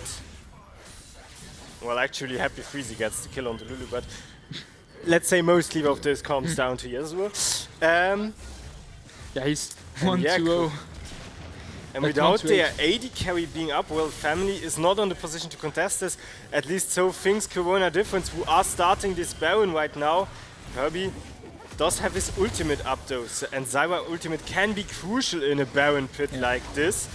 So they definitely have to pay attention. Are looking for the fight now. Zed goes into the backline immediately, and very nice Ezreal ultimate. Zac is there as well. Goes down, however, and Royal Family is fighting this back quite well, actually. Yes, Dexcore Yeah. putting them trouble once again with his passive. None of both teams being able to kill the backline Yeah. of the other team. And yeah, with that, the fight goes out pretty much even, except for the point that Royal Family was down one person already starting into the fight, and that they were able to stop the Baron, which was very important at that point of the game. Funnily enough, you mentioned they weren't able to get to the back lines of... both teams were not able to get to the back lines of the other teams. And for both teams, it was the top laner holding them back off, being so deep in. So, Happy Faker and Dexcore just seems like they're always doing the same thing, right? Yeah. Proccing passives, entering the back line.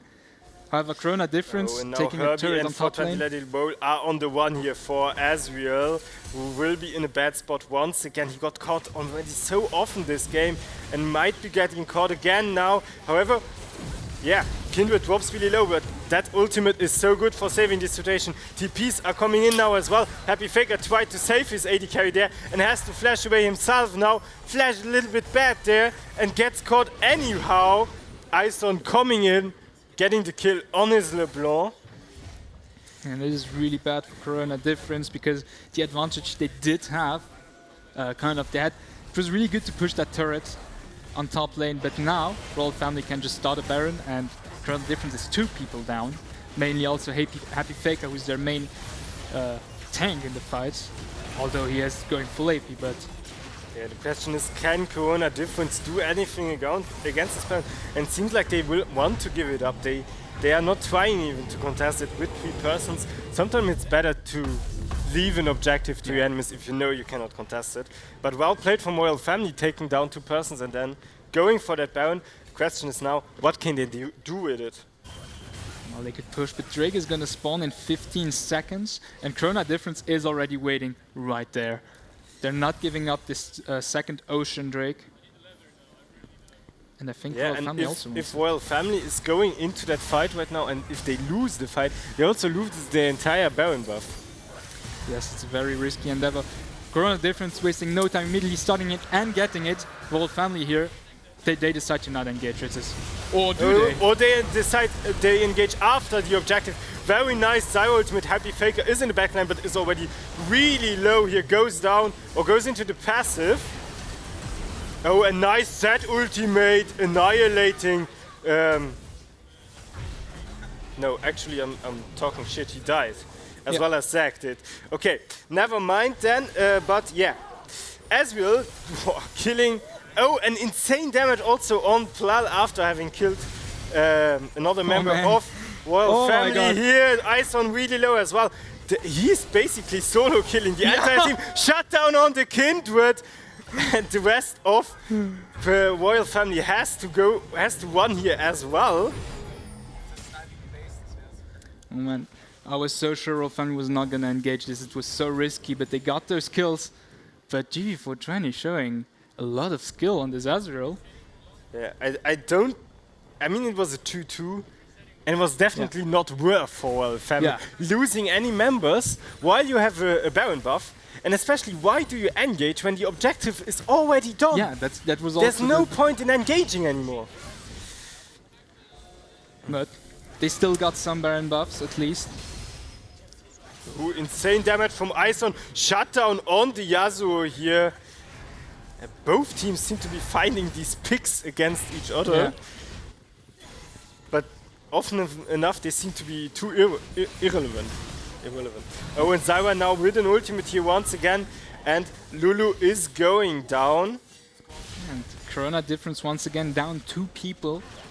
And last time that happened, it went at Sour. So Royal Family now with 5 members, they can use their Baron and put some pressure on the mid lane. Yeah, what they have left of their Baron, of course. But yeah, and for a teamfight composition like the one of Corona Difference, of course, it's always even more crucial to lose 1 or 2 members, because then you're not such strong at fighting. Happy Faker here under a lot of pressure, and Cyan is coming in here together with Ison, and yeah, forcing Corona Difference back from that first tower, and it's actually the first tower Royal Family gets. Yeah, and their Baron now already ran out. And it already, I mean, they did get that Baron, but in the end, did they do that much with that Baron? They got 1 turret, not because of the Baron buff. Yeah. Yeah, but overall a very close game. I mean, in terms of gold, we are almost even. Okay, Royal Family is a little bit ahead, but they are also so many kills ahead, so that little gold advantage is almost none, basically. Also at this point of the game. We have 2 Drakes on each side, 3 towers for Corona Difference, only 1 for Royal Family. But overall, both these teams can easily still win this game. Yes, and it plays a lot into when they pick the right fights, they win. We saw Corona Difference, although they were still behind by a lot of gold against Royal Family. Once they pick the good fights, they can win it because they've got this wombo combo with all of those AoEs. They have Happy Faker who can go in, Giant joining in with an ultimate on his Yasuo, and that works out really well. But they've been kind of lacking recently getting those picks in, so they have to play quite. I think they should step back a bit, play defensively, not get picked. That should be the most important for them right now. We're getting into a stale game. There's no big objectives. Next one is spawning in 1 minute is going to be an Ocean Drake once again. And yeah, but the thing is, what should you do in those downtimes? You should try to secure vision which both teams are pretty good, even though I believe Corona Difference has a few wards more throughout the map. You should try to get more money by farming stuff, and yeah, Taking camps, clearing waves. and not get caught. That's Not the get most caught. important. That's the key, especially with Drake spawning in 30 seconds. And I think both teams are looking towards that Drake as they're moving towards the bot lane, the bot side, and playing around it. Now a little bit of tension is building up here against or around the dragon pit, as the next dragon is going to be spawning in a few seconds. Oh, and now it is Corona Difference looking for the engage as well. Ultimate comes in, but Kindred Ultimate denies a lot of damage here, and Set with a lot of damage taking out the Jhin here. Dexcore is in a bad position, gets polymorphed before he can flash away, gets killed there on the wall from Happy Faker. And now the passive is running. Corona Difference, they seem to be looking for even more and are going for that third Ocean Drake right now. Comes in really handy and sets them on the verge to their the soul, which will be once again an Ocean Soul. Which is going to be so strong, because if they get that soul, they're going to have 4 Ocean Drakes plus the soul. And, you know, Zac can heal a lot. Now imagine him with an Ocean Soul and 4 Ocean Drakes. That's just insane. Azrael heals also quite a bit. He's got a Bloodthirster, Death Stance.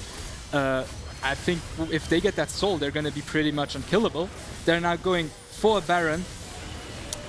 Yeah, I was about to say, well, Corona Difference goes for even more. They are starting the Baron, and Royal Family has to react to this now. Zac is zoning away, however, there, and Kindred is in a bad spot, doesn't have her ultimate up again, gets killed by Happy Faker there. Jhin ultimate comes in, and Dexcore is in the pit as well, zoning away almost all of Corona Difference from that Baron. So they already lost one member there, but they try to... Oh, very nice damage from Azrael there. Zyra goes down. Happy Faker jumps into the backline. Yasuo is there with the ultimate. That's the combination we've been talking about. But Royal Family is still fighting back. Jhin gets the kill on the Yasuo. And now Cheesy, Crispy and Happy Faker are there. Cyan with a very nice Q there, stopping Happy Faker and stunning the other one as well. And it is Cheesy Crispy finally going down. Happy Faker now on the one, saves himself very well with the Proto Belt there. And he's not the last one standing. Lulu is back up again actually. And Plal and Dexter can push a little bit in the mid lane now. But most importantly, Royal Family stopped the Baron and won the team fight. Yes, and they played this really well. I did not see them winning this fight. However, that pick on GV420 when he was a bit too far ahead, getting that CC on him was really important, because he's the main damage source of Corona Difference, and we know how you just said before how much damage he puts out. Getting him down gives them definitely the chance to win fights, and I think they need to focus him out before they can take any chances. Yeah. I mean, how insanely close is this game up to this point? Fights going back and forth, gold being traded back and forth, and both teams being up to the same level in, almost every stage of the game, but especially in this stage of the game still. Corona Difference and Royal Family both have the chance to win this game and win the third place of Post Esports League. Also, up to now, this game is a lot about catching enemy mistakes, an enemy that oversteps getting catched, and overall then the other team taking advantage of someone getting catched to engage on it. Drake is in 2 minutes, Baron is still up, and there is a lot of friction. They are looking for the engages here right now. Happy Faker goes in, nice Yasuo ultimate, and Azrael ultimate pops in immediately as well, but the Kindred ultimate is saving them from so much there, but now it all exploded, and a lot of members did already go down. Most of Royal Family is still up, and now we have Ison and Azrael facing each other there. Very nice hourglass to save there. Yes, Corona Difference now in a very tough spot. Royal Family keeps winning the fights, and that Kindred ulti being the key to it, always mitigating so much damage in any fights. overall for 20 let it roll, using those ultimates really well to his team's advantage and giving them the edge in almost every single fight. Yeah, exactly. I mean, without Kindred ultimate, Royal Family would just have exploded in that fight. But with that Kindred ultimate, and almost all of the members of Royal Family being in that Kindred ultimate, they were able to deny so much damage from Corona Difference. And once it stopped, they were able to deploy their own damage for themselves and survive the aftermath. Yeah. Comes in really handy. Kindred ultimate overall can be such an important tool in team fights. Yes, and it's perfect counter for this kind of wombo combo where everything comes at once and you get a lot of damage in seconds and you're just like, no, nobody's gonna die from that. Yeah. We have Drake spawning in 30 seconds. And I think this is gonna be a very important fight for both teams. Oh, and now for 20 let it roll gets found here. TP also comes immediately in from Happy Faker. Now Zywa ultimate is being deployed. Kindred goes down first. And so does Zywa, but Zack on the other hand as well. Corona Difference this time around looks a little bit better, but Ison comes in right now, is on the chase of the backline there. Cheesy Crispy gets knocked up by Cyan there, but the Aswell deals so much damage, shut down on the Cyan, and now Corona Difference is going towards that fourth dragon of themselves, and it is going to be their soul. Yes, and Ison except Ison is going to steal it. No, Zed secures the Drake. Yes, a good try, but now Corona Difference with 4 Ocean Drakes, the Ocean Soul. I think Royal Family is going to be in a very tough spot now during fights because they're just going to survive even longer, and they're already getting no damage on GV420 because he's always in a safe spot putting out damage. He's got really good positioning, and Isan always comes a bit too late to stop him. It's always after the fight he gets a catch on GV420 kind of. So him being in a safe spot always, him now being able to, if he gets any damage, heal it up so fast, that's going to be tough for Royal Family. However, Baron is up, Vision is being set up around. I think that's the next big objective. And yeah, I mean, Royal Family still ahead in gold, Corona Difference having the soul. This is such a close game. We're entering late game, we're in 36th minute already, which is already quite long. Oh, and now Cheesy Crispy gets found. He has to flash over the wall, but Kindred can easily dash behind.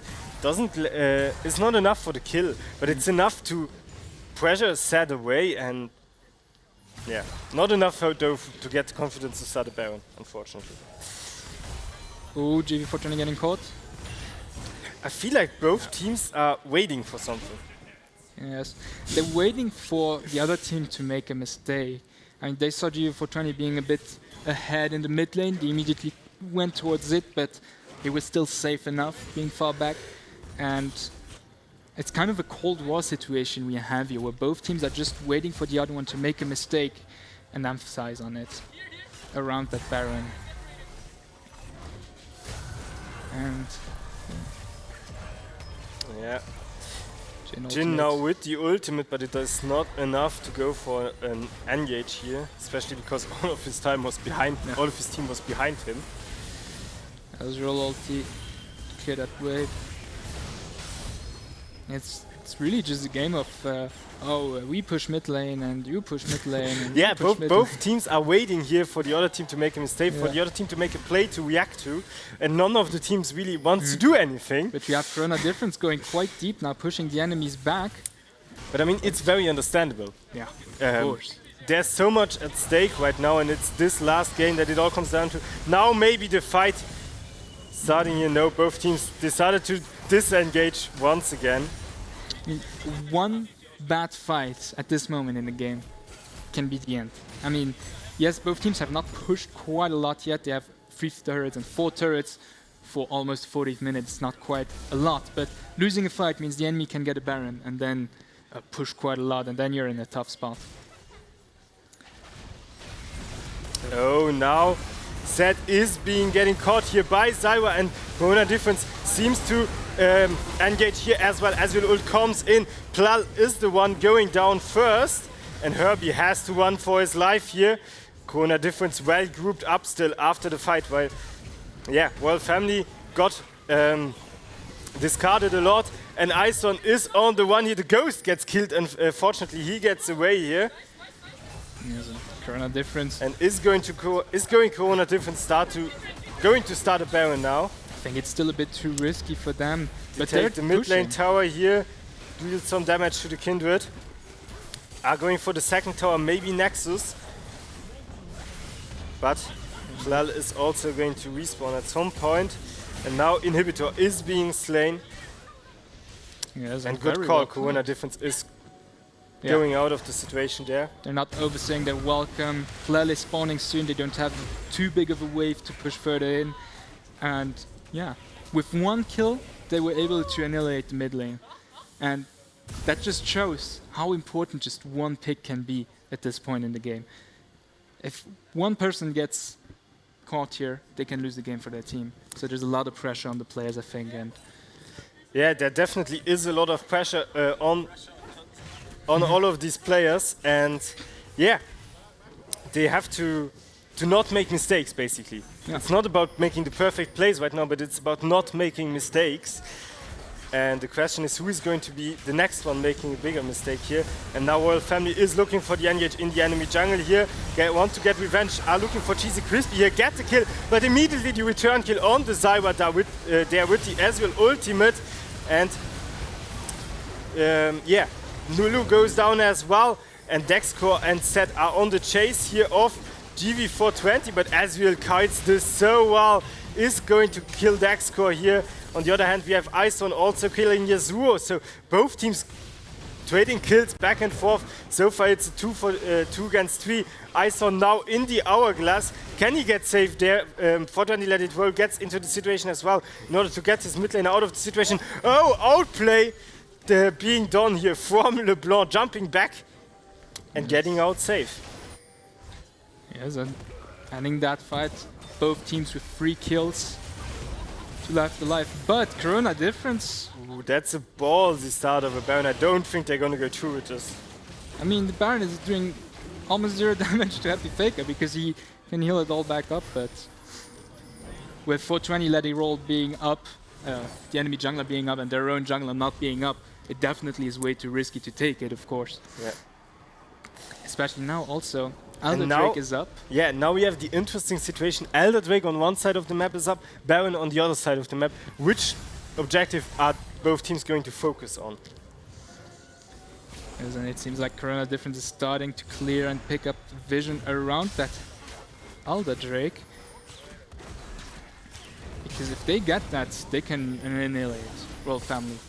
Oh, and now it is Corona difference who are starting the Elder Drake here, and Royal Family knows about that. They have to go for the engage now, and so they do. Sion is going in, Zyra ultimate already in, and there is the Kindred ultimate once again, denying so much damage here from Corona difference, but it is not enough. Corona difference annihilates the team of Royal Family. Dexcore is the last one going down. Ison is on the one, and yeah, the passive did a lot this game, but it will not do enough to turn this game around. Okay, Happy Faker gets killed once again from Ison, or at least sent to the passive. It will not be enough though. Oh, and they are even looking for that last kill here on Ison. They want to end the game in style. They want to end the game in another shutdown and in an ace for Corona difference. And that, ladies and gentlemen, should be game. The second Nexus turret is falling. Nexus is going down. Corona difference gains the 3rd place of post eSports League's final.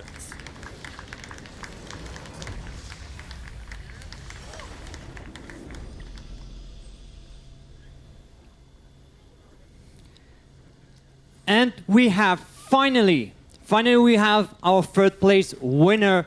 It is Corona difference. They had a lot of struggle during the set, had a great first game, lost horribly on the second game, did 2 comebacks in the 3rd game, and managed to take the 3rd place on this post eSports League finals.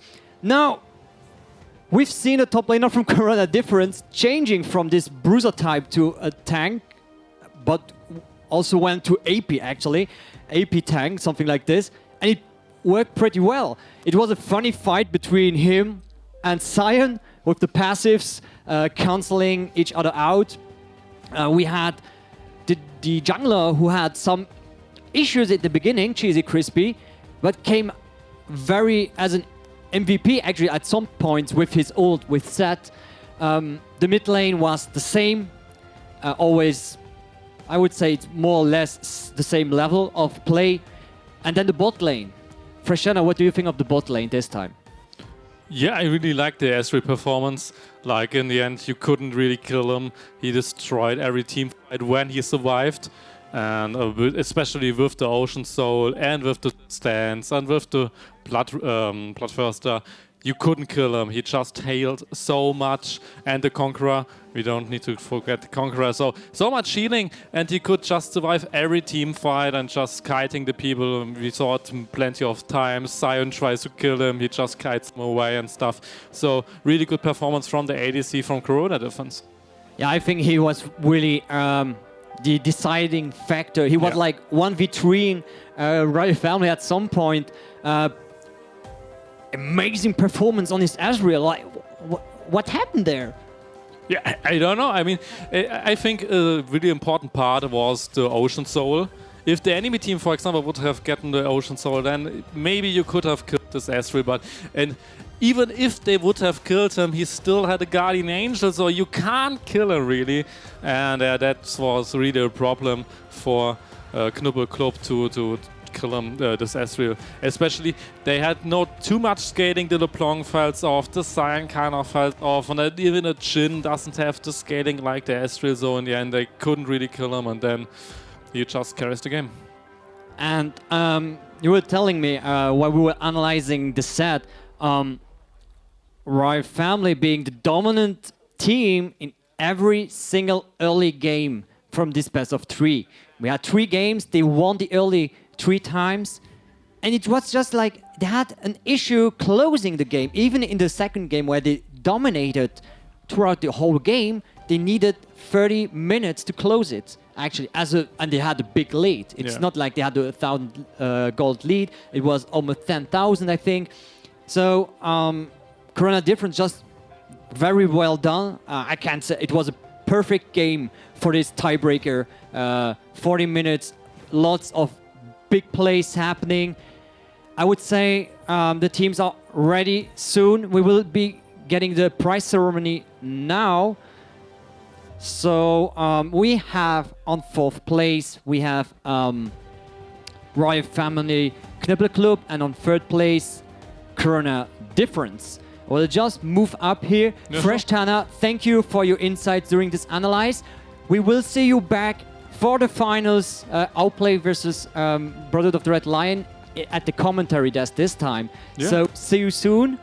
And let's get over to the prize ceremony.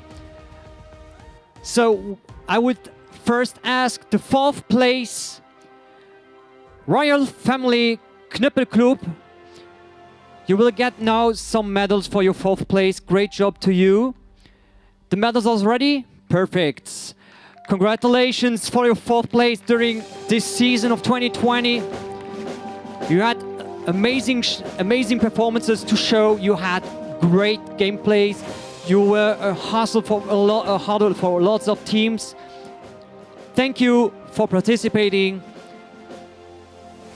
Wow. Okay, I can't say it's really emotional right now because Royal Family was very strong throughout the whole season. So it's great actually to see a team not giving up and showing up here, getting the 1-1 tie after the game 2 in a dominant performance, and then just slight losing it after Corona Difference was just a better team, doing 2 aces for the reverse. I think it was the better team, and it is this time, I would say the 3rd place goes to Corona Difference. So, Corona Difference were one of the major teams in the season.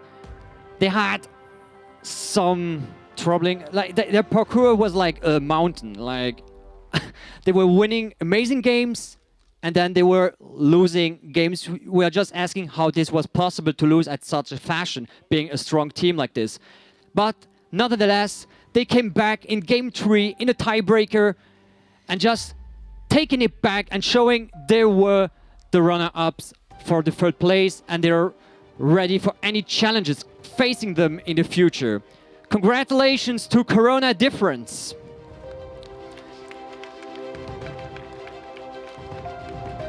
I would ask maybe the captain of Corona Difference if they want to join me here down from the stage, just to have a slide 2-3 questions I have for them. No, only the captain. The other one can stay up there if they like. Only the captain. So you're Cheesy Chris, the jungler. You were struggling a bit in game 2. It was this Nidalee pick wasn't right, I think. It was like the composition didn't work out in the end. And you came back in game 3. You have a microphone there. What would you say was the deciding factor for you winning this tiebreak? I mean, honestly, we were aware that we are just the individually better players, but our team play is much worse. So we just decided to take a team fight comp, basically go into it like solo queue, and I just hope that our ADC carries, which worked. Just we went both tanks top lane, just went with the easiest things we could think of and just executed it, I guess. So solo queue experience right there. Using it for the 3rd place, like, it's very bold actually, don't you think so? I mean, yeah, but most of us didn't play for the past few weeks or months even, because university and stuff like that, so we didn't have a chance to play at all together before this, so it was actually just the smartest strategy, I think, to go into it. because if you don't play together, you don't develop much team play, so you just have to go back and rely on your individual skill. Yeah, we've seen some discommunication in the bot lane, for example. There were lots of situations like black shielding the arrow from Ashe, Jhin flashing instead of getting black shielded. It was like miscommunications lots of times. But at the end, it worked out. You guys finished 3rd in this season 2020 of the Post Esports League. You showed us a great show. Cheesy Crispy, very thanks for you for coming down here. Thank you too. And we will go now into a longer break to prepare for the next show, the next schedule we have. I'll play esports versus Brotherhood of the Red Lions. See you soon. I'm colder, you getting nothing, Joker. Joker. Joker. Joker. Joker. Joker. Joker. Joker. Clock's ticking, time is over. Before you know you're older. So sober, alone, but you getting my cold shoulder. You crying like it's rain. You causing all the pain. No closure, I'm colder. You getting nothing, Joker. Get down.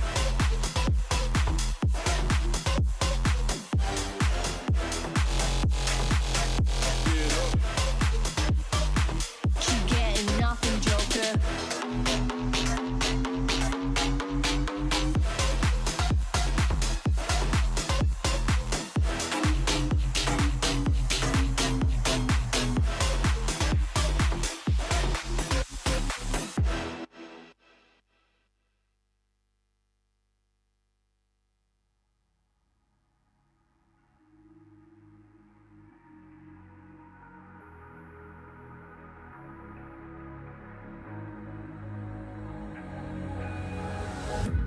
Can you feel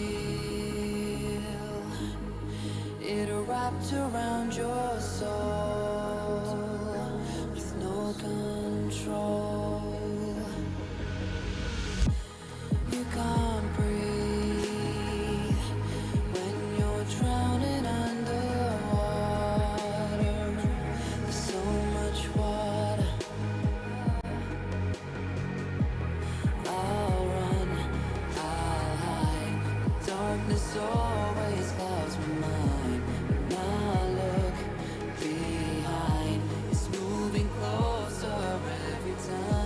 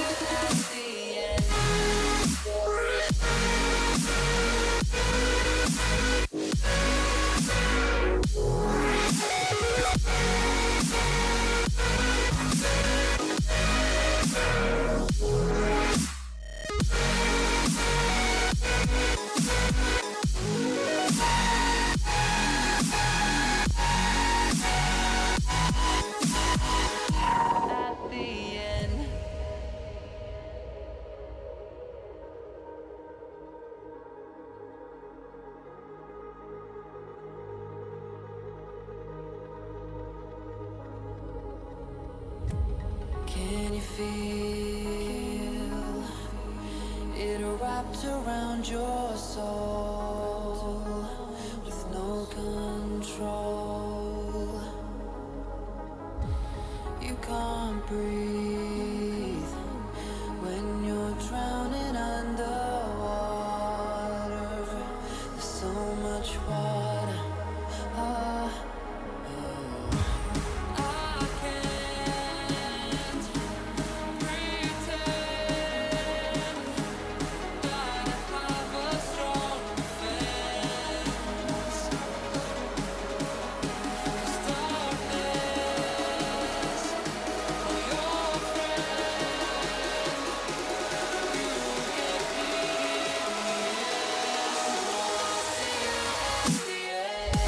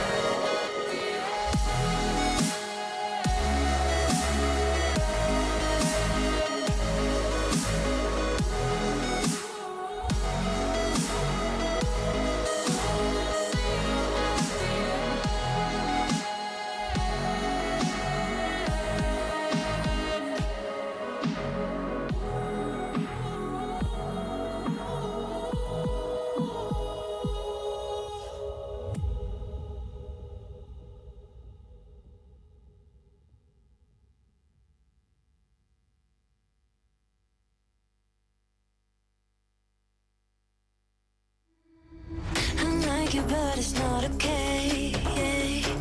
Whatever, can I walk away? Oh yeah. Can still see your face. So tell me what to do, 'cause I can't find a way. Baby, please just tell me if I'm, tell me if I'm, tell me if I'm fine. Tell me if I'm, tell me if I'm, tell me if I'm. Baby, please just tell me if I'm fine.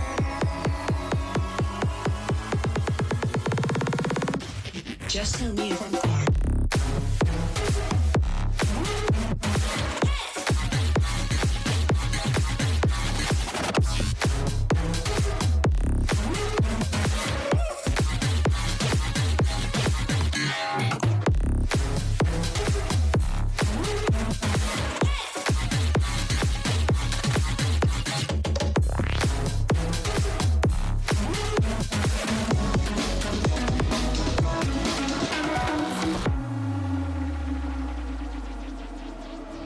I like you, but it's not okay. Whatever, can I walk away? Oh yeah. I love you too, don't love me back, back. I can't stand this feeling inside my mind. Baby, please just tell me if I'm fine.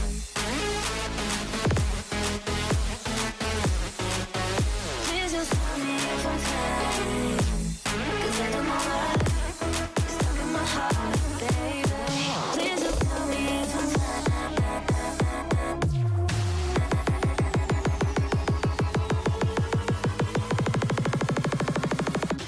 Just tell me if I'm fine.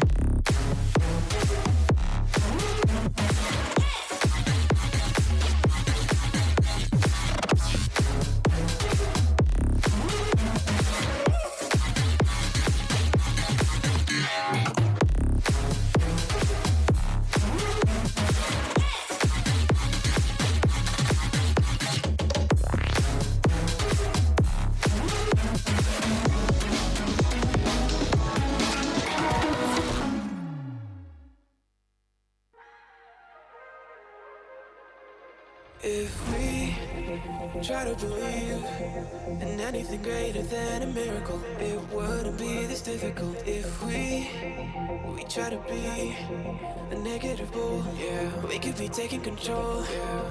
If we try to believe in anything greater than a miracle, it wouldn't be this difficult. If we try to be a negative bull, yeah, we could be taking control. Yeah.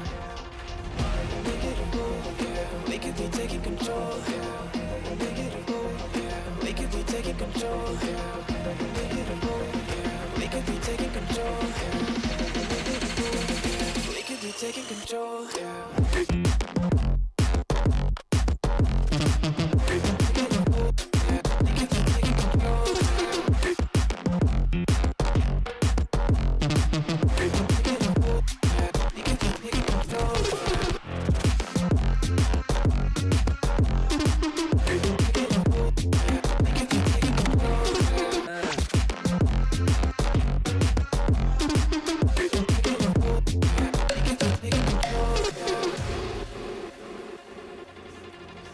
If we try to believe in anything greater than a miracle, it wouldn't be this difficult. If we try to be a negative bull, yeah, we could be taking control. Yeah.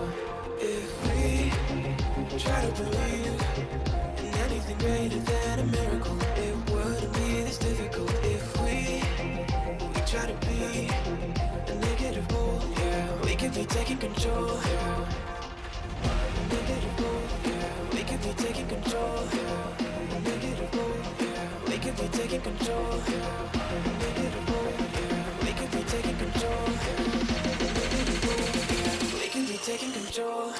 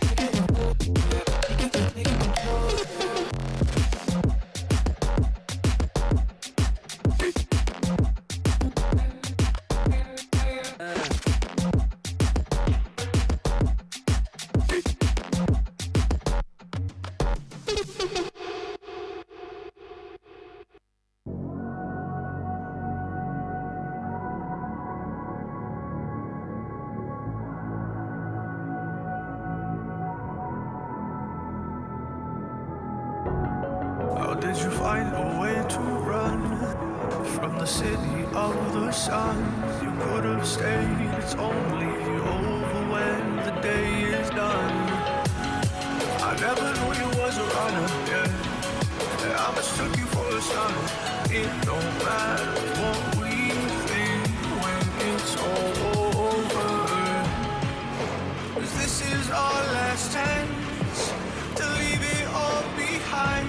Raise your voice and raise your power, yeah. This is our last chance to leave it all behind. Raise your voice and raise your power, yeah.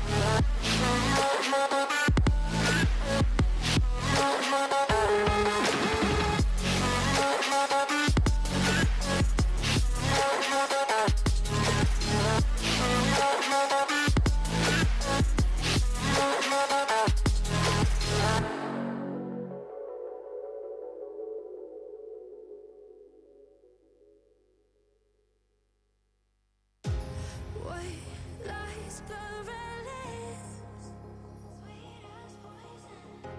Felt ill from your kiss. I got drunk off your demons. One sipping, I'm lovesick. Built a home, turned to ruins. Followed you into the night. Couldn't leave what you leave on. Nothing less come daylight. Come daylight.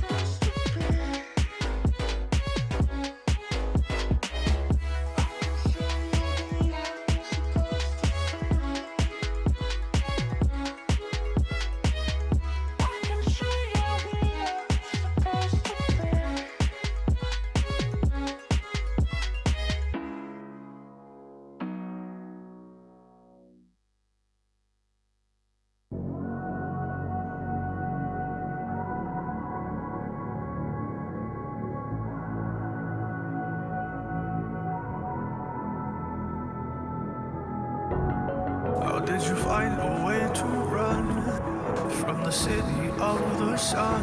You could have stayed, it's only over when the day is done. I never knew you was a runner, yeah. I mistook you for a son. It don't matter what we think when it's all over. 'Cause this is our last chance to leave it all behind. Raise your voice and raise your power, yeah. This is our last chance to leave it all behind. Raise your voice and raise your power, yeah.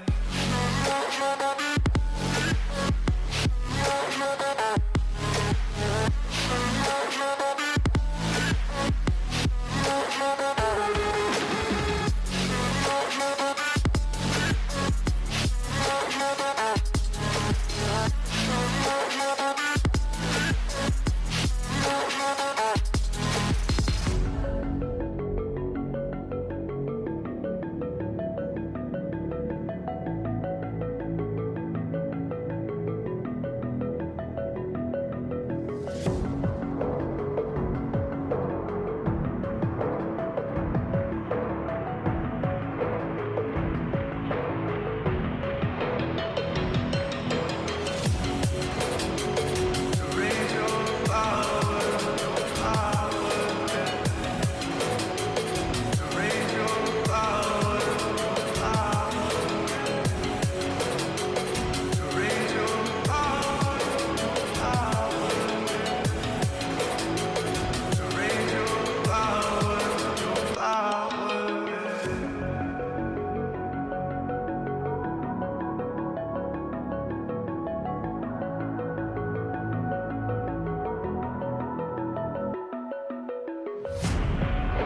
Cause this is our last chance to leave it all behind. Raise your voice, raise your power, yeah. This is our last chance to leave it all behind. Raise your voice, raise your power, yeah.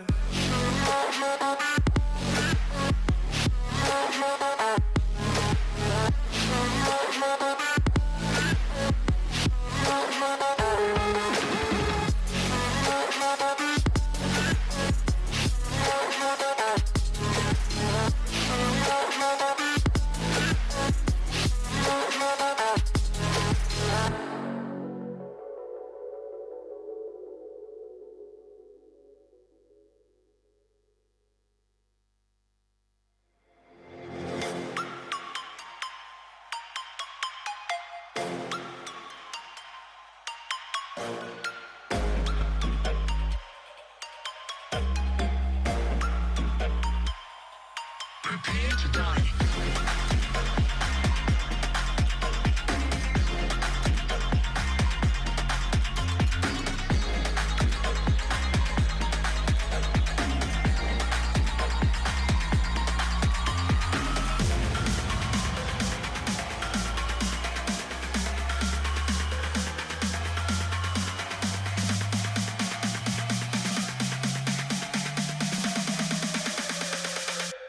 Prepare to die.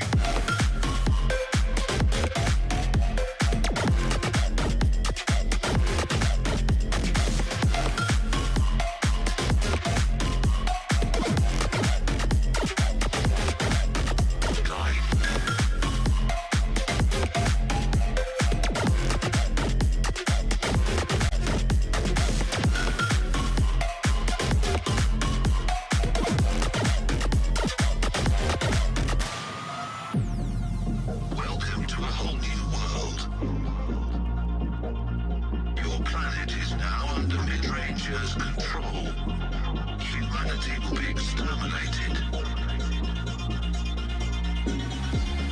If you hear this message, do not try to leave. Do not try to fight. Do not try to resist. You will be eliminated.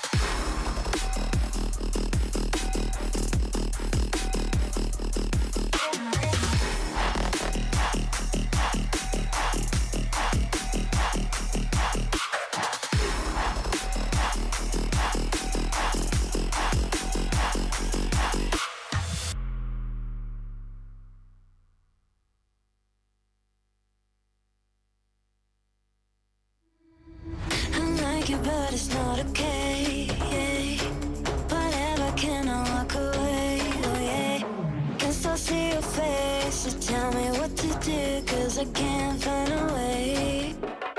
Baby, please just tell me if I'm fine. Tell me if I'm baby, please just tell me if I'm fine.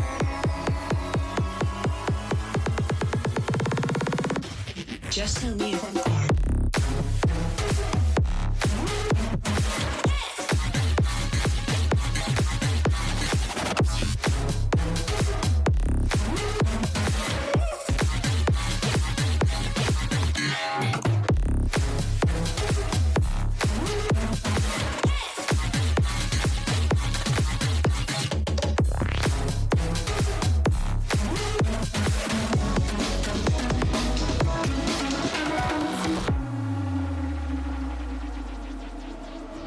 I like you, but it's not okay. Whatever, can I walk away? Oh yeah. I love you too, don't love me back. I can't stand this feeling inside my mind. Baby, please just tell me if I'm fine.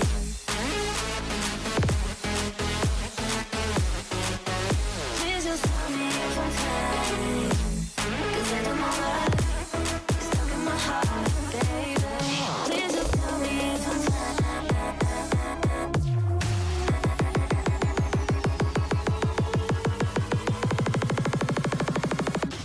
Just tell me if I'm fine.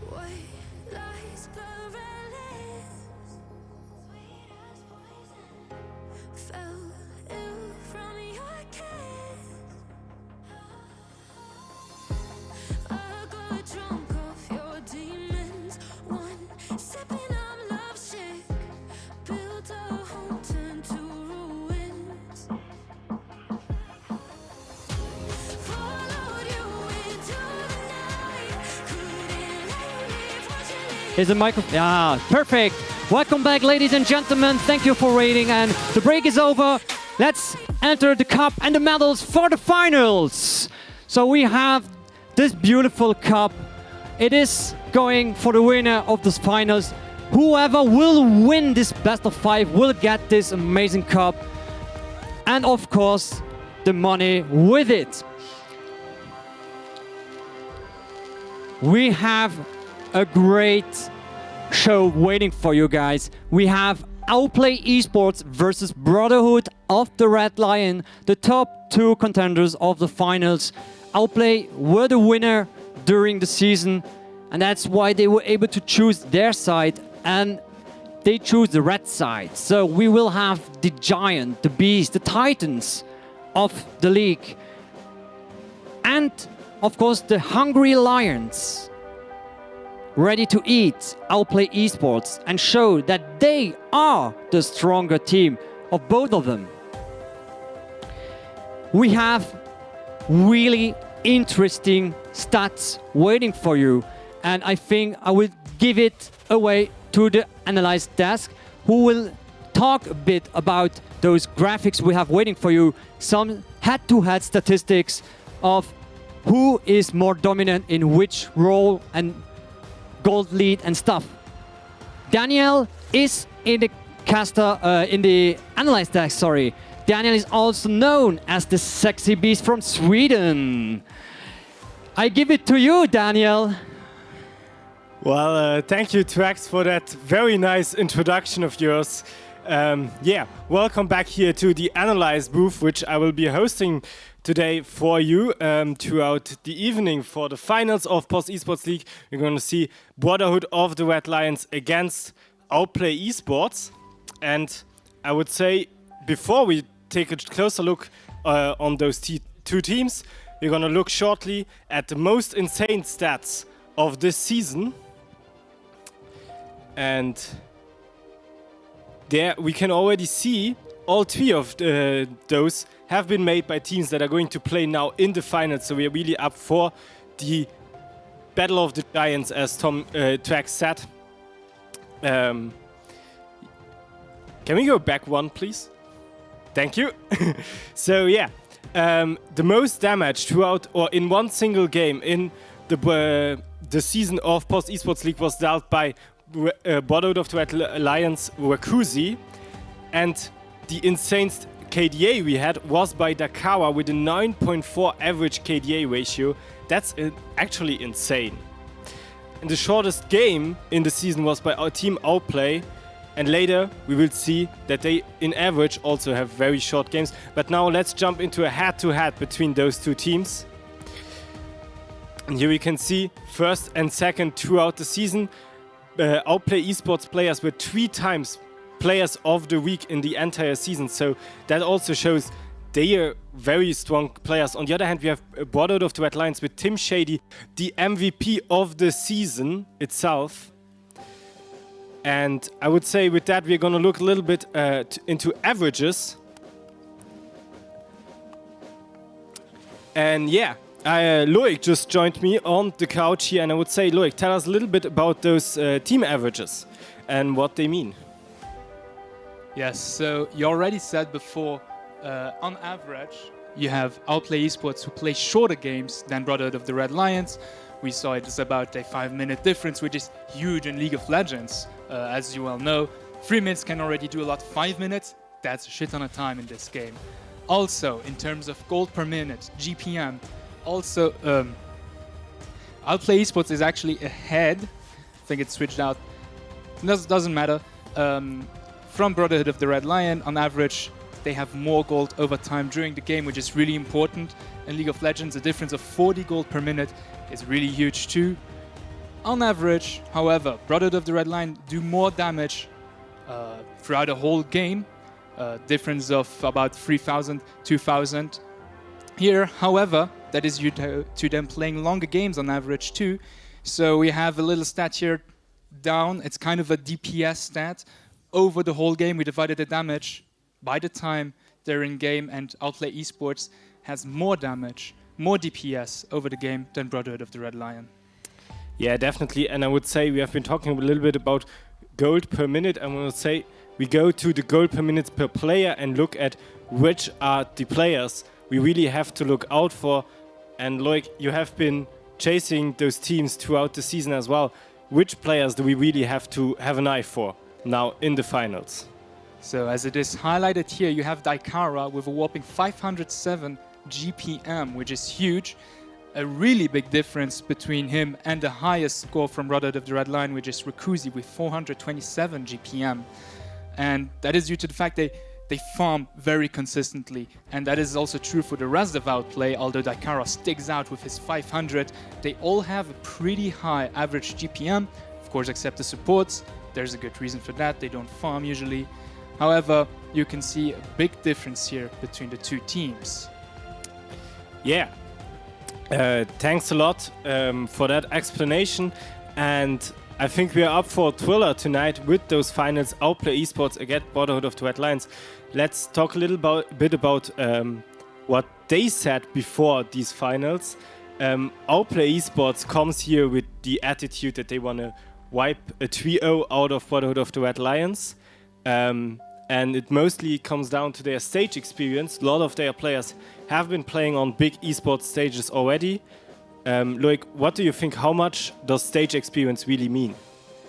I mean, we're in a totally different zone of comfort here. Usually players are at home with their usual setup and they just probably feel safer. They're here, they're in a new environment and there's people watching. And I think there causes a lot of pressure to the players too. So I think that could definitely give a big edge to Outplay for tonight. That experience that you mentioned before. Yeah, and I believe so too. Experience is something. On the other hand, team play is something as well. And Brotherhood of the Red Lions, those players have been playing together since years in and out. Do you think that could be their chance then? That's the thing that makes them stick out compared to Outplay. Outplay has a lot of those experienced individual players, but Brotherhood of the Red Lion already play in this esports scene here in Luxembourg since quite some time. And as you mentioned, they play together consistently, and that's where they stick out, indeed. So they should focalize on that to get an edge against Outplay esports. Okay, so we got team play against individual skill, and we got confidence against the upcomers. We got Titans against Lions. Loic, what is your bet for this best of 3 series? What do you think who is going to win? Well, I think that it's going to go 3-1. Outplay esports is coming in here very confident. They themselves said it would be a 3-0 swipe. They were very confident, they are very cocky, and that very often can mean the downfall of someone. So Brotherhood of the Red Lion need to take advantage of that cockiness and take a win for themselves. Yeah, I believe so too. I think Outplay eSports is not really beatable in a best of 5 series, but I think Brotherhood of the Red Lions will be able to take at least one game. So I'm gonna go with a 3-1 as well. And with that, I would say post your predictions in the chat as well. And if we are ready, I would say let's go into a 2-minute break before we look at the entry of the two teams here in the stadium.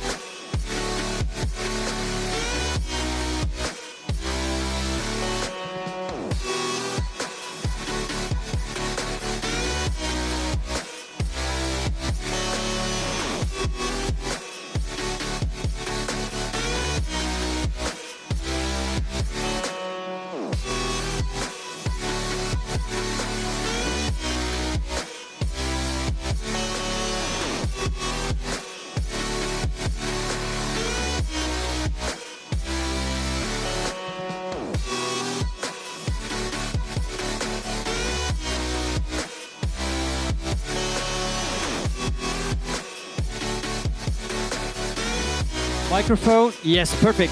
We are ready now, the players are ready. But before the players come in, we will have something in store for you guys watching the stream. It will be the first introduction video. It is Outplay eSports.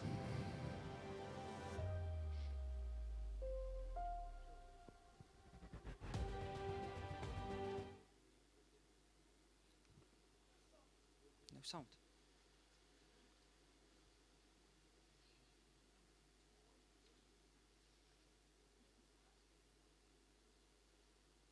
We have Daikara. On support, we have Trigger Happy. And we have two substitutes, which are Dr. Ticlope and Rabbit Miner. Hold on the bot lane, and that's no use. He goes down as the bot lane joins him. Fortunately for them, Ragnarok is over, but we have one GA proc, another GA proc. As Herbie goes down, here we have Dagnunk in Magagna, gets pushed back.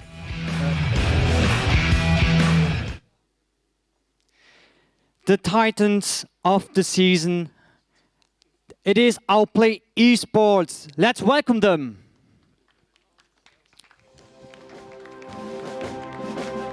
On the top lane, Dagnunk. In the jungle position, Valerian. On the mid lane, Jinch. The AD carry, Daikara. And on the support role, Trigger Happy.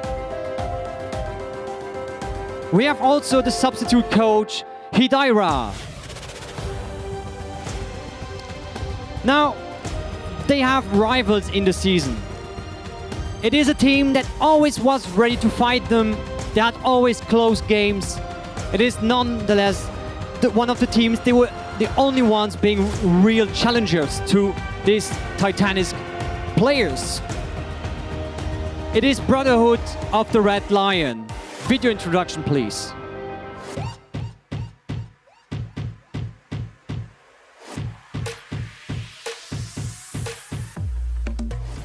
I am Rakusi, the top lane of the team Brotherhood of the Red Lion.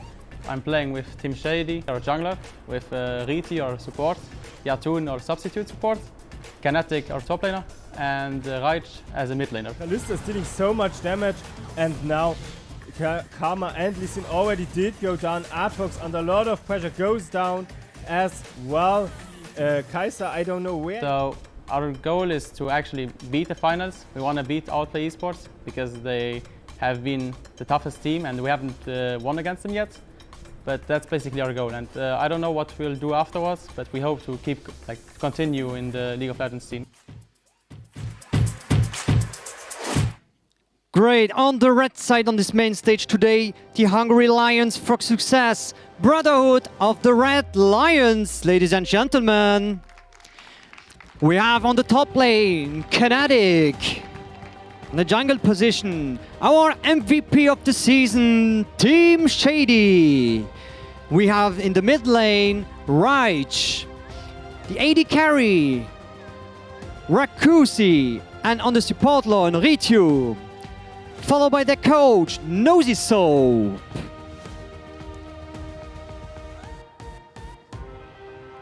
We have a great final awaiting us. It is Outplay eSports versus Brotherhood of the Red Lions. Casters, take it away. My name is Karis, and that's Fresh 10 on my side. We are going to lead you through these finals from the Post Esports League 2020 in League of Legends. Yeah, and I was in the playoffs before, and I'm really hyped to see both teams again. And it will be a really tough best of 5, I guess, for both teams. Yeah, tough best of 5. What's your predictions? What do you think the team's gonna play? Because in my opinion, I don't see Outplay going for a full stomp here. Maybe they may take a deep breath. One game for Brother of the Red Lions is my opinion, so I say it's a 3-1. What's your opinion? Yeah, and in my eyes, we can really say that Outplay is the clear favorite in this best of 5. And so I would just say 3-0 and take it away, I guess. Take it away. Yeah, we talked a little bit about the different players in both teams. Me as a German person needs to talk a little bit about Cinch. You know Cinch as well since of course. quite a time. I know him because I'm from Stuttgart, and Stuttgart has a big opponent in the league in Germany. It's called Karlsruhe, and Cinch played quite a while for Karlsruhe, so I know this player a little bit. What's your opinion about Cinch? What is he doing? Why is he so well known? Yeah, I mean, we need really to go back in time where he played with Maus. That was really maybe his biggest team, his biggest success. And since then, he plays here and there in the German scene at the moment in the Prime League with Equilibritas eSports. And Daikara, for example, with the Black Lion in the Prime League as well. So I know both of them as well. And especially Cinch, I even met him in the Austrian Comic Con in 2019. So I like him, and I really see why this team is the clear favorite, because they have such strong talent in the team, such strong players. And yeah, and even Daikara, as a mid lane main, plays ADC, and he has the highest KDA in this league. So nothing can go wrong. Yeah. Daikara with an outstanding performance throughout the whole season, about 1, 2, maximum 3 deaths per game. That's very good. He has many kills each game, and Daikara is here 9.4 average KDA. That's not bad, I would say, for people playing shooter. 9.4 KDA would be astonishing. Definitely. But we don't need to forget that Tim Shady is the MVP of this league, of the season. So at least brought out of the red line one game against Outplay. So they have definitely some chances. But I think if Outplay really plays on their own level, then it will be really rough for the brought out of the red line. Yeah, interesting about both teams is the different play style. So we have seen many different champions throughout the playoffs and throughout the whole season. And very important is, for example, that Brother of the Red Lions has their own combinations they want to pick about. So as example, when they pick a Rumble, they will pick a Jarvan in the jungle together, because it just works very well. And maybe this is gonna be the thing. Brother of the Red Lion will be taking 1 or 2 or maybe 3 wins today, because they know each other for quite a time. They play together since a long time. I'll guess only one of them is a kind of a new player. So maybe the length of them playing together will be the thing to win the game today. Yeah, definitely, and because what I mentioned, some of those players of Outplay plays on other teams, so I don't know how much they train together as Outplay, and so it could be that they just be a little bit of solo queue-ish team fighting there, that they don't communicate too much, but in the end they are first place in this league, so I think they played good enough together to be first place. And one other thing we need to mention is that this is an offline event, so every player has a new setup, and that's sometimes a bit difficult for the player, because they are not sitting at home on their own PC with their own... Even the chair. Yeah, even the chair. Even the chair, yeah. I told you 1 second ago, because sitting in your own chair at home is a much different feeling than being on a stage, on a different computer, different setup. Of course, you have your own keyboard, you have your own mice, but it feels different, and you have different lighting, you have all the people in front of the camera and all that stuff. So it's a different situation than playing from home or at home, and that was maybe a thing with Corona, that many people could play from home, many games, especially when I look for some StarCraft gameplay or something like that, and that's very good. But of course, we all love offline events, and that's why it's very nice to be here in Kinepolis in Kirchberg. Yeah, it's a really nice stage here. Many people back in the back scene, really lots of people who try to make this a great weekend, and I'm pretty hyped to be here to cast with you and to see some really cool games. Yeah, and earlier today we saw 2 good teams fighting against the 3rd place. We had Corona Difference playing against Knippel Club from the Royal Family. It was a close 3rd game. It was a long 3rd game, 45 minutes going into the game until one team made the final decision. Corona Difference got the 3rd place. Again, congratulations for you guys. And yeah, it was interesting. What does format happen? performance. Huh?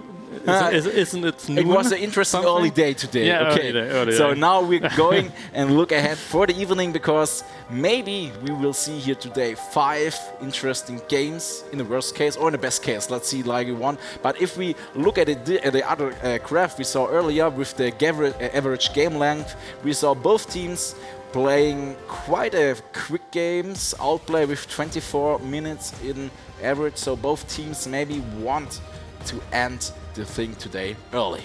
Yeah, and what we maybe not mentioned, both teams outplay and brought out of the red line in the playoffs in the semifinals 1-2-0 against Corona Difference or Knuppel Club.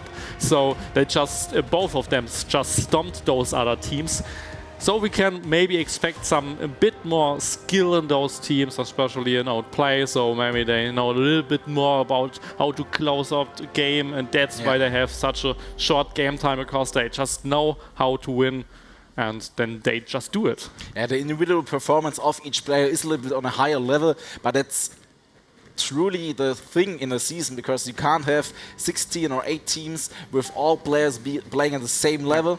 So Outplay has individually seen the best players in our league, but as I mentioned earlier, maybe the length, the people from Brotherhood of the Red Lions playing together will be the thing.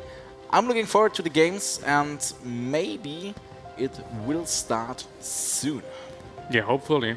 And I think one important thing about this best of 5 is the first round. Because if you win the first game, you get some... you just feel better, and you think, we can win the other game. So if Brother of the Red Line just keeps and hold the game and just maybe wins the first game, then they maybe have some sort of winning mentality and just winning the other games as well. But for example, if they just get stomped in the first game, then it's pretty hard to win the other games, especially on an offline event. It's always hard to come back. Yeah. Looking on the latest patch notes, what do you think maybe will be some picks we're gonna see here?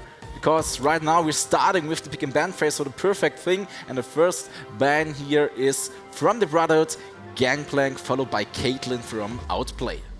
Yeah, so it's the newest patch, but Samira is forbidden or is globally banned more or less in this tournament, as well as Yona, so we don't see one of them. But at least we see the Caitlyn ban, which is pretty meta at the moment. We see the Zoe ban, which we see lots of games in this meta at the moment.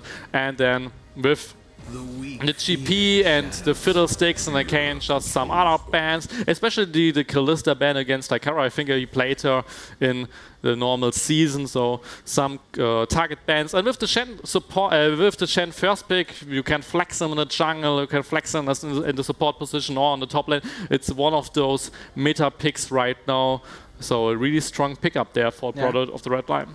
The Kara had a 38% pick rate on Kalista in the season, so it's definitely a ban worth about. We saw Kalista yesterday and today in the Worlds playing again together with Rakan maybe on the bot lane, so there's this huge strength. So Kalista is definitely a ban worth. And guess the Lee Sin. And I talked earlier about Lee Sin because there is no tournament without Lee Sin, and so we can see the Blind Monk now playing for Outplay.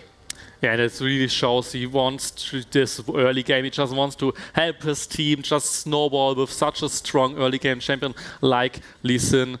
And this Fiora just picking it against the Shen. So you have the late game, you have more or less a winning lane. If you can W the Shen taunt, and then you can always beat him. So it's really good matchup on the top lane. And now we see the Twitch. I would like to see Rakan with Twitch, because Twitch can walk invisibly to the opponent. Rakan can jump in, and he has the free highway jumping with his ult, but it's gonna be the Thresh. But Twitch, that's, I would say, a good combination on the bot lane, because if Twitch is getting some kills in the early game, then he can storm through it and flashes perfectly for playing a safe lane and maybe getting 1 or 2 hooks and getting a transition to a kill. Yeah, probably Thresh just makes the lane better for them, but in my eyes you always need some sort of a shield support, just giving the Erden sensor to the Twitch, just giving him more shields, more attack speed. Some sort of a Lulu or a Yumi would have been great together, but then most likely you just lose lane, because then you have not the strongest lane, and with the Thresh you have some sort of a gank setup with your jungler and just more protection through the Lantern. Yeah, next ban phase. I can't see it. Wait. It's Orianna. Okay, Orianna is banned. Completely good control mage. Orianna is always good for any teamfight situation. You have such a strong mage in the mid lane. Very easy to farm, very hard to play against, and very few counters only. So Orianna definitely ban worth, and as well Syndra. I always like to see the matchup in the mid lane, Syndra against Orianna. It's a completely skill matchup, but we can't see this matchup today. Both champs are banned, maybe next game. Yeah, the Syndra just an important ban against outplay, because what I say, Daikara is a mid lane main as well, so you can always flex the Syndra to the bot lane to have an APC, for example. So, and Jinj plays her as well, so just banning a champion for both of those players. And now the Sejuani gets banned out, a really strong engaged champion, and I really see why they banned it, because at the moment Product of the Red Lion doesn't really have too much engaged, so just banning away one engaged champion is a good idea. Definitely. Last ban here from the Brotherhood, it's gonna be Lucian. I have to look at your screen because my screen's a little bit too wide angles. Okay, Lucian, Lucian bot lane is, in my opinion, not the best pick to combine with Lulu, so maybe the ban has some other choices. Maybe you could play a Lucian top lane, of course, against the Shen, but we already have Fiora picked, so maybe there could have been a better ban, but right now he's gone, and it's gonna be the Kai'Sa for outplay. And the Lucian is just the flex pick for both a mid lane and ADC again, so both of them play Lucian, and Lucian mid lane is strong as well, especially against some of those control mages. Against the Kassadin, it's even one of the best counter picks you can have. So that's, and now we have the Kai'Sa and the Graves for Tim Shady, and I think it's one of his most played champions in the league, or at least it's one of his best champions. So Tim Shady really likes those Graves. So we have a little bit more AD, and now we need a happy AP dealer in the mid lane, some sort of a control mage.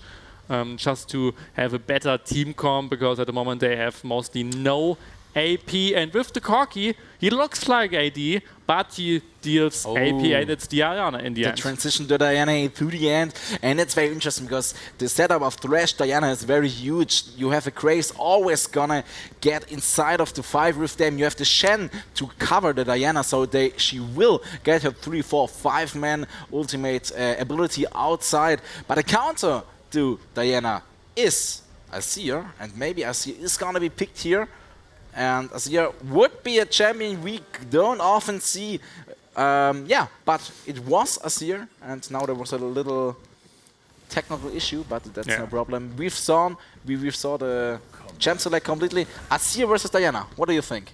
Yeah, I think in the early game it's not too good for the Azir. I mean, he can try to poke her, but especially the with level 6, the Diana could kill him. It's always good to have the Azir just to push her away. So if she jumps, you can just ult her away, and then you are pretty safe. So it's some sort of a counter pick there. But in the end, it's always Assassin against controlish mage as Azir. So the Assassin can kill him. And especially if he is too late with his own ultimate, or if maybe Diana even flashes it, then you have some problems as Azir. So definitely a winning matchup in the early stages of the game for the Diana. But what I see is that I talked about engage, and now with the Diana and with the Grace, they didn't really bought or picked too much engage in my eyes. On the other hand side, you got Lee Sin with insect potential, you got Azir with insect potential, and what was the ADC again? Kai'Sa easily following Lee Sin, completely inside. It's like the combination of Hecarim combined with the Kai'Sa, so Hecarim is flowing in, Kai'Sa behind, and that's the same thing. So Outplay is a very skill-based combination, but their thing is completely two insect opponents to get single targets done, and Azir in the late game perfectly for team fights, dealing a huge amount of damage. And he's just a good champion in the right hands, and I think Jinj will be the person with the good hands for Azir. Yeah, you can pick really easy engage like a Malphite, and then you can pick Azir and Lee Sin, who both can engage pretty good, and then but it's skill based, so both need to sort of try to pick them up. And now we see the Lulu on the other side and Fresh on the other side. I think maybe they swapped that because they changed the lobby. I don't know why, but I think Fresh was picked with Twitch, right? I don't know. Maybe we don't have the info about that. You're totally right. Maybe that's just the pick on one phase, and they talked about it and communicated that as a team that they would like to pick the Lulu, but forgot it or whatever. You want to play Lulu? Okay, I give Thresh. Okay, we change in the last second. No problem. I mean, you're welcome. normally you just trade with your teammates, but I mean, if the enemy teams allow it, then it's I mean, fine. the perfect thing. At the offline rate, you can trade with your opponents, champions, and that's maybe what happened here. But right now we have Lulu Twitch, and that's what you talked about earlier. Lulu Twitch perfectly with the Ardent Sensor, and that's the thing about the Brotherhood. They're playing for a full team fight potential. Twitch, Lulu, Diana engage. On the other hand side, we have the inside combination with the Lee Sin, with the Azir, and of course we have Fiora. Fiora is very good at late game in the team fights, but she wants the split push all the time, so she can maybe split push against Chen if she doesn't lose against Chen in the early game. And then there's gonna be an interesting fight situation, because if we go to minute 40, both teams are very strong at team fights. And then it's really playing about which team is doing less mistakes. The thing is about this outplay team comp that they have so much late game. Like Fiora scales more or less infinitely. Not really, but she's one of the strongest split pushers you can pick. Azir, really strong late game. Even the Kaiser scales insane. And then, I mean, if you pick so much late game, you need some sort of an early game or mid game champion. That's Lee Sin, that's the Fresh. So they try to carry you in this mid game, just that you have some sort of scaling, and then in the late game you just overwhelm them with the split pushing, with those strong late game carries. So it's a really good draft in my eyes, but hard to execute because you need the split push. Split push is always a little bit harder because you need to communicate a lot. And then picking only scaling is hard, because if the Lee Sin can't carry you in the early, then it could be rough in the mid game. So we will see if our players good enough to do that. And especially they have the shortest game length in the league, but now pick playing only late scaling. game. So I don't know what they do, but if it works, then It's going to fine. be interesting. And the same is on the other hand side, because we have Kraves pretty strong in early game and pretty strong in late game. So that could be the thing, because Lee Sin is getting weaker with every minute in the game. Of course, he can do the insec, and if he gets it on Twitch, on Diana, on Lulu, he can instantly win the game solo. But to reach that point, you have to be a very good player with very good positioning, good game knowledge, and all that are things we hope both teams have, and we wish both teams the best luck. And yeah, this is the first game of the finals from the Post eSports League 2020 today in League of Legends, and tomorrow we will see some good action in Clash Royale and FIFA, so be on tuned and come back tomorrow. But now the first game is closely about to start, 15 seconds. And what's your guess? Which team will win the first game? Yeah, I would just really like the draft from Outplayed. It just fits the name, because Lee Sin wants to outplay, Fiora wants to outplay with the W, even the Azir. So they just, and even the Fresh, one of the most outplayish supports you can pick, with the hooks, with the prediction hooks maybe even. So they really just drafted something which fits. They want to dominate. They just drafted those skill champions. So I really like the draft, and especially they can just play 1-4 or even 1-3-1. Have a lot of disengage with the Fresh, with the Azir wall, so they can just try to play defensively, let the Fiora split push, and with so less engage from Product of the Red Lion, it's really hard to punish it because you can't engage. So you just need to wait for the split push, so it could be hard for them, but we will see how they will play it in-game. Yeah, and there's the beginning of the first game. On the blue side, we see the Brotherhood of the Red Lions, and on the red side, we see Outplay.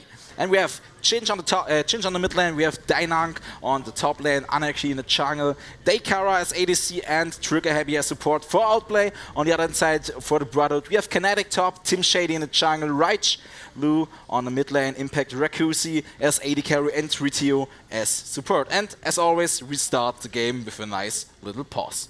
Yeah, I mean, that's totally fine. We can just talk why we see this pause.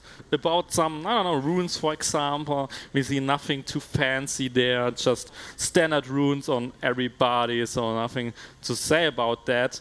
And we have double teleport on both teams, so a lot of teleport action, a lot of those global plays maybe with teleporting. Fiora in the bot side just try to dive the enemy team or whatever. As well.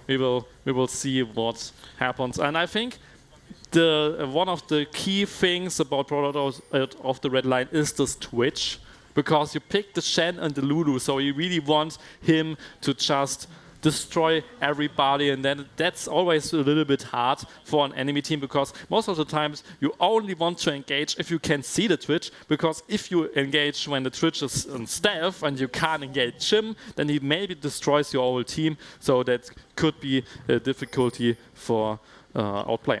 What's kind of interesting is the Hail of Blades on the Kaiser, because you can pick Kaiser with different Keystone Masteries, Keystone Runes, but Hail of Blades is, in my opinion, the one that's a little bit better in the mid-game, so maybe that's the thing they want to achieve with the Keystone Mastery, to have a champion, maybe be a little bit strong in the mid-game, because you have Kaiser, you have Asir, you have Pharaoh, all three scaling, and the question is, which lane will be focused by Lee Sin, because you can't get all three champs at the same second into the game. You have to choose one or maybe two of them and try to get them as far in the game as you can go, because if there's Nasir early with 2 or 3 kills, he reaches his late game state very early, and then he can stomp throughout the whole enemy team. Yeah, the good thing about the Outplay team comp is that mostly everybody of them is some sort of a carry, so you can just play around top lane, just having a fat Fiora who just destroys everybody. It's good and nice. Or you can just babysit the Azir who will destroy everybody, or you can babysit the Kaiser who can destroy everybody. So you have mostly carries in this team, so it's more or less you can babysit them all. Everybody so, wants, as I said, everybody, maybe except Shen, everybody wants to carry this game. Yeah. And I don't talk about supports, of course, because supports are the true carry in every game. We know that. But except Shen, every little champion wants to carry the game. That's interesting, because normally we have something a little bit easy, a little bit more passive, so you have a backup in the situation you fall behind. But if one of these teams is falling behind, it's going to be a hard time in this game. Yeah, and I think the best gank setup for the Lee Sin, for example, would be the bot lane, just because the fresh hook, just because the lantern, you can always try to engage with them, just try to kill the red, because the red is more or less the only win condition for a Brother of the Red Line. I mean, okay, Diana and Graves can maybe carry a game as well, but if you pick a hyper carry, then he is your truly only win condition. So for me, just try to kill him over and over again with the Lee Sin. Just try to maybe get some teleports in, just give this Twitch 0.5 stats, and then he is out of the game for a long time. So that would be my game plan for OP. And on the other side, Brother of the Red Line has a really good gank setup in the top lane, and even in the mid lane if Diana gets a good engage on the Azir. So Tim Shady can really play around his solo lanes, try to get something rolling there, and especially Shen with some kills and Fiora who gets behind. Shen can really win the split push matchup. Maybe not for long, maybe after 40 minutes Fiora will kill Shen. But if Shen has 4, 3, 5 kills, then it could be even winning split push for them. So that's one way to maybe get some sort of leads there and maybe win the game from those solo laners. The game hasn't even started yet, really, and we already talked 10 minutes about different objectives. That's very good. Yeah, so you see there are many different possibilities going around in this game, and I'm looking so forward for the team fights, because they're going to be so interesting. Which team will perform better in the situation? And yeah, the first little skirmish on the mid lane, Asir versus Diana. I don't see a kill in the early game. Maybe with level 6 there will be something. Level 2 advantage, bot lane, Thresh on the hook on the minion, and nothing is gonna happen here. And a huge push inside of the thing. Lee Sin is about around the bot lane, so everything is fine. They are secure and get a very early first plating. Yeah, closely. With a lot of damage, just those auto attacks. I mean, that was more or less a plating at minute 2.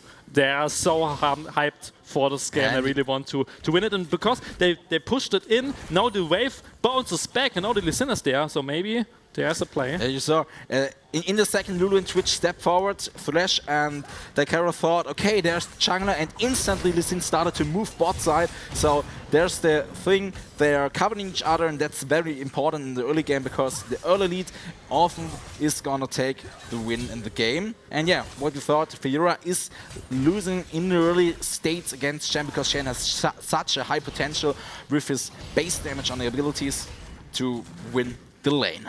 Yeah, and it really depends on the W of Fiora, because if she can just W's the taunt, then she will win every single trade, but if she is too slow or plays it too...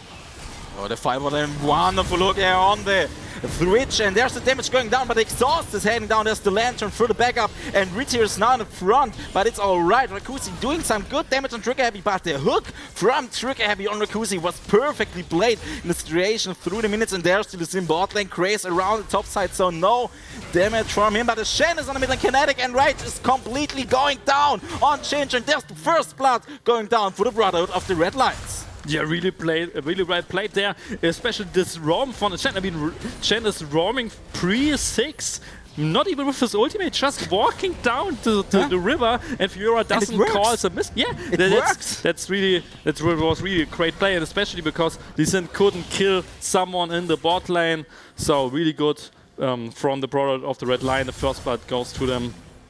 But funny thing, even with this first blood, they don't have too much goldie, because normally you get 400 gold plus 200 for the assists, and there aren't really 400 gold in the lead, so and don't forget, farm leads there. There's a blading falling down on the bot side, so that's a little bit about 200 golds getting back, so that's the lead we have right now. There's a flash to the front, Shade is going top lane, and now there's the revenge going down for Dynank, because there's no turret. He's going to the corner, and there's nothing to do. Team Shady missing his Q, but that's no problem because he's just falling down, and there's the kill for Team Shady, and that's so important because Graves is a completely carry jungler, and if he is getting kills in the early game, that's it, and that's the third pause in one game. Oh my gosh, this is going well. Yeah, and we saw why he is just the MVP of the season, just ganking the overstaying Fiora there and the top lane. Really well played from them, and I don't know why Fiora stayed there. I mean, we can see it from the wave state. She needed to push it in because otherwise Shen could have just frozen this wave, so Fiora was more or less forced to overstay there. Team Shady read it well, ganked, got a kill for himself, so that's really good. And Shen with 100% kill participation, I mean, that's something as well, Kinetic there. But on the other side, we can see Lee Sin at least at the track, but he isn't doing it. He is recalling there. So he would like to make this kind of, what is it called, cross-map play, but he wasn't allowed because of this Diana roam. Yeah. What I like to see in the situation is Graves not going down his jungle because there are the golems are up. He could have taken the golems from the Brotherhood and then staying on the top lane to do another gank because Fiora has still got her flash out, and with another gank he will definitely get a flash down, and that's a huge thing for another future gank. Or if Fiora is going down with teleport to the bot lane, she hasn't got the flash for the engagement. But right now Graves is taking the safe path, going down to the bot lane to his own golems and taking the farm and the secure spots for gold. Yeah, but one thing we can see is the farming from Outplay. So even though Fiora died one time and Asia died one time, they still farmed really well, and even on the bot lane we can see a lot of farm. But top lane now, it is time for Dynank taking the 1v1 kill against Kinetic. Kinetic maybe a little bit overestimated his damage because, of course, he has his shields. Fiora can't do 1 or 2 auto attacks on him. But altogether, that's a fight you can't take. You don't want to lose such a fight in such an event because dying 1v1 in nearly under your turret That's not something we see in common. Yeah, and he built all this AD, so he wanted this Tireman, and now the teleport. Teleport I'm talking about in the flash for Fedora is up. There's the flash going in. Oh, it's not the Fedora, it's the Diana going inside. Perfectly made.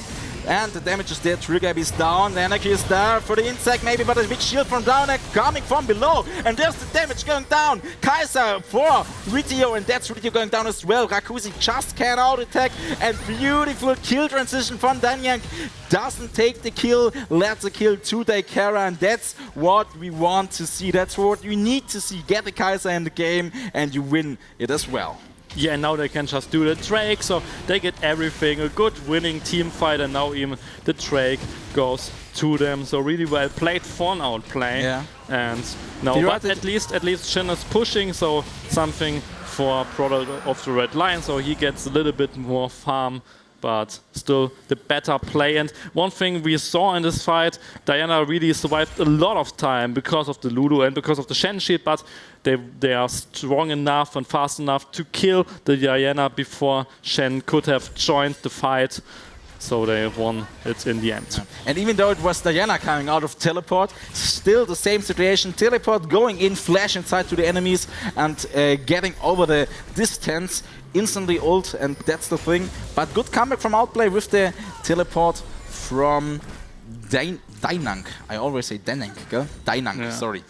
From Fiora. So the game is still open 3-3 for both teams. Maybe a slight gold lead for Outplay from 1000, but that's nothing huge right now. The hook isn't perfect, but the flay from Tugrab is down, and there's the engagement of the carry with the exhaust going down. But I don't think that's enough damage from.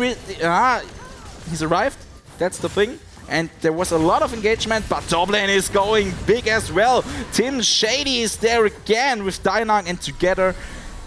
No, not with Dainang, with Kinetic, and together they can kill Dainang, but still flash up on this Fiora. So maybe we will see a next gank right now from Lee Sin in the situation. Yeah, and she goes for full scaling. The Cull on her dead, so after she died, she just bought the Cull just because he can scale anyway, and Brotherhood of the Red Lion really needs to get the lead in here, because otherwise I think the scaling is on sides of Outplay. And one thing I wanted to mention was this really wonderful freezing in the bot lane from Daikara and Trigger Happy, which baited the Lulu to push it in because she didn't want it to freeze, so Lulu tried to push the lane out, and then she just got caught there from the bot lane. Really well played from Outplay. Yeah, there's the Herald down for Tim Shady. Now having 2 kills, the Herald down, so a quick backport for him available on this game. And Tim Shady doing well right now, so he could be huge awareness. And the good thing about it, you said Dainang going for the passive playstyle for the split push maybe, so it was very good that he delivered the kill on the botline to the carry. There's the insect from Anarchy, but Kinetic has a flash up and everything is alright. But that's what I talked about. Anarchy will come top lane after the thing, but now maybe he's getting caught on his control one. There's the counter, and the damage from Tim Shady is so huge. Ritio's getting hooked on the bot lane, exhaust going down, and Ritio has to flash out of this situation. Trigger Happy and Daikara, they are doing so much damage, and Daikang now getting the damage done. Kinetic is there together with Tim Shady, and another kill for the Brotherhood of the Red Lion. Yeah, and they really try to win this game and do their best at the moment. And that was this classic control ward bait, which killed Anarchy. Was really good. And now they even get some plates in the top lane with the Herald. For me, Herald got spawned a little bit too fast, because it's more or less a common mistake because after the plates die, the tower gets just more tanky, so usually you just try to kill the tower and then spawn the Herald. And now bot lane, there's the teleport coming in from Azir for the bot lane dive, and there's the insect going down, and there's the first skill maybe getting down. Anarchy is there as well, Kinetic is dropping low, and there's the kill. Rakuzi is now on the turret alone, playing against Anarchy and Shinj. The carries there as well, and they're heading down for the Twitch, but he's invisible, and that means he has got movement speed as well, running around and getting out of the situation. But 2 good kills for the game of Outplay.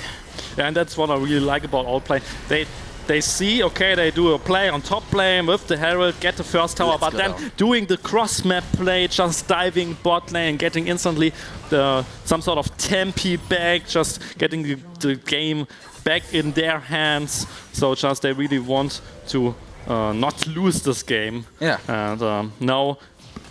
And interesting is we now got the Cloud Drake, so there could be an Infernal Soul in this game. Yeah. And I'll guess if one team of both gets the Infernal Soul, it could be an instant win because both teams are completely played around, one-shotting the opponents completely. If there's a Diana jumping in your team, getting the Infernal Soul procced, that could be a huge damage, but maybe it's just delay Mountain Soul, and that could mean that with the Mountain Soul this game will take a while till it's finished.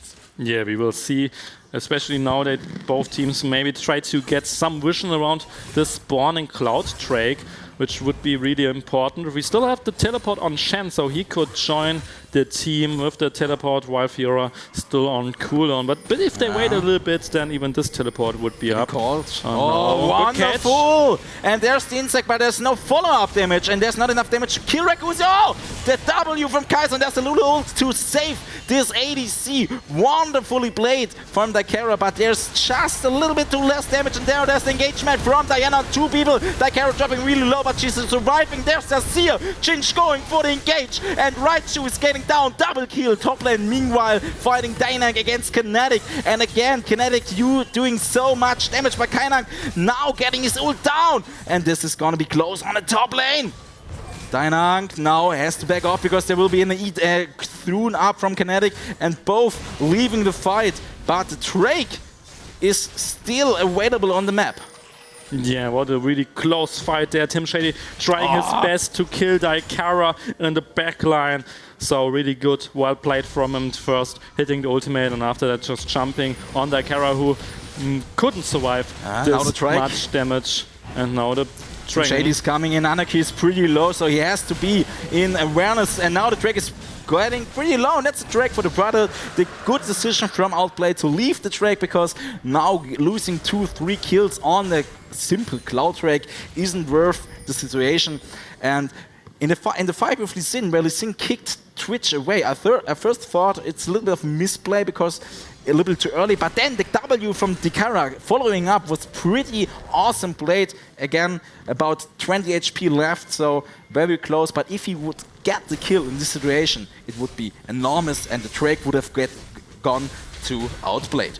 Yeah, and you talked about it. It's an Infernal Drake, and what we can see, this game isn't about tanks, so both teams just really have too much damage on both sides, and with this Infernal Drake, with the Infernal Soul later, it will be so much damage for both of them, whoever gets the Drake then. And Dainang is going to get engaged here from Team Shady, Rakuzi and Ryu. The flash is used to get away, and Anarchy is there for the kick. Very passive in that situation, but good. Dainang didn't die the 4th time in this game. Meanwhile on the mid lane, 2 people going for the turret, but the Diana is going for the kill. Yeah. And there's kill. Kinetic following up, and there's nothing to do for the Kaiser when there's an assassin on her head. Yeah, and finally we can see such a wonderful close game. Both teams more or less the same goal, more or less the same kills, the same tower, the same dragons. So really such a wonderful close game. What a really great grand final here in the Post eSports League. Same goal values in both teams. 300 goals is nothing about 50 minutes. 8-7, so a very few kills. But interesting is 4 kills from the 8 kills from the brothers are on Team Shady. Yeah, and that's huge because Graves is an absolutely late game carry. He just jumps in your team and completely denies something like Kaiser or Azir. Yeah, but one thing we can see already is the insane CS lead, at least on the both carries from Outplay. Yeah. With Azir 20 minutes ahead, with the Kaiser more or less 30 minutes ahead. So those carries could be crucial in the late game if they get so much gold in there. And still the fight of the giants, Dainang versus Kinetic, nothing is going to happen here. Maybe now another fight Dynank can't deal damage if the W is up from Shen. There's the engagement of Raichu getting completely deleted on Trigger Happy, and Anarchy is going down as well. Exhaust is holding it back. Nice jump here on Daikara to get off the situation. Richiu with the flash into the queue. Nothing happened, and Anarchy is still on alive. Wow, beautiful escape there, but Daikara is now under pressure. Team Shady and Raichu following up. The Proto Belts gonna get used, and 4 people for Daikara, and that's it. Daikara falling down. Another 2 kills for the Brotherhood. Yeah, even the Ludo ult, just for the knock-up, a little bit overkill there. Yeah, maybe. But, I mean, in the end it's a kill, and in the end it's a winning team fight. I mean, what do we want more than Brotherhood of the Red Lion showing up in this first game with such wonderful team fighting there and outplay?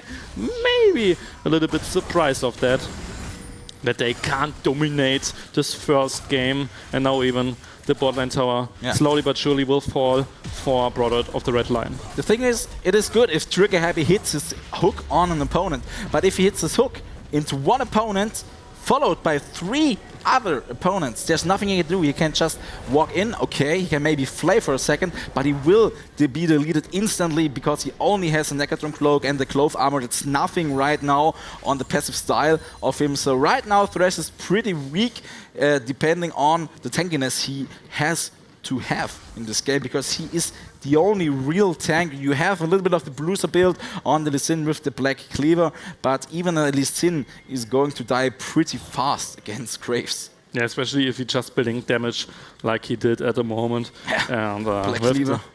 Black Cleaver and Warrior enchantment. So he just pops if he missteps there in those fights.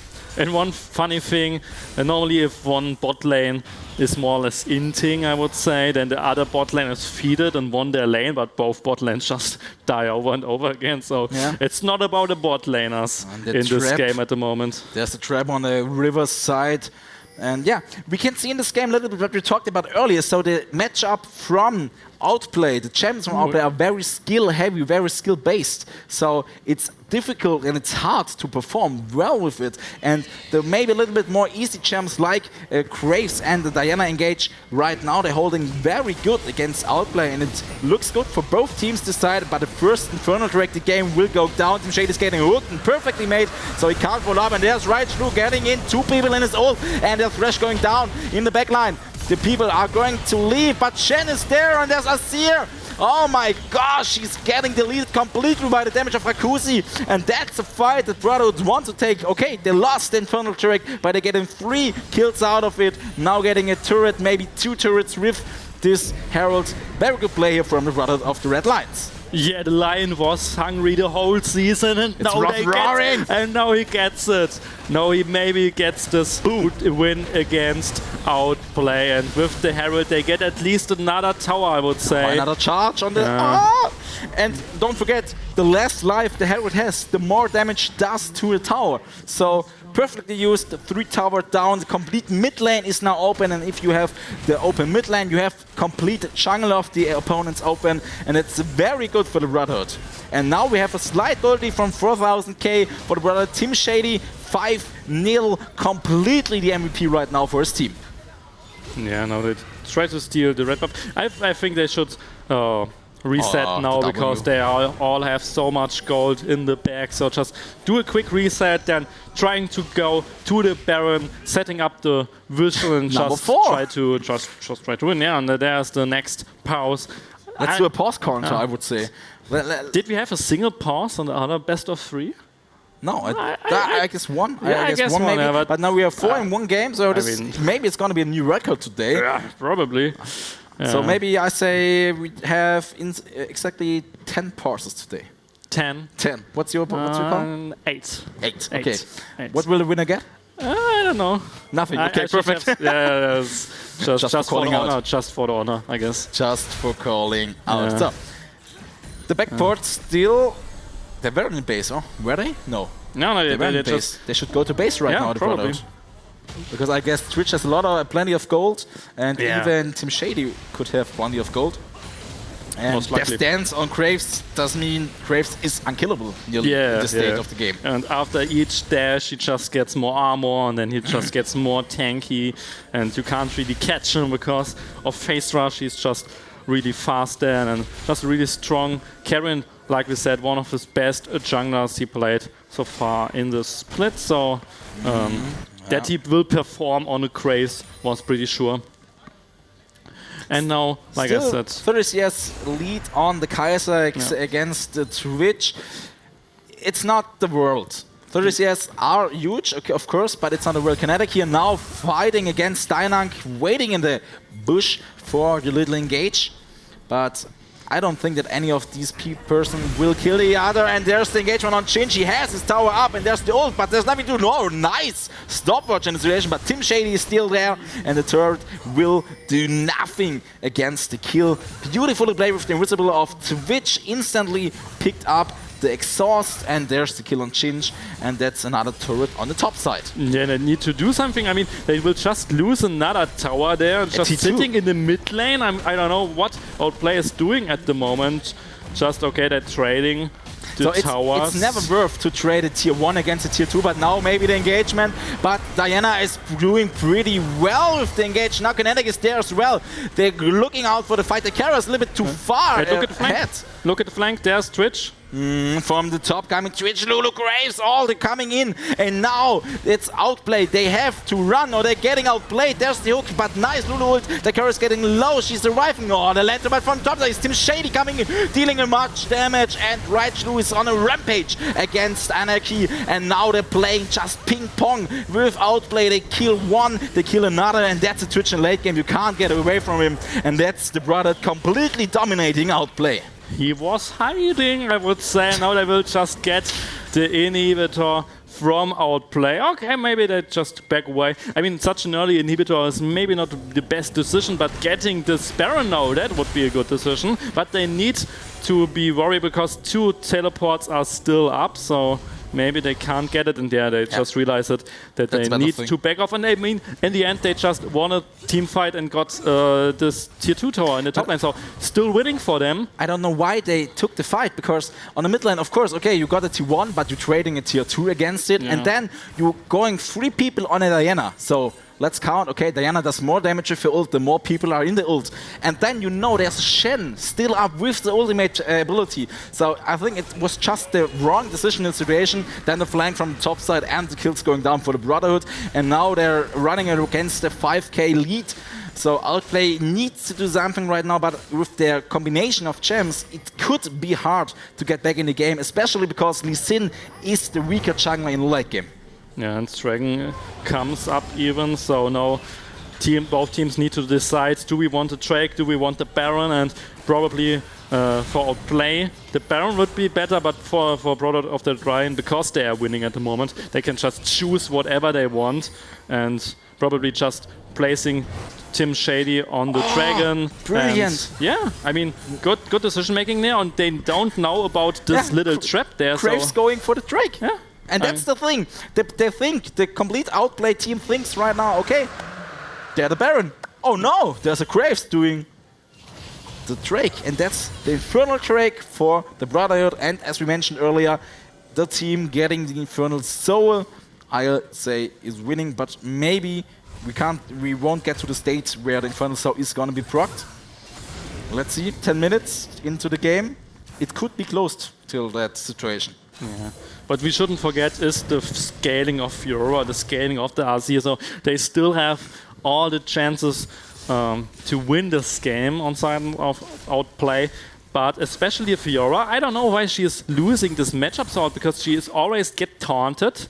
And I would say that this player should be good enough to maybe press W in the right time, but he isn't, and just losing every single 1v1 at the moment. Dainang, don't take the fight, there's Kinetic again. And all ultimate abilities are up right now for both teams, so Kinetic is there with his shield. And maybe I didn't mention right now, but the shield from Shen is going global. So any fight situation, Shen will be there to help his team. And yeah, then there's a tank popping off. Titanics into the Sunfire Cape. Bramble West even down as well. So this Shen is strong. Yeah, and we have even a power spike now. I don't know if you saw it, but Diana bought his rubber bond. So now she is so big, so strong. Even has one item more than this Azir, so she will hurt in those team fights. Team Shady didn't even die a single time at the moment, so they will just really crush a team fight. So our players should really think about twice if they want to fight. And now it becomes really difficult for Lee Sin or for Azir to engage. And we talked about that they don't have a really good engage, they have a really skillful engage. But if you are behind, Lee Sin will jump in and die instantly. So I don't know if they even Anarchy can getting engage. caught here. Team Shady is there around with Rakuzi to get Anarchy, and there's a huge damage. Lantern going down. That's Lantern 2 survival, but there's Team Shady going under the turret, maybe a little bit too much, but Raichu is there as well, and the damage is such huge. Diana is stealing down, and only Trick Abby is surviving the situation. And that's the thing we want to see. That's what we need. Chinch here on the bot lane right now, but they can't get Kinetic killed.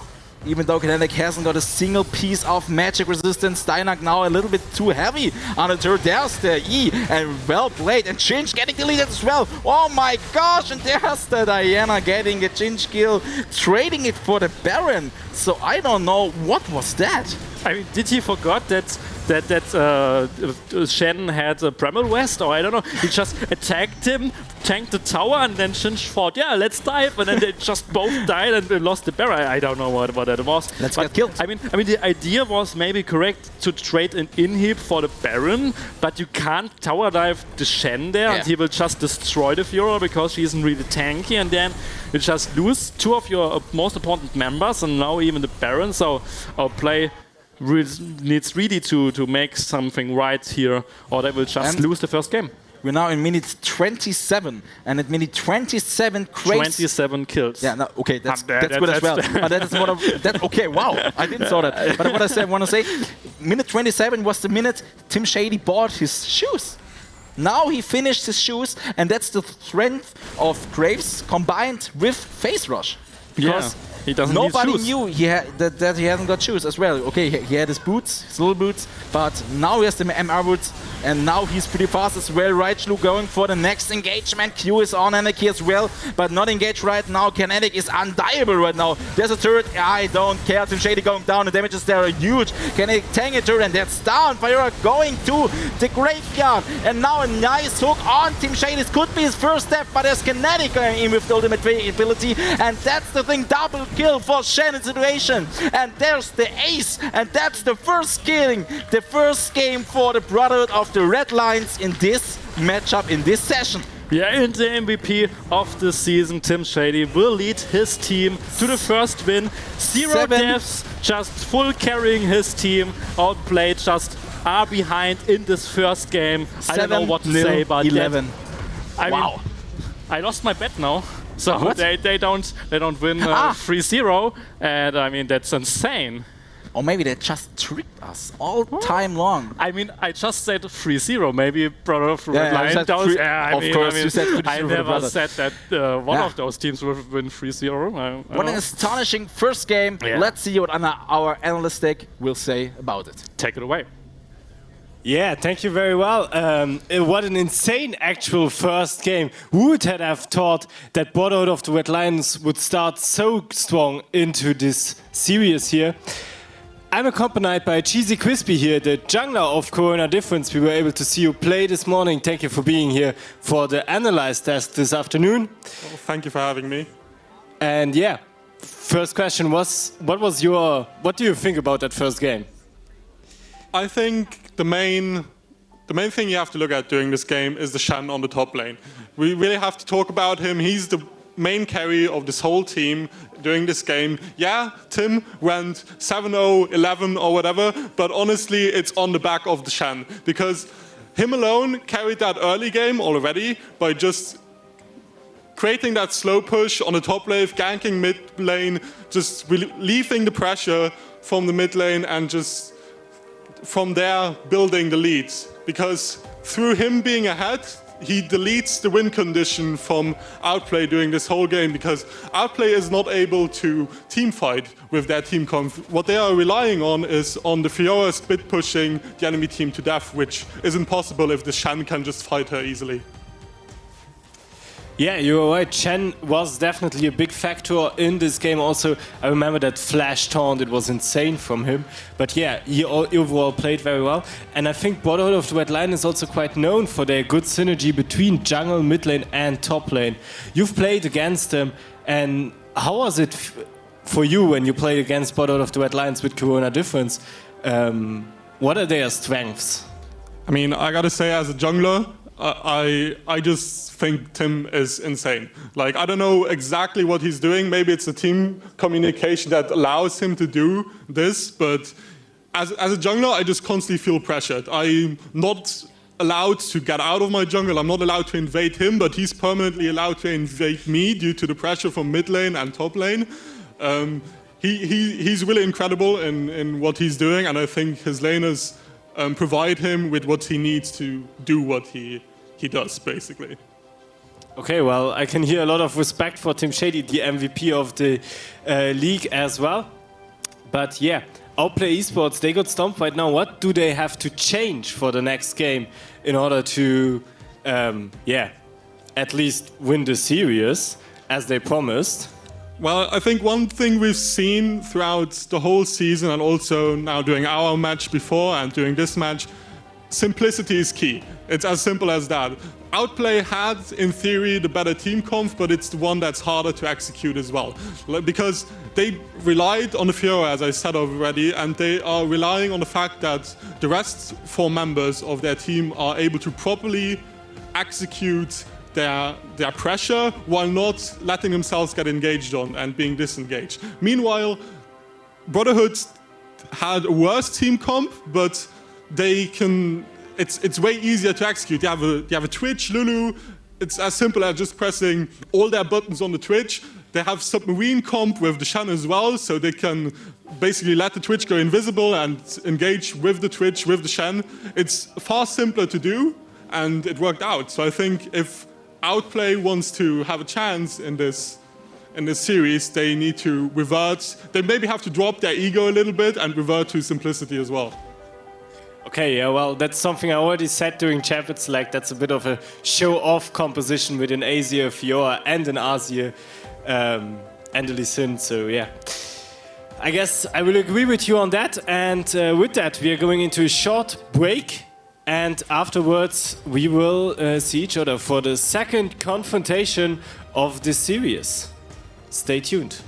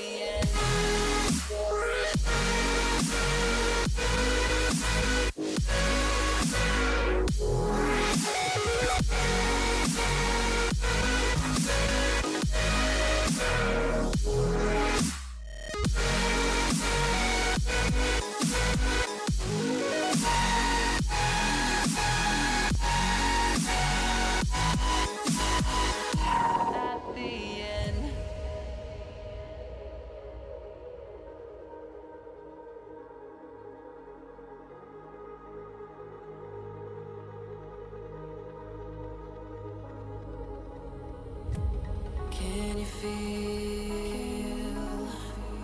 it wrapped around your soul with no control? You can't breathe when you're drowning underwater. There's so much water.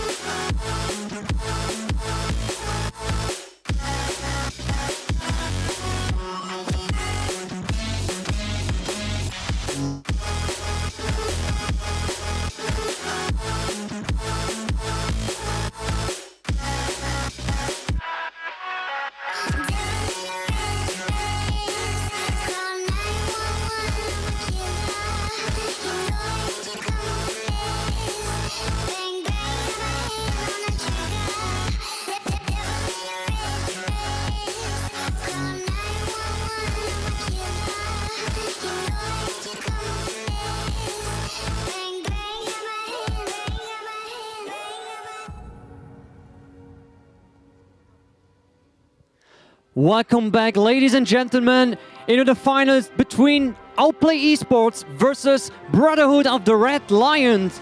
The Lions won the first game in the dominant manner, 1-0 for them. Great performance. Team Shady and the top laner connect perfect synchronization between two players.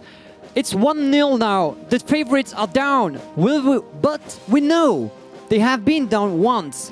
They are capable of turning the tables at any moment. So Brotherhood of the Red Lions have no breaks. They have to continue their performance to be able to take the big prize and of course the cup at home. So 1-0. I can't wait to see what will happen next. So I would say the casters have some input to tell as the players are getting ready to the second game in the lobby. Casters, take it away.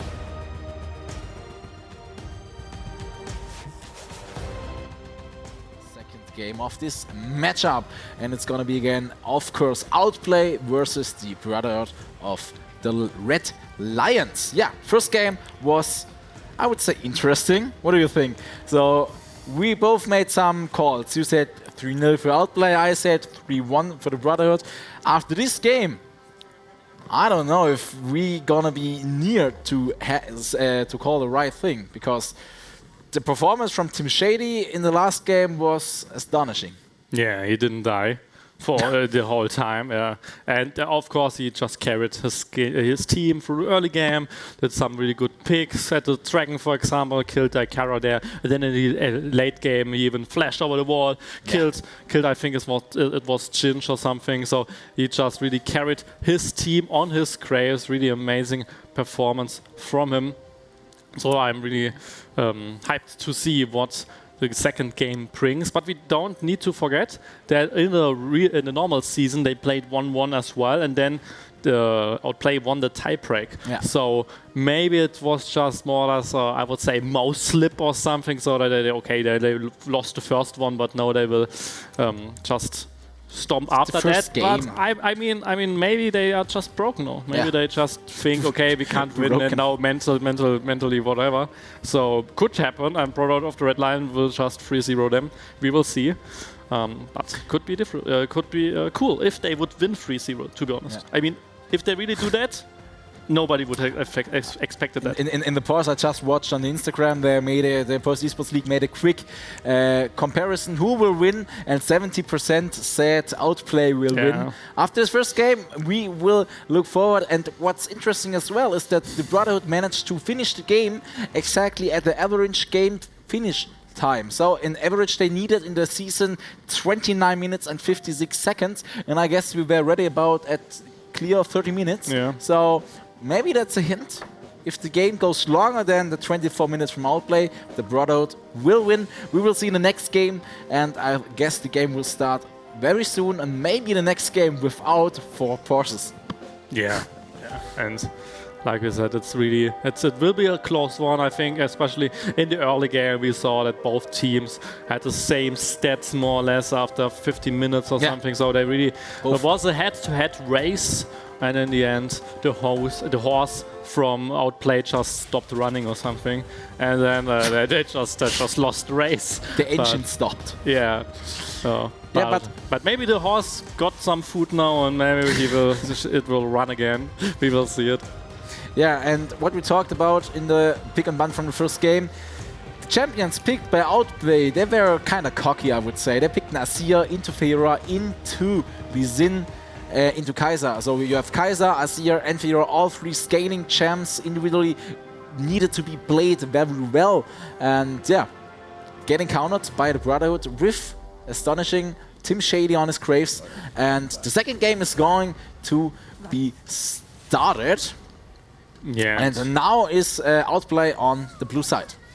Yeah, and at the moment, Brotherhood of the Red Lion banned the same 2 champions, the Zoe and the Gangplank. On the other side, we see at least a new ban. So the Lulu ban comes through from Outplay, so they don't want to have this hyper carry on the other side. And now the Shen, because it's one of the strongest champions you can pick at the moment, the Shen, so they banned it away. Caitlyn is banned away, and now it's a Hikaram. And I would say if you could first pick Shen, Hecarim or Caitlyn, just do that, and because 2 of them are banned, you just first pick the Hecarim, one of the strongest jungler at the moment. And there are some games in the worlds where most of the time Lilia is more or less a little counter pick to this Hecarim, so maybe we will see the Lilia from Tim Shady. Yeah, and what works as well very good with Hecarim is the Kai'Sa pick. We saw earlier from Daikara because, as I mentioned earlier, Hecarim is jumping inside the backline and Kai'Sa can just follow him in the backline and they can stomp them together, and now it's Delusion. As we mentioned earlier, it's a flex pick, so it could be played on the mid lane, it could be played as a carry, but in combination with Braum, I would say it's an AD carry. It's definitely an AD carry because Illusion Braum is about the best combination of those 2 champs, because the double attack from Illusion's passive is so good combined with Braum's passive of the stunning Ice Glove. Yeah, and I can't quite remember in the Worlds which team it was, but the one team played Lucian, Braum and Tristana mid lane, so maybe we see some kind of this team position now in on product of the red line. But on the other side, we have a 6, which is a flex pick for mid and for bot lane, and a Rakan there for the bot lane. This looks like my team from Stuttgart is playing, because the 6 perfectly fits to the Hecarim, the Rakan inside it, it looks completely like a comp from my team, and that's very pleasant because I like this comp a lot. You have the follow-up I talked earlier from Kai'Sa, you have as well with 6, because when Hecarim is jumping through the backline, the 6 bomb dealing a lot of damage, and of course 6 is a very good flex pick as well. Gonna be a huge AP carry on Daikara on the bot lane, or he's on Shinj in the mid lane. 6 a very good pick as he's flexible on both sides. And Diana, again, never change a running system.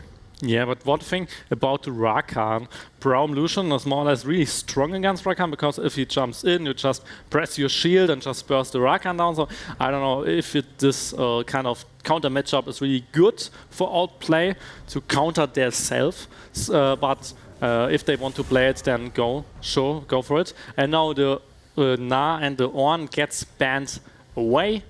And especially the Diana pick against the 6 mid lane maybe, but against the 6 bot lane as well. It's really strong because those control mages just die against an assassin like Diana. But it's clever, because I see the late game in a combination of outplay. Rakan, Hecarim, the combination is just so good, because there's a dancing floor for Rakan, he can dive through, and maybe Braum uses his shield for the Hecarim, and then there's a free win for Rakan. So right now the combination is very strong, and this game Kayn hasn't been banned, and so Kayn is gonna be picked by the Brotherhood as their jungler. Then I think Tim Shady even played a lot of Kayn in the normal season, so I can see why they go for him. And 6 top laners got banned already, so we will see some others, and there's the Aatrox this time for outplay. What I wanted to see. And the Galio especially really goes well with an Hecarim. He jumps in, Galio ult, 6 ult, so a really good one more combo there from outplay. Really good engaged team comp, so something a little bit easier to play for them, not this type of skill-heavy split push playstyle, so a little bit easier to play, and maybe that fits them a little bit better. I mean, we don't want to say that 6 is an easy champ to be played. Of course, 6 needs a lot of skill too, because he is a skill shot machine, and on every champ who is a skill shot machine, you have to hit those. But the total combination played this game from outplay is completely different than the last game. So maybe the setback after the loss in the last game, and now going for the safe spot. And in my opinion, the team from outplay is pretty hard to crush, even though Dynak is playing his absolutely favorite champ, 41% pick rate on Aatrox in the season, so he is on his champ he wants to play. Of course, Renekton is a champ going well with Aatrox, but Renekton is gonna get worse in the game if he doesn't get ahead at the early game, and Aatrox is, I would say, kind of good champ to deny him getting ahead in the early minutes of the game. Yeah, of course, because Renekton is a lane bully, so you can really try to delete this Aatrox on the top side. But a pick I would maybe picked in would be the Fiora, because Fiora is such a strong counter pick, and you had the last pick, because Aatrox just always tries to knock you up, so you can easily hit your W against 4 abilities, the free Qs and the chain. So why not picking the Fiora into the one of the easiest matchups for her and just having a little bit more scaling? But because in the end you just have Lucian Brown, which doesn't scale too well, 2 assassins with Diana and Kayn, so a little bit scaling with the Fiora would have been a little bit better on my eyes. But in the end, now it fits this early and mid-game team comp with the Renekton, so they really try to overwhelm team outplay there and just try to get the early lead. And as we saw last game, of course, Fiora has the ability to use W to counter a spell, but you have to use the ability to counter a spell. And maybe Kinetic is about, okay, Fiora W last game and it doesn't work well for Dynank, maybe I shouldn't try it out by myself.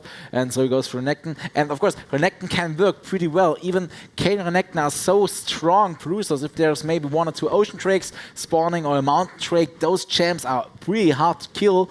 And they're both very good against 6 because Kayn is so fast. 6 is very many difficulties to hit his bombs against it. But still, the combination of the outplay team is, in my opinion, the stronger combination because we have huge follow-up on the Hecarim or Rakan engage with Galio with the 6 bomb. You have an Aatrox can do the engage. You have many different types who can do pretty good flanks and all that stuff. So, in my opinion, outplay has a better team draft in this game. And of course, a much more easy to transition into the game. Yeah, especially the 6 pick. I mean, you are missing more or less a good range carrier who can destroy tower. So with an ADC, you have always a tower destroyer, for example. And if they would have drafted the Syndra, for example, that wouldn't really be too great. But especially a 6 can destroy tower easily with a W, with the really strong auto tag. So they have still some sort of sieging with the 6 in the team comp, a lot of wave clear with the 6. So a really good pick there for them. And one thing I want to mention in the top lane matchup with the Aatrox and with the Renekton, Aatrox really hates it if people just try to jump to him and be next to him, because then his Qs doesn't do too much damage.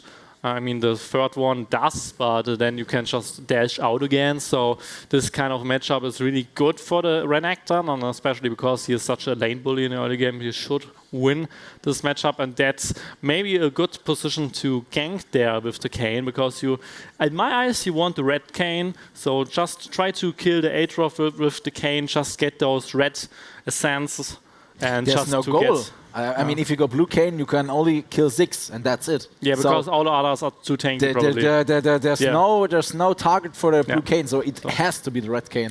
And as you mentioned, that's why Fiora is so good against Aatrox, because Aatrox wants to engage the people by himself, and he doesn't want to get engaged. And Fiora with her Q, nearly 0 cooldown, it's pretty good.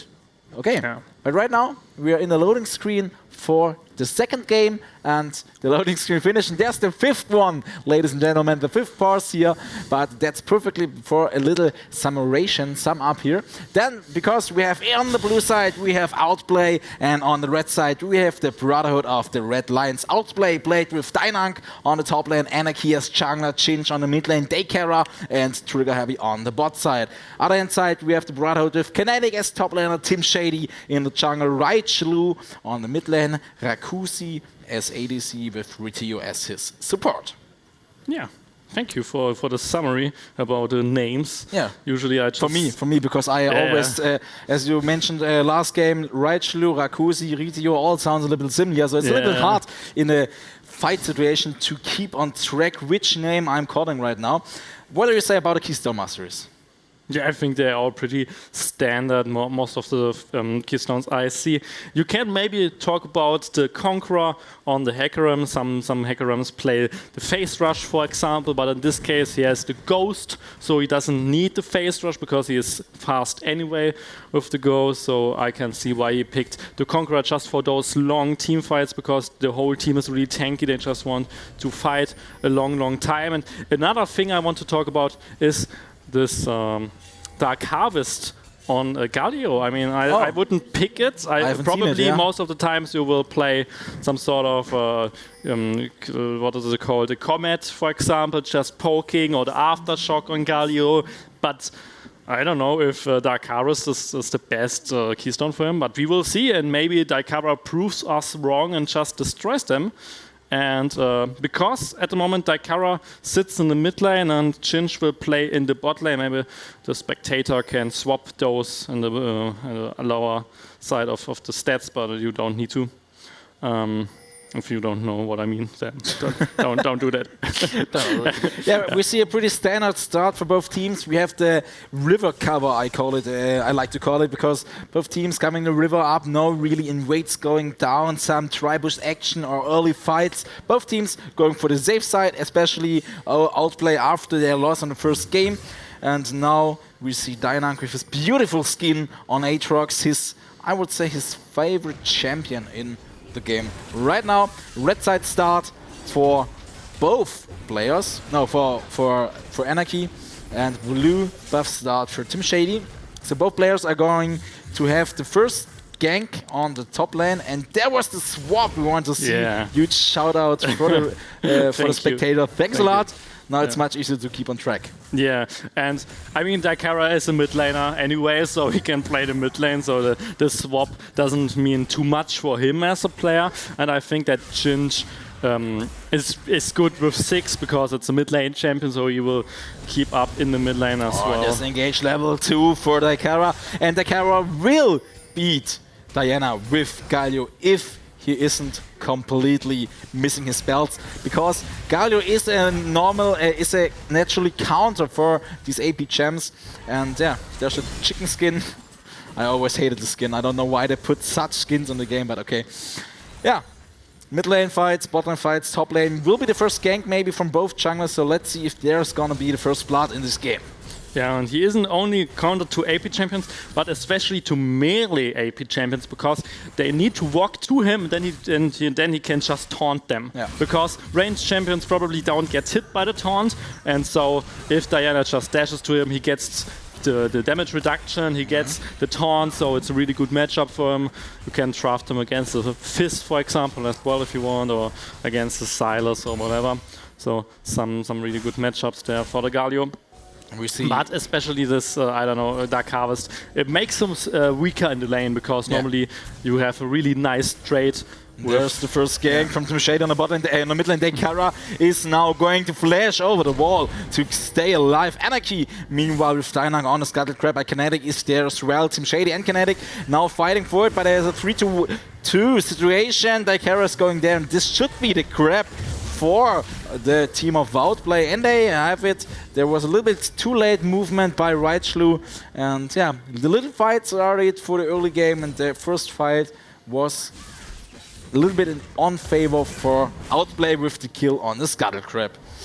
Yeah, and Kinetic was there by the Scuttle. He wasn't even the first one who hit the Scuttle, but in the end, because Outplay was grouped up, and meanwhile Team Shady was somewhere in the pit, and then Reitschlu came from the mid lane, so they didn't group up, so they couldn't really fight there, because otherwise they would have just face checked this group of 3 there, would have died probably. So that's why they didn't try to fight it. Hecarim is now nearly on the ward. Maybe he hasn't been spotted right now. Top. What? Yeah, okay, so he saw the cane. I was why he's flashing away. He saw the cane away with the flash from W of Renekton, so he can't get in any trouble over there. And there we see 2 pretty concentrated players on the screen as well. So we can see it is some pressure on these players, because both teams want to win the finals of the Post Esports League 2020. Yeah, of course, and especially the outplayed team really concentrate because they are now behind, so they really try their best to at least bounce back and bounce back in. Yeah, and just to show why they should be the favorite in this matchup. Yeah, but a little bit like the last game in the first minutes, it's pretty calm on the Rift, so there's not much to happen. Kane is nearly on the bot lane. Rakuzi going in pretty low right there. Chinch is able to throw another bomb, but Emritio is getting some damage as well. I don't know if that trade was the right decision if Kane is so close for a gang on the bot side.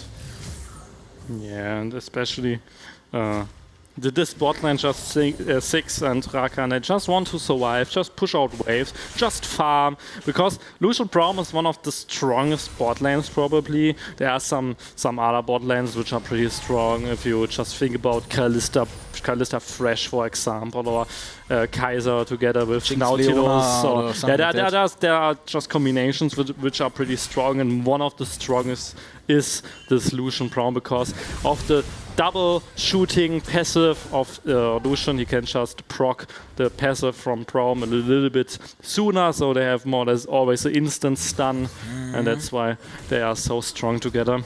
Both junglers now in a Scuttle Crab, but a team from the Brotherhood can move a little bit earlier, so Team Shady is going to get the Crab in a situation. The camera doesn't know where to move because top lane is some action as well. But yeah, the Scuttle Crab now is pretty important for the first Drake because it's the only Ocean Drake gonna be placed in this game. And as we remember, Ocean Drake is gonna give you back health and mana, I guess, and only health. Only health right now. They deleted the mana, and so it's very important to get it now. Both top lane in their ultimate abilities, both now pretty strong, huge fighter. It looks like Dynark has a little bit more damage. He has a little bit more damage on Kinetic, but the fight is now going Rakan doing pretty much two-man knock-up, and Chinch is getting low. There's the first blood for Rakuzi, and Rakuzi is getting present for the Brotherhood, and here's the fight, engaging the Anarchy with Daikara on the fight, and there's Team Shady going down. This game he hasn't got the White West, he's going down to the graveyard, but Daikara will follow him as well. So 2 players from Outplay dies, and only Team Shady from the Brotherhood, so still a good situation for the Brotherhood of the Red Lions. Yeah, and especially this skirmish is a pretty good example about teleport, because Dynark just teleported top lane, used his teleport, so Brotherhood of the Red Lion had the teleport advantage. Kinetic could teleport in the mid lane to carry this fight, and then they just took 2 kills. And meanwhile, Chinch was dead, so he couldn't teleport, and that's why he couldn't help there. And Daikara used the ultimate for, jumping up and on the same spot. So I don't know what this ultimate was all about. And in the end, just really good performance from Brotherhood of the Red Line, who also got the Dragon because Raichu teleported in the mid lane and just helped the jungler there to get this objective. So you're a fan of teleports being used not only on the lane, being used for the team. Yeah, and me as well. And it was the only Ocean Drake, and now there's coming up an Infernal Drake, so it could be a Cloud Soul. Cloud Soul on Aatrox, on Hecarim, on Rakan would be awesome. But as well on the other team, because Kayn and Renekton, they're good with the movement as well. So both teams could be very good with this Soul. But we will see later which Soul gonna be get up. Now it's still the bot lane from the Brotherhood getting being put on the pushing side to get his some platings, and the Kayn is around. Chinch is alone right now because Rakan is on the top side for the Herald, and yeah, Chinch was aware of it and he left early enough so he can't get killed on the bot side. Yeah, no, they do tons of pressure. We can see it there that they just more or less proxy farm the poor Chinch on his 6, he can't really approach anything. Even Kayn comes just to deny more CS under the tower. The next wave gets proxied, so just really dominate lane here from Lucian Prom. And you see why Galio isn't picked on in competitive anymore, because Galio still hasn't got his ult back up after the skirmish in the jungle. I guess Diana could ult twice in the time, so that's one of the reasons why Galio isn't really seen anymore, because he was so strong with a near global ult around the whole map. And right now he's in such a weak position. And as you mentioned, the Dark Harvest maybe not the best keystone, and he got Ignite as well. Okay, you can mention Ignite is good against Renekton and good against Kayn in the late game, but right now the teleport advantage is huge, and there's the gang on the middle lane, Team Shady versus Daikara, and there is the Anarchy going for Team Shady, but he's safe in his ultimate ability and he's getting the kill. Anarchy's ult is too late, and Team Shady just runs under his turret, and there's the ult from Diana, and it's enough to get a kill. In top lane still Kinetic versus Dynak, but the huge shield from Kinetic's Q is holding him alive. And yeah, that's a top lane again. Two tanks fighting each other, nothing happens, but in the mid lane, nice job done here from Reichlu with his double man ult. Yeah, and I think there we can see why he was the MVP, just carrying his team, just surviving those skirmishes, just really great performance here from Team Shady in the second game. They even had 2,000 gold lead after 10 minutes, so really huge for them. It's looking good for the Brotherhood. It's looking very good for them. Yeah, you can say that. 3k lead after 11 minutes, 5 kills, only 1 kill for the opponents. That's very good. Team Shady, this game not as clean as the last game, but still in a good performance. But this was good by Dynak, getting him out of this push. Oh, and there's the Anarchy going with his E through the wall, and he's getting the kill. And that's good, because a dead Kayn is always a good Kayn. Yeah, there was the pain train just running over Team Shady, getting in there. Getting a small, I think even some shutdown there, but I don't know. And now, just one look about the item board. Galio, or Daikara, is trying to build this, I don't know, what's it called? Spellbinder, I think. So I don't know why he builds it as first items. Most of the time you try to build an Hextech Protobelt, for example, on Galio. So he is really building some strange now stuff it's gonna be good. Now it's gonna be good for Outplay, because Aatrox is already in the mid lane. Kinetic hasn't got the teleport up right now, so this Drake fight could be good for Outplay, but I have to start it now, because now Renekton is already moving. Yes, the engagement of Jugabe, 2 people in the air, and that's a huge engagement, and there's Daikara going inside Rakuzi, getting much of damage. Jugabe is outside again, and the Anarchy is there, but Team Shade is still alive, and there's the damage. Now Dynak is there as well. Renekton still not in the fight right now, and Team Shady alone against 3 people. Reichlu now running down for the Daikara, and meanwhile Dynak is killing Ritio. Triple kill for Kayn, and that's all happening without Renekton. And now Kinetic is in the fight, and the Brotherhood managed to win the fight without their top laner. What an astonishing performance of the Brotherhood. Wow! Yeah, and Outplay wanted to fight right after Team Shady got his power spike with his red Kayn. So they were I don't know. 5. They were 5 against 4, and they still lost it. Yeah, because they can't kill Kayn. He just heals himself so much, and then they don't have. I mean, they had 1 ignite, but that isn't enough. And then just so much damage from this Kayn. He was killing Jinj in the Dragon Pit after he flashed away. And then in the end, even I guess the second item on 6 should be Morello, maybe. Maybe at least the Oblivion Orb, and then... And it's not even Spellbinder, he will build Rabadons first. He is losing his mid lane. And building Rabadons first. Yeah, on a Dark Harvest Galio and building Rabadons first. I mean, this man, I don't know what he's doing, with the Dark Seal. It's something else. But if it works, if they win now, I mean, then it's the best item that I ever saw, probably. But I don't know how it should work. Herald is down. Some platings here for Outplay, but nothing huge about it. Dynak against 2 people from the Brotherhood on top lane. Ritio and Rakuzi are harassing him under his turret. But now Anarchy is looking down for the fight. Team Shady wants to go to the base. The blue buff is headed over to Outplay, so this game keeps on track. What I want to mention is that Outplay does a pretty good job on warding this game, so I see many control wards, I saw many control wards, of course they're getting cleaned up and all that stuff, but at an important situation they have the vision for the opponent. Now they only need this not a skill, that's a little bit hard. They just need the right idea to beat the Brotherhood in a fight.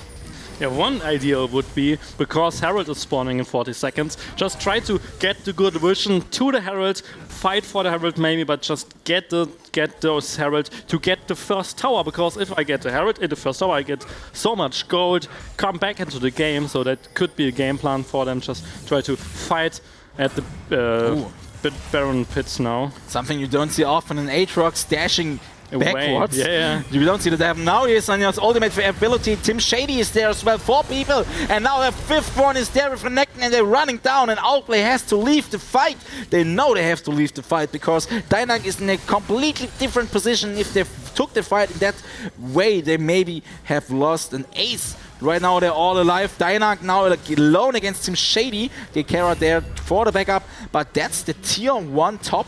And the Herald maybe falling down for the Brotherhood. Yeah, and it's the first tower, so a little bit more gold than just a tier 1. And now the Herald, so they get every single object. I think 2 Heralds now. I think Outplay had the first Herald on down there in the bot lane. Yeah, but it's the second Herald, but it's the first turret. And to lose the first turret as a team with 6 is always a little bit...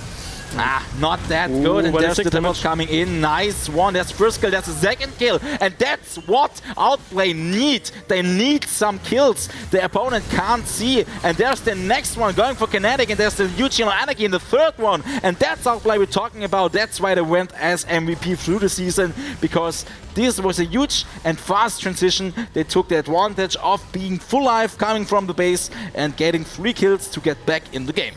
Yeah, Outplay is bouncing back there, coming back into the game. No, they have no gold difference at all, maybe 700, but that's it. And then the Rabadons first. It's so funny. I mean, just for all the viewers out there, why Rabadons first, at least in my eyes, isn't really the best choice, because Rabadons scales with other AP items. So if you have lots of AP, then Rabadons is pretty strong. But as a first item, you don't have so much AP, so it can't scale so much. And then there are some other items who just give you more utility or just have more mana, for example, that you don't get too much. For example, the Proto Belt for Galio is really cool because you can dash a little bit and just then taunt someone. Yeah, just utility. So utility and mana are always the first 1 or 2 items, and then buy a Rabadons if you want. But Rabadons first is really expensive, gives no utility, can't scale at this point. So I don't know if it's the best choice. Kinetic maybe getting trapped here. 4 people moving to the top lane. Of course he has his tier 1, but the tier 1 at minute 17 doesn't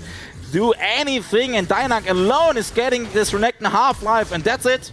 There he's gone, completely deleted into this gray screen, but Daikara as well is getting killed, so there's the 1-1 trade from both sides, and everything is alright. The Drake spawning in 20 seconds, that's the next objective they want to take. And to finish your talking about Rabadons, for me the most important thing about Rabadons is I have 300 AP, I buy Rabadons, I have 700 AP. Yeah. If I buy Rabadons early, there's not a huge increase of AP there, and that's not satisfying. Yeah, that's totally Being true. satisfying, back to the next fight. Tim Shady here together with his Diana for the fight. The damage is huge, but Trigger Happy and the Anarchy managed to get off the fight. But now they're low, they need to go to base, and the Drake, the 3rd Drake for the Brotherhood is up, and that's such a bad situation to take a fight on this spot. With 2 people against 3, now they lose the 3rd Drake in the game after 18 minutes, and it's the Cloud Soul.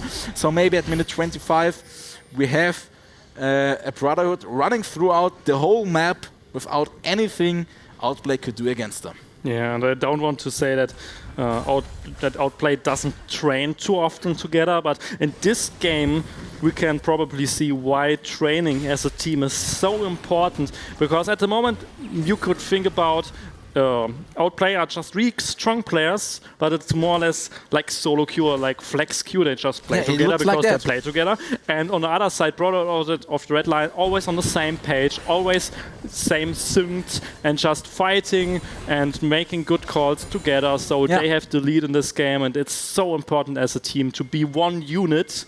And I think we can see it with Brotherhood of the Red Line at the moment. And as as I said to you earlier, I know Chinch, I know what he's an individual good player, but right now there's Ritio getting caught by Outplay 4-man.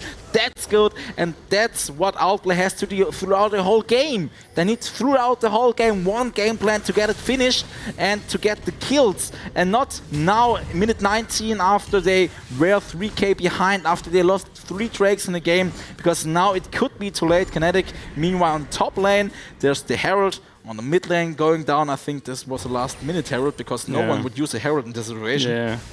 I mean, it's good to have a kill. But on the other side, your macro play really wasn't that great. Nobody defended the Renekton on the side lane. He just got 3 damage on the tower. And in the end, League of Legends isn't about killing people. It's League about of Legends, objectives. yeah, it's about objectives. League of Legends, you can have 2,000 kills and you can still lose the game. Because if you don't do towers, if you don't do Drakes, then those kills aren't so important.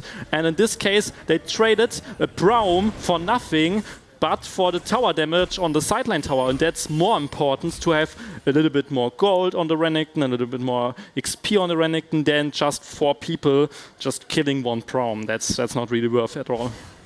Good decision there. I thought, why is Braum going bot lane? Because that's not a position you want to be right now. But okay, I mean, he walked by a few wards he didn't saw, so a few control wards maybe. You could talk about it, but sometimes you just be on focus to be on the right position, not clearing the wards. But it's okay. The thing is, we have an Aatrox in the game, 3-0-3. He has nearly finished his Death Dance, and we all know what an Aatrox with a Death Dance is able to do. So I see the power spike of Outplay is maybe coming in the next 1 or 2 minutes, and I need it because the 4th Drake for the Brotherhood is going down in 2 minutes, and then they need to fight for it, and they need to win the fight, because I don't know if they can keep on track against 4 Drakes and then the other Drake spawning soon. Yeah, I want to say one thing about the item builds of Brotherhood of the Red Lion. You can see they built those MR boots on 4 characters, so those MR boots who gives you tons of tenacity, and tenacity is good against crowd control, so against stands, for example, or against a taunt, for example. But the team of Outplay doesn't have too much crowd control. You can help with tenacity, because the only real stun in the team is the taunt of Galio, and then the small little what is it called, charm of Rakan. So more or less, and maybe the fear of Renekton, but those, not the fear of Renekton, but the fear of Hecarim. So those are the 3 only hard CCs in this team. So why do you want this so much tenacity there? Maybe some I don't know, Tabbies maybe would have been great against the Aatrox, or I don't know, but it's pretty simple. Tenacity make the enemy flee. So maybe that's the thing they want to do. Yeah, I don't know. Like, I would have bought maybe some other shoes, but that's just me, I guess. A nice pair of these shoes or a nice pair of these shoes. Nobody knows. Yeah. So the Drake is going down in 30 seconds, so that's the next objective. Yeah, and it's close to Soul. It's now the Soul. It's more important than the Herald right now. It's more or less a match point. It's if Brotherhood of Red Lion gets the Soul, then it could be really over. That could be brilliant. That's very good here. But it's a trap. They're gonna be seen, but they're completely down on the Team Shady, but the damage is too high. Team Shady is in his ult right now. He's managed to keep alive, and the guy coming in, and there's huge damage, and Anarchy is getting down. Kinetic there's a huge enemy. Dainan can't do much against him. Lucian still there. And ladies and gentlemen, I call it, that was the game. Yeah, I mean, they just throw everything on the scale, and in the end, Kane just said, yep, I will ult. Still alive? I will ult. I will just be out of this game, just jumping out, being safe, just flashing over the wall, and then all the burst was down, and then they couldn't really kill the Renekton, they couldn't really kill Diana. That's why you ban Kane. That's why you ban Kane. Yeah, and you have no ADC in this team, so you have no consistent damage. A little bit from 6, but it's not really so much consistent damage, and in the end, you can't really kill all those targets. That's the Baron, that's the Soul, and I mean, I called 3-0, so maybe that could happen, but with the Brotherhood, And I mean, that sounds really rough, but I don't think that OP can win this game anymore. The play is so big. They got the Soul, they got the Nashers. Now they are 4k ahead. After Nashers, they may be 8 or 9k ahead. They're all pretty strong. Diana is fat, can jump in. The Kane never dies, going for the death stance right now. Whew, it's a hard game for Outplay again. Yeah, and I mean, this Galio just builds the next big stuff to build. I don't know, maybe the Spellbinder. So it just goes full AP, full burst, but and he's dead. He's jumping in with his ult, and he's instantly getting killed by the enemies because one thing, they got an ADC. Yeah, I mean, there's a reason why normally you play Aftershock and Protobelt, for example, because you don't die and you still kill them all. But with this build, kill them all. And with Dark Harvest, I can't think about. On Chinch, Half-Life after just a few shots from Lucian's ultimate ability. That's why Lucian was a long time one of the strongest ADCs in the game, because he's such a playmaker ADC. He can easily jump in, he can easily jump out. He has so high DPS with his double shots. And oh, look at the damage! Team Shady's gonna be deleting that carry because he's just hasn't got any defenses. Energy now pretty low as well. Team Shady there, and he's getting the kill. Another one for the Brotherhood of the Red Lions. And Kinetic against Dynang. Nothing to do there for Dynang because Kinetic is now on Rampage. And Outplay is bleeding everywhere. And now they will lose this inhibitor. And Minute I mean, 25. they shouldn't go for a push, they shouldn't go, they just go out, just play safe, and then they can't lose the game, and yeah, they do it. They can come back, they can. But I but don't it's so know hard. if the Brotherhood so bad. allows them to come back. That's the thing.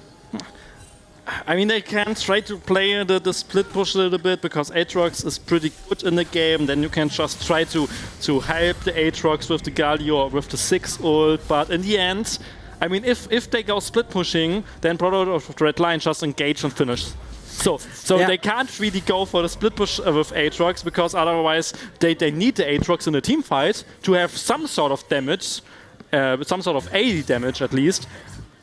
Because if they go just split pushing, the whole team will just die. For me, it looks a little bit like there's the fight. Galio is jumping into the fight, hitting up 3 or 4 people, but then Outplay doesn't know who they should target because they know, okay, if we target Kane, he's jumping in his ult. If we target Lucian, he's jumping away, and all that stuff. So it's a very hard decision. Who should they focus in the fight? Yeah, and one thing about the Spellbender, for example, you normally build it on champions who can spam their abilities because you need to stack it. And for example, this Galio, I mean, he can spam his abilities, but not really so fast. For example, on a champion like Vladimir, it makes more sense because you need the mobility, you need the stacks because you can stack it really fast. And on Galio, you doesn't really need the movement speed, for example. And one thing I quickly want to mention, that Galio even bought an elixir, so this little pot you can see there, which more or less you just need for the last team fight if you really think we need a little bit more stats. That's so coming. It's a good purchase, but it shows that he's really, I don't know, desperate. Just thinking, I need this money, I need to throw away 500 gold just for 3 minutes of a little bit more AP, and then it's really expensive to build it. But it's coming. I think this game, one more fight for the Brotherhood and this game gonna be over. Diana nearly hitting level 16. Level 16 means level 3 ult on her, and if she is gonna be able to hit the ultimate into maybe 3 people, that's enough. She can easily one-shot the whole team. Yeah, just look at Kane. He even got his death stance now. I think if he had it last fight, he would even maybe would have died because he would have pleaded out and just died. But in those long team fights, the death stance is just so strong with the Conqueror. I know they tried to trap, but last time Tim Shady just used his W to check if but last time he wasn't alone. Yeah, and he wasn't alone, Trap is gone, you know, I mean, the Drake is there in 40 seconds. Yeah, and they need to go. They need to go now. They need to go to the track because otherwise Brotherhood of the Red Line will just take it, and then It could be over. I really like the two executioners calling there on Renekton and on Lucian just to more or less kill the Aatrox because he is one of the strongest members at the moment in the OP lineup. So having anti-heal is really important. Maybe the last fight is gonna break out pretty soon here at the Dragon Pit. Both teams are lining up for it right now. Team Shady is looking down for the engagement, and there's the teleport from top, and Kinetic is there, and he's going in, but he hasn't got a flash. He has a flash, but now there's the flash over the wall, and that's completely leading Chinch. He's nearly dead, and they're all going in. Nice ult from Anarchy, and that's the combination from Outplay. They're completely deleting it, but now Team Shady is back, and there's the Rakuzi going down, and he's just a fat Lucian, and that's, my people, why Lucian is one of the strong ADC, because the fight was lost, Lucian is getting into the fight, and the fight is won, and that's it, my dear ladies and gentlemen, second game won by the Brotherhood of the Red Lions, and oh my gosh, who would have thought that this would be happen? Yeah, especially in the last fight, Outplay got that what they wanted, so the taunt on all 5, the 6 bomb on all 5, but it wasn't enough. Team Shady will just lead them to the 2 and 0, and with such a great performance, and now it's even good for the mental because they won 2 games in a row now. And only Outplay, one more game. Yeah, and Outplay seems to not winning today, so they will probably, with this kind of outcome, they will probably just take it home 3-0 in my eyes. And the last fight was pretty perfect. They put all in. Outplay managed to get it all done, but it was just too late. And let's see what our analyst desk will say about it. Take it away. Thank you, Karas and Freshtana. What a game, ladies and gentlemen. Brotherhood of the Red Lions with a second win into this series. Who would have thought that in the beginning of the day? And now Outplay eSports, they have to win the next games. And yeah, what happened in that last fight there? It was insane. Outplay eSports basically perfectly played it, and still they absolutely lost it. Loic, what happened? Why did Outplay eSports lose again this badly? Well, it all started in Champ Select, in my opinion. You had Brotherhood of the Red Lion putting a lot of bans against Dynag, a lot of top lane ganks. He still got his Aatrox, but the rest of his team, I wonder what they picked. I mean, they got a lot of mages, they got a lot of burst damage, but no sustainable DPS here. And on top of that, some of them choose some peculiar runes. We had the Dark Harvest on Galio, which already the casters had pointed out is very weird. Gives him more burst, yes, but he can fight less against a champion like Diana than if he had Aftershock, for example. Yeah, you said it started in Champion Select. Something really interesting in Champion Select also, Shen was banned by Brotherhood of the Red Lions, even though they had a good performance with that in the first game. But hey, Kinetic performed at least as good on this Renekton in this game. And yeah, then into the game you had a very slow early game, I believe. But afterwards the game really started to get some pace. And we had some really strange item builds there. Yeah, so once again that Galio, he went full AP, Rabadon's first item, which is quite questionable, as the casters have said, it doesn't scale as good, and in our opinion, he should have gone full tank. That would have helped a lot. Also, for example, the jungler on Hakarim got that front mail, the first item, the Bramble Vest, real late, although it would have been really useful against Team Shady's infamous Kayn, and we saw that whenever they had a fight, especially the last one where they got all of their wombo combo out, Team Shady was still alive at the end. He was just unkillable.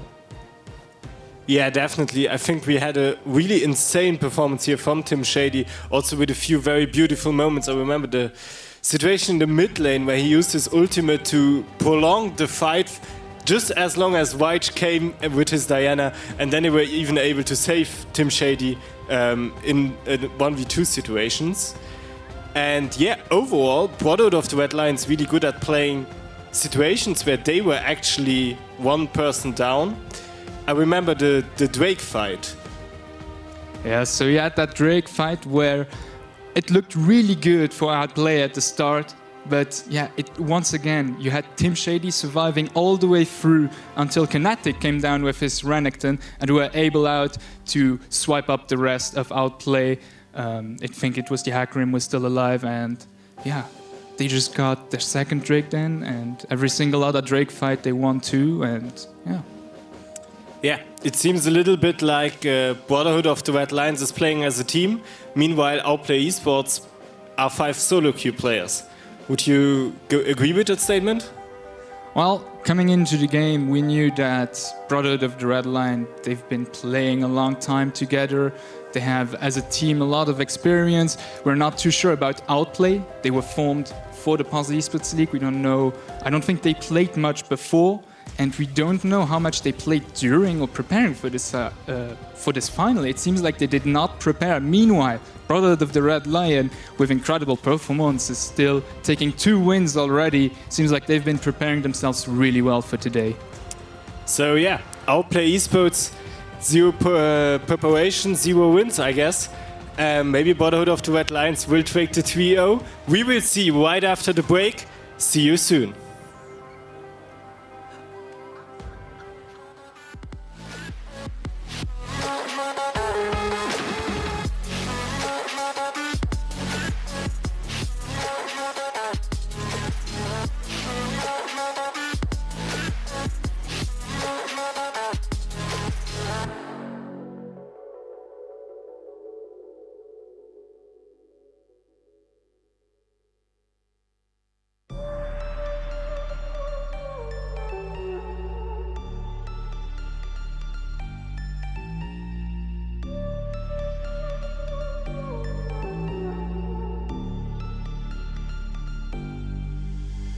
Versace on my wrist, baby, make a wish. You could sell your Rari, but you can't afford my outfit.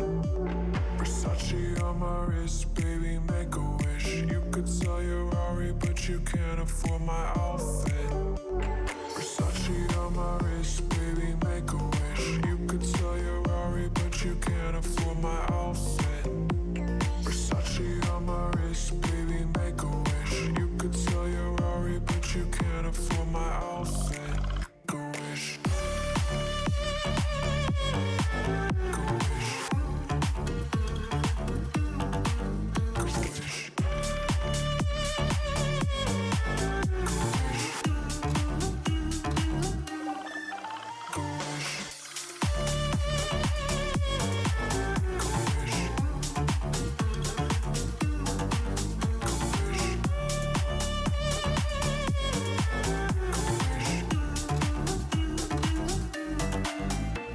Versace on my wrist, baby, make a wish. You could sell your Rari, but you can't afford my outfit. Versace on my wrist, baby, make a wish. You could sell your Rari, but you can't afford my outfit. Versace on my wrist, baby, make a wish. You could sell your Rari, but you can't afford my outfit. Versace on my wrist, baby, make a wish. You could sell your Rari, but you can't afford my outfit. Make a wish. Make a wish. Make a wish.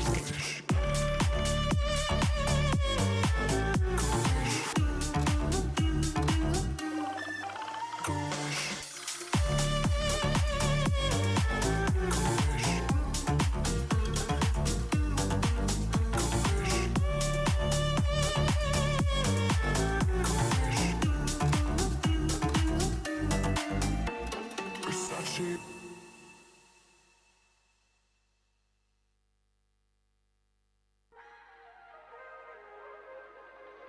If we try to believe in anything greater than a miracle, it wouldn't be this difficult. If we try to be a negative bull, yeah, we could be taking control. Yeah. If we try to believe in anything greater than a miracle, it wouldn't be this difficult. If we try to be a negative bull, yeah, we could be taking control. Yeah. Negative bull, yeah, we could be taking control. Yeah. Negative bull, yeah, we could be taking control. Yeah. Negative bull, yeah, we could be taking control. Yeah. Negative bull, yeah, we could be taking control. Yeah.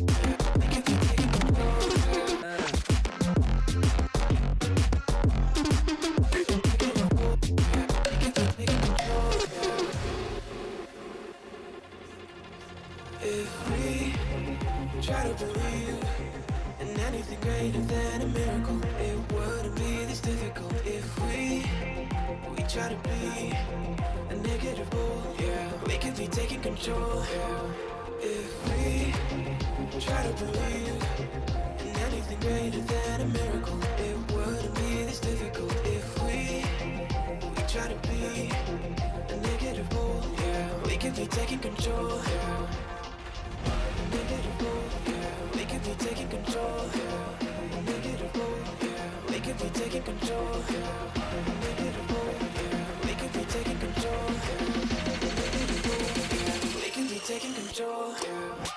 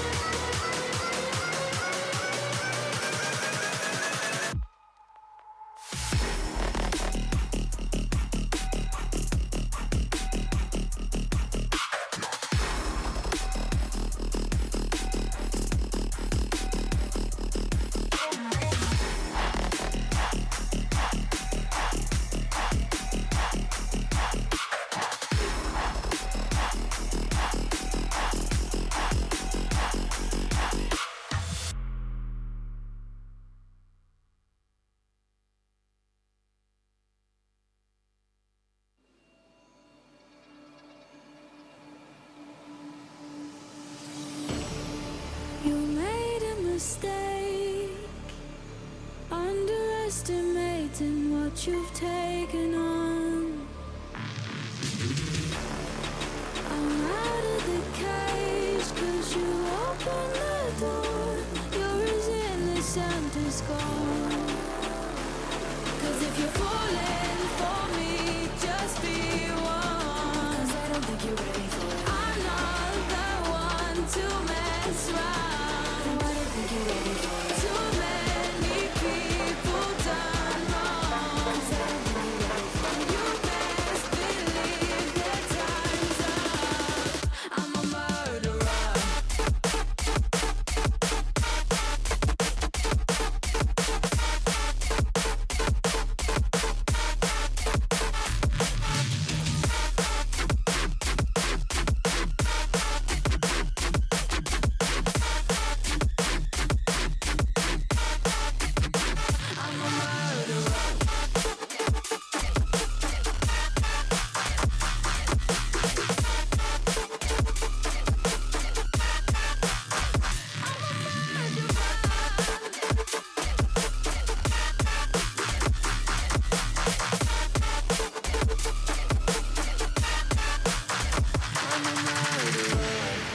You made a mistake, underestimating what we would become.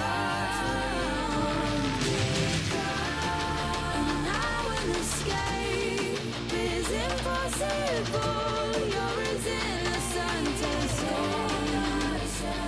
'Cause if you're falling for me, just be one. If you're falling for me, I'm not the one to mess around. The one to mess up. Too many people done wrong.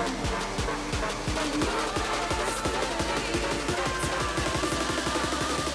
I'm a murderer.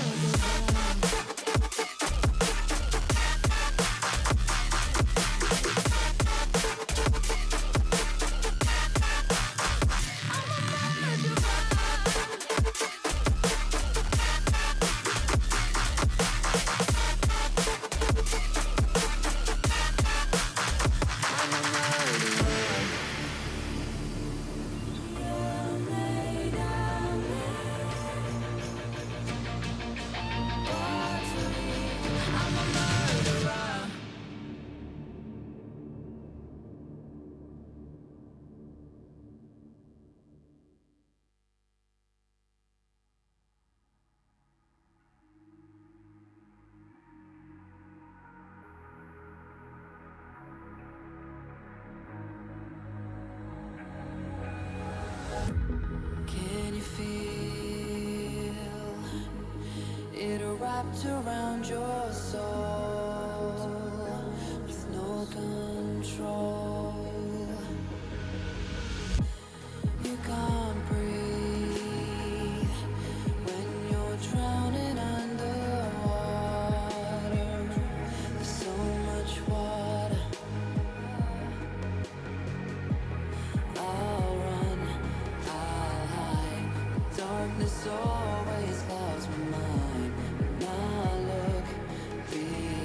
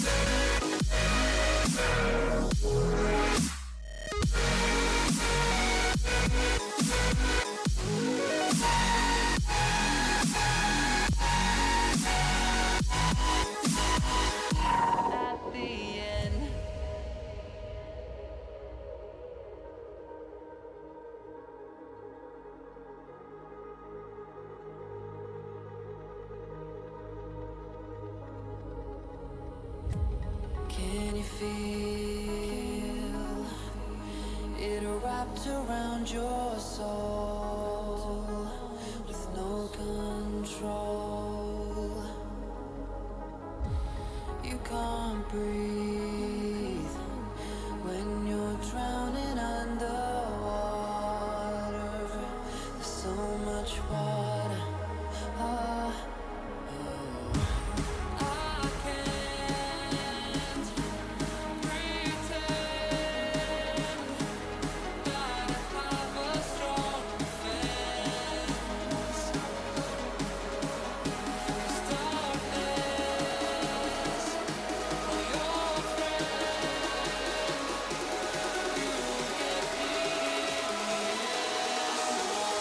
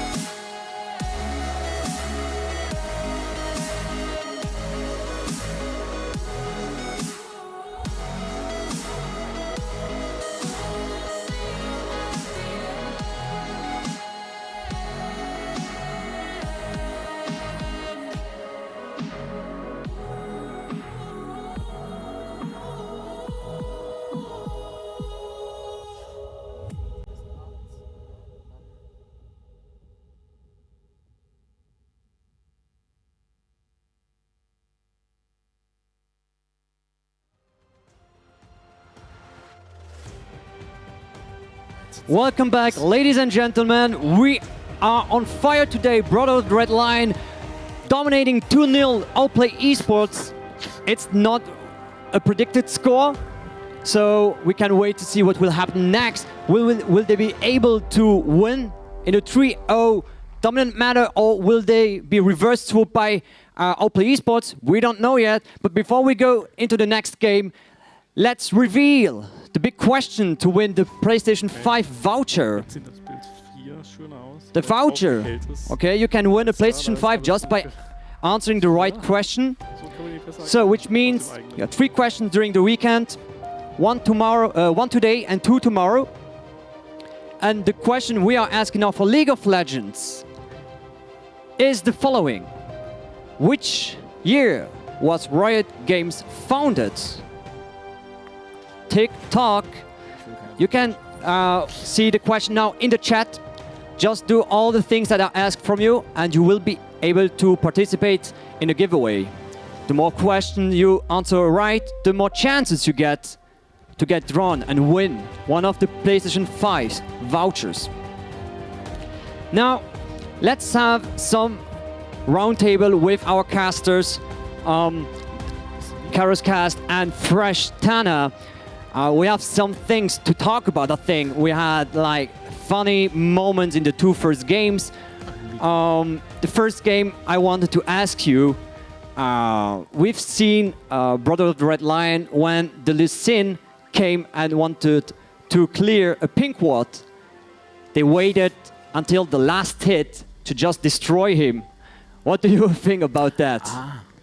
Yeah, it's more or less it's the classic control ward bait. So sometimes you can just place a control ward, and because control wards you can see them always instead of normal wards which will be invisible after a short time. So control ward you can always destroy them, and so some people just get baited by there's a control ward, I need to kill it, and then they try to hit it and hit it over and over again. And then you can try to kill them, and in this case they just waited for him, and he wanted the spade and he got the spade and he died for it. So it was okay. It's a mind thing. It's a mind thing because he asked. They waited till the last hit until they engaged him. So first hit, you may be aware. Oh, there could be a trap. I move a step back. Okay, nothing happened. Second hit. Nothing happened. Okay, now it's clean. Oh my God! And then he's dead. So I think that was just a mind thing. Wait a little bit and then get into the graveyard. Yeah, well, it was a very cheesy play, I would say, but at the same time, it was like a bold statement. we are talking about since the beginning that Outplay eSports versus Brother of the Red Line. It's like saying in the title, experience versus boldness. And Brother of the Red Line have been plenty of bold all set long. So 2 games in a row, dominating and just be too superior. So in the second game, we had another thing. I don't know. I was like, what is happening right here? We had a Galio and Rabadan. What was the story here? First, Hannah said it in the while the commentary. It's simple. They had no ADC, so they needed some space, some source of damage, and the sort of damage was the Galio with the huge damage, with the Rabadons, with the Spellbinder, and it just didn't work out because the Brotherhood played well against it. They denied the Galio from getting stronger and stronger, and yeah, that's what happened, and that's how Outplay lost another game. And maybe in the third game now we will see a classic comp with an ADC, with 1 or 2 scaling gems, not with 3 or 4 scaling gems and all that stuff that we talked earlier about. Yeah, it's really about time, I would say, because they can't go out here 3-0 after more or less dominating the season. But I mean, they can. They can, They but can't. they can't. They can and they can't, because that would be like, oh, we were very strong in the season. It's the finals. What's happening here? And let's buy Rabadan on game 2 after we've lost poorly on game 1 already. So I don't know about that. So it was very funny. I would say that lots of people were asking about this peculiar choice. Also, the masteries of Galio was a little bit of solo queue, I would say. Yeah, just a wrong choice, in my eyes. Because normally, Dark Harvest, for example, would be really great on a jungler who can always just get those stacks, because he goes to a lane, kills someone, gets a stack, goes to a lane, kills someone, gets a stack. Or on a Karthus, for example, who just ults and gets some stacks with it. But on a Galio, I mean, yes, he has this global ult to maybe get a stack, but in the end, you need some other keystone as Galio. For example, with the Comet, you have really good poke then, or with the Aftershock, you are really tanky, especially if you build a Hexreich Proto Belt with it, so you have some health and some resistance, so you are really tanky. But in this case, he just went full damage with a full damage rune, and that wasn't really a good choice for him. It could have worked, but it didn't. Yeah. It didn't at all, I would say. So one last thing I wanted to point out, it was Jay-Z Crispy during the analyze moments when he was talking about Team Shady's performance on the first game, when he went, I think, 7-0 and 11 on Graves. He was saying, yeah, it's a great score, but the true MVP is the Shan. Can you explain why? And once more, please. Yeah, I mean, Shen, first of all, won his lane, especially against a Fiora who could have won with the W just outplaying that, but she didn't. So in the end, he was really tanky, won the split push, and in so many crucial moments, the ultimate from Shen just let someone survive a team fight, and you have this global pressure for the team. So you can always be as 5, even if your Shen is on the side lane, and you don't need to waste a teleport, for example. So this Shen ult is really crucial, and he is one of the strongest champions right now. You can always first pick him if it is open, and that's why he was banned in the second game, because he is such a strong champion in this meta, and that's why he was maybe the MVP in Crispy's mind. But for me, Tim Shady as an MVP really deserved this. All right. So, once more, people in the chat, you can win a PlayStation 5 voucher by answering the questions we will ask you during this weekend. There are 3 in total, which means you get 3 chances to be drawn. You get 1 voucher. The question 1 is as following. Which year was Riot Games founded? Just do exactly what the informations are in the chat. Yeah, there is a link that should be appeared some minutes ago. And I would say, casters, it's time that we go into the lobby for game 3. take it away. Thanks a lot, Trex. Game 3, maybe the last game for today in these finals from the Post Esports League 2020. But it could be one game of the huge comeback from Outplay Esports. Then nobody knows what's gonna happen, and that's the cool thing about esports, because everything is open. Even after this 2-0 lead from the Brotherhood, it could be that Outplay wins this today with a 2-3 in the end. So let's see what's gonna happen. What do you want to see? Yeah, especially now after it's 2-0, I really would like the 3-0, just because they would have deserved this. They would really deserve this Storm just 3-0 outplay. That would be so amazing for them, especially on an offline event. So I would wish them that. You changed sides, no? Yeah, I know. A little you were bit. on Outplay side, now you're on the Brotherhood side. I mean, I'm always on the winning side, so that's okay. fine. But especially for us as a caster, I would really like now the reverse sweep maybe from Outplay, because that would be really a cool storyline for the stream. Brotherhood of the Red Lion beating them 2-0, and then Brotherhood strikes back and Outplay strikes back and just winning it. So that would be a cool storyline for such a great event. So and then in the last game, you say it's the last Outplay, or yeah, to get it was a real big Outplay, then just baiting the enemy team into his 2-0 lead, just saying yeah, you can win, and then striking back and just hitting them, and then would be really cool. Yeah. To finish it, oh my god, there's a new hope that Outplay will strike back until their last Outplay. So now we got all the Star Wars memes done. Wow, we're looking forward for game that was number insane, 3. dude. That was insane, and I think maybe not even half of the people here understand that. But I mean, I understand that it was really insane. Yeah, I talked to a player from Outplay in the last pause, and he said maybe they will try now a classic comp. Yeah. Classic mean maybe with an AD carry, maybe with a scaling champ, maybe with an early game, a mid game champ, all that stuff, all the good champions right now. I mean, there are different champions Outplay is very good at. We saw the Aatrox last game. He wasn't the worst. He was good at least, but the overall performance from the Brotherhood was just a little better. We haven't seen Olaf yet. Maybe something for the jungler from Outplay. We haven't seen a Kalista or a Vayne pick. Both been picked in the season as well as Karma, carry support too. And with Karma and maybe Olaf or Hecarim, there's some nice combos that could work. So I'm looking forward for the next game, and I hope too that Outplay will win this game.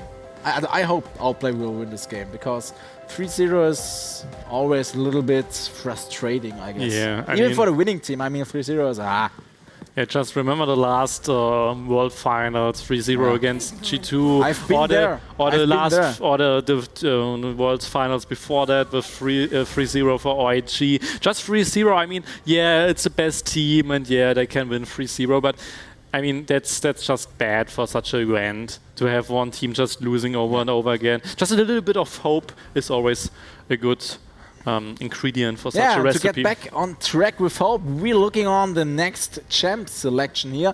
We got some bans even now, and in this game, we're not able to see the Diana from Reich. So, what's it gonna be on the mid lane? Maybe it's a Rumble, maybe it's Orianna, all champs he likes. Diana is gone for now. Zoe against Jinx is gone too. There's the Kalista ban as well, so definitely no Kalista again in this game. And the Kayn first pick, but this time for Outplay and not for the Brotherhood. So that could be now a Hecarim for Tim Shady, or the Kraves for Tim Shady.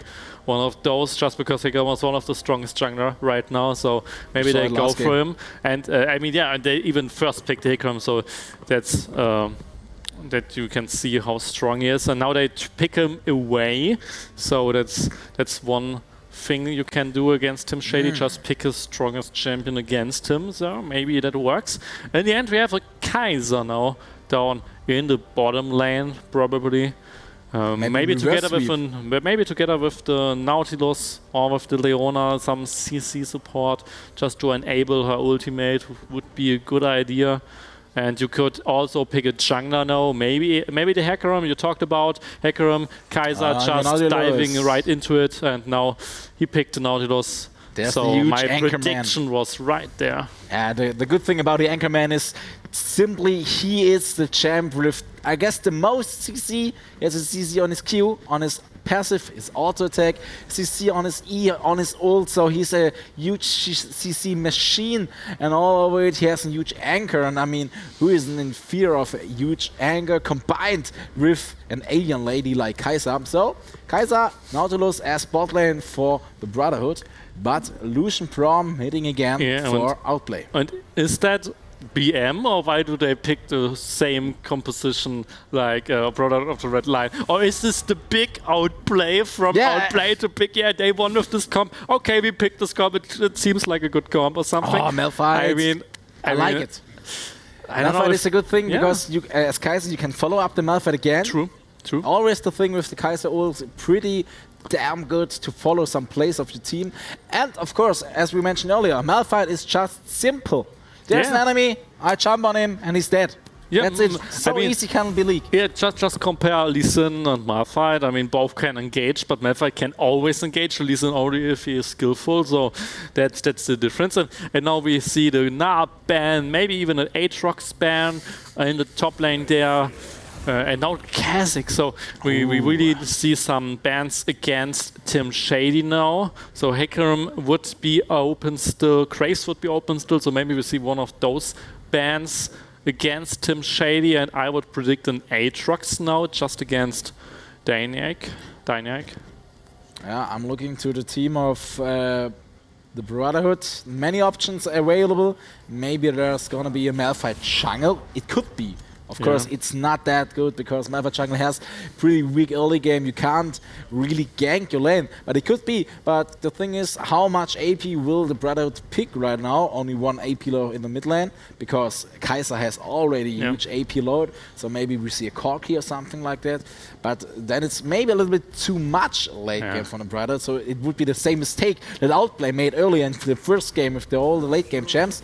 The last ban is here Yasuo. Yeah, makes sense. What is it? Silas. Yeah, the Silas ban is pretty important against the Malphite, just that the enemy team can't steal the Malphite ult. And on the other side, the Yasuo ban, it's really strong with the Nautilus, with the Malphite, so just ban it away, which makes sense. But the Brotherhood of Red Line really needs some sort of AD now, and that's a Philistix, and they really are AP heavy because Kaiser, she's an ADC, but she more or less makes 50-50, so a lot of AD and a lot of AP damage. So they really need some sort of AD now, maybe in the mid lane or maybe in the bot lane with a Kaiser mid lane, I don't know. But right now it's pretty one-sided damage type. There's the Orianna, and Orianna is my favorite champ in the game because, in my opinion, Orianna has everything you can imagine you need for a good team fight, and now she has even got a huge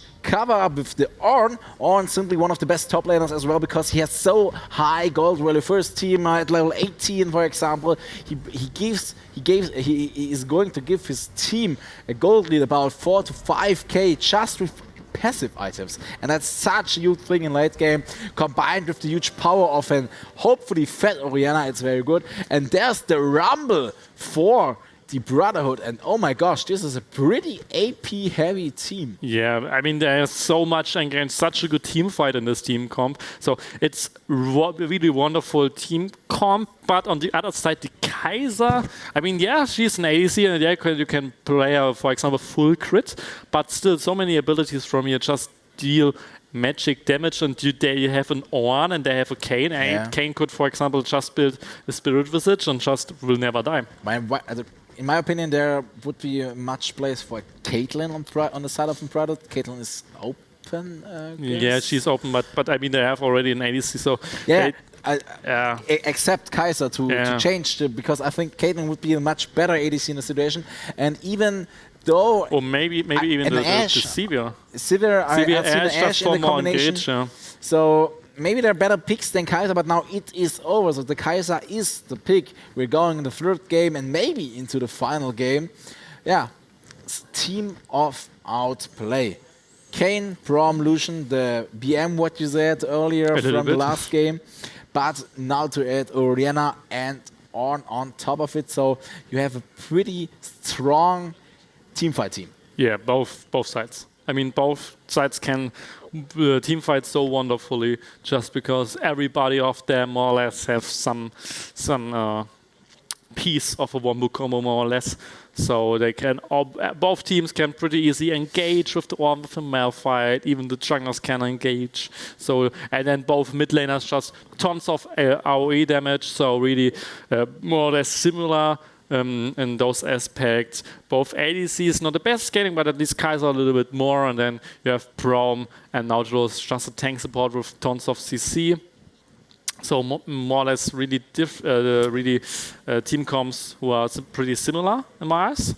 And now they both can't really, for example, split push, so we will always see more or less them 5 versus 5 grouping, and then it depends which team can engage, because most of the times if I engage with Fiddlesticks ult, with Rumble ult, with Malphite ult, the enemy team can't really re-engage, will just die and then it's over. And on the other side, if I get the knock up from Oriana and from Braum and from Ornn and stuff, then Fiddlesticks doesn't have a chance to ult, Rumble doesn't have the chance to ult. So in these cases, most of the time the team who engages most of the time wins the engage, because they both doesn't really have too much disengage, a little bit with the Braum shield, but that's it. So it really depends on which team sees the engage and take the engage.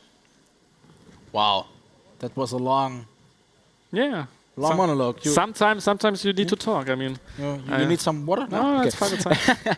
So my conclusion to the game, Okay. I don't want to be in the shoes of even Dekara or Rakusi, because playing ADC in this game is from both sides pretty damn hard. So I'm really glad to sit here at the caster's desk and not being up there to play this game. But I hope you guys out there are as hyped as I am for the next game, for the third game here on the Post eSports League 2020, the finals of their season. And we're heading here, outplay the MVP of the season, playing against the product of the Red Lions. And outplay is with the back to the wall. To the wall. But we all know that a hurt animal really strikes back, right? Something like that. Okay, stop with the memes, please. Yeah, I mean we can't meme anymore. No, yeah. But in the end, maybe the lion just bites now, and they will all die. Roaring. Yeah, I mean the lion now makes sense. Maybe outplay can outplay the lion, but and the good thing, brother of the red lion, so there's the red side concluded, and they're now playing on the red side. So this could be another hint for the win of the Brotherhood. But yeah, enough talking. All we can do is now waiting for the game to start and to look what both teams will do. And we haven't seen an what does it mean? An raid yet. So maybe maybe there's didn't a see raid. a single one. So we got on a blue But we got a pause, yeah. Number 6, or? Yeah, that's number 6. So and 2 more for you, 4 more for me. I mean, and then if they win now and the game is over, then I won the bet, because you said 3-0. No, and I said 8, so 6 is closer to it, right? Yeah, so maybe I hope that they don't pause too much now, or that we only have this game now, because otherwise it could be hard to win this bet. Give me a keyboard, I pause myself. So to sum up this game, we have on the blue hand side, we have the people from Outplay. Top lane, we have Dynank with Ornn, we have in the jungle Anarchy with this Kane Chinch on the mid lane with Oriana. Bot lane, Dekara and Trigger Happy with Lucian and Braum. On the right hand side, we have the Brotherhood of the Red Lions with Kinetic as Malphite on the top lane, Tim Shady with his astonishing jungler as Fiddlesticks right now. Rachel on his Rumble on the mid lane, on the bot lane is Rakusi and Ritiyu with Kaiser and Nautilus. And the game is going to start, and there's the invade I was talking about. Maybe they're going for the full all-in. Yeah, get it, people. I mean, Prom is always a good invade champion just because you have this stun if everybody auto attacks. Ah, they know that. They know it. They know it. You see the pings. Tim Shady knows it's pretty obvious invade with a Prom. You always invade with Prom most of the time. So.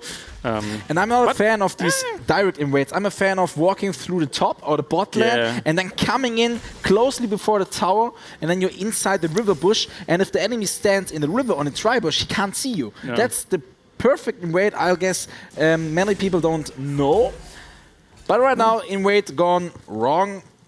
Yeah. But what is Kane doing there? Look at Kane. Yeah, he tries to invade the red buff. But Kinetic has now spotted this stuff and a huge rock. I don't know if he should face check it. I think he will just look if they steal it, just to ping it, or just maybe warding there. But they should be able to destroy the ward, and now he knows. Yeah. But Fiddlesticks is already as his wolves, starting with the wolves and then heading down to the blue buff. So that's okay. Kinetic's going back on the top lane. Dynang follow him as well, and the game is now starting. Yeah, and we just saw on the minimap the blue pings because Outplay saw that the bot lane doesn't pull. So they know, okay, if we start red buff and if the bot lane doesn't pull, then Tim Shady is doing first engage, level 1. Don't underestimate the passive of Braum, but the damage of Illusion combined with the huge amount of damage on Nautilus abilities, flat abilities, made Braum look pretty damn low. But he has his cookies, or better, he has his cookies to get back on health. But you see, there's a huge... if this hook would land, it would be the first blood. But there's, I would say, Brotherhood is keeping the tempo very high because they want to win this tournament right now. Yeah, for sure they want to win it. This league, not this tournament. Sorry. Yeah, and now we just see a little invade there against Kane. Anarchy getting W'd by Tim Shady. I don't know the word I would say for the from Fiddlesticks. What is it called? Ooh, Tim Shady maybe in trouble. There's the flash going down. Daikaro behind it. Ritio coming as well. But the first blood for Braum. Now there's even Rumble coming in the fight. A huge fight at level 3. Anarchy is getting really low. Ritio's even in low. And there's Shinj, Daikaro together. They can kill him. And Anarchy and all the team of all players very low. Rakuzi getting back inside. But it's not enough damage. The double kill here for Daikara. And that's the outplay we saw in the season. But what was that for an early fight? Yeah, no, maybe even the solo kill on the top lane. With the one. Oh, Kinetic, don't do it to me. The flash behind him. There's the solo kill for Dynang. And he's taking revenge for the earlier solo kill in the first game. Yeah, and that's the early game Outplay wanted the whole time. And maybe that's the lead they need to take over the whole series. Now maybe they just... Daikara has 2 kills already after 3 minutes 40 in the game. I mean, that's huge. He's gonna have his Essence Reaver pretty far ahead before minute 10. So it's gonna be hard. Daikara is a good player. We mentioned it earlier. He's the player with the best KDA in all of the season with a 9.4 KDA. So maybe he can show us this game what he's able to do. But first of all, Dynang is getting gang on the top lane. Kinetic and Tim Shady going together. And they want this huge animal to go down, but he has a hammer, he's a god, he's a thunder god, so he stays alive, and nobody's going to kill him. And he's losing the Kenny minion. That's always sad to see as a caster. Don't mention it. I'm sorry. But I mean, one thing we can mention is the farm, the CS difference in the mid lane. Rumble having some trouble to farm there against the Orianna. Anarchy coming on the top lane now, close to Tim Shady. He's seeing him, but the camera doesn't want to switch to them. Bot lane now Outplay is pushing, not like the last games where the Brotherhood was always pushing. Now it's Outplay, and top lane Dynang is in charge, so he knows what he's able to do. Anarchy is here fighting against Tim Shady, but Tim Shady is just Fiddlesticks. He pressed Q and you run a ray of fear, and that's just the design of the Fiddlesticks. So if you play Master Yi against Fiddlesticks, just don't do it, because you're gonna run more away from him than you run to him. Yeah, because he can't get slowed, and then with his ultimate, then he just runs like the fastest, scared champion in the world. Yeah, paint rain just to the wrong direction. Yeah. Paint to your own team. Yeah, that's always sad to see. But there's no master here, so that's totally again, fine you're now. fleeing. There's Rage coming in, and the Anarchy is pretty low, but Ritio's there as well to get the kill, and Impact Raccoon is getting the kill. But as well, there's Ritio going down, Prom dying through the Fiddlesticks and the Flamethrower, and now maybe they Kara is in trouble. Oh, nice dodge first. But now the auto attack, and there's the Flamethrower with the shutdown. And there's Kaiser getting some more gold into her pockets to get some nice little items. Yeah, and what we saw there in Germany, we would call it der Brutzler. He just, he just burned. The flamethrower. He just burned Daikara to the graveyard. Really insane damage there from Raichu, and especially he played the Rumble in the mid lane a lot of times with the Jarvan in combination, but this time with Tim Shady. Trying maybe to steal this cloud, but now it's gone. But a little reset, but it's not enough. And there's the first strike again, like every game for the Brotherhood of the Red Lions.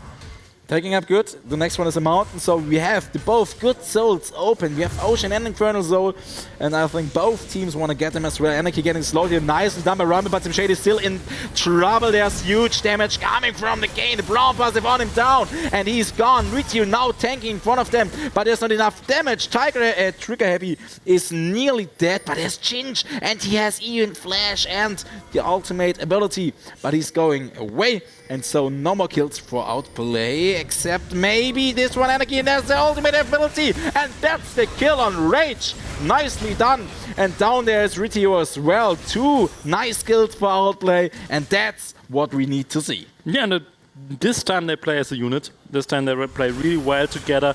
Those invades together with mid, with jungle, with the bot lane, just to the blue buff. Really Blue well buff for played. Kaiser, nicely done.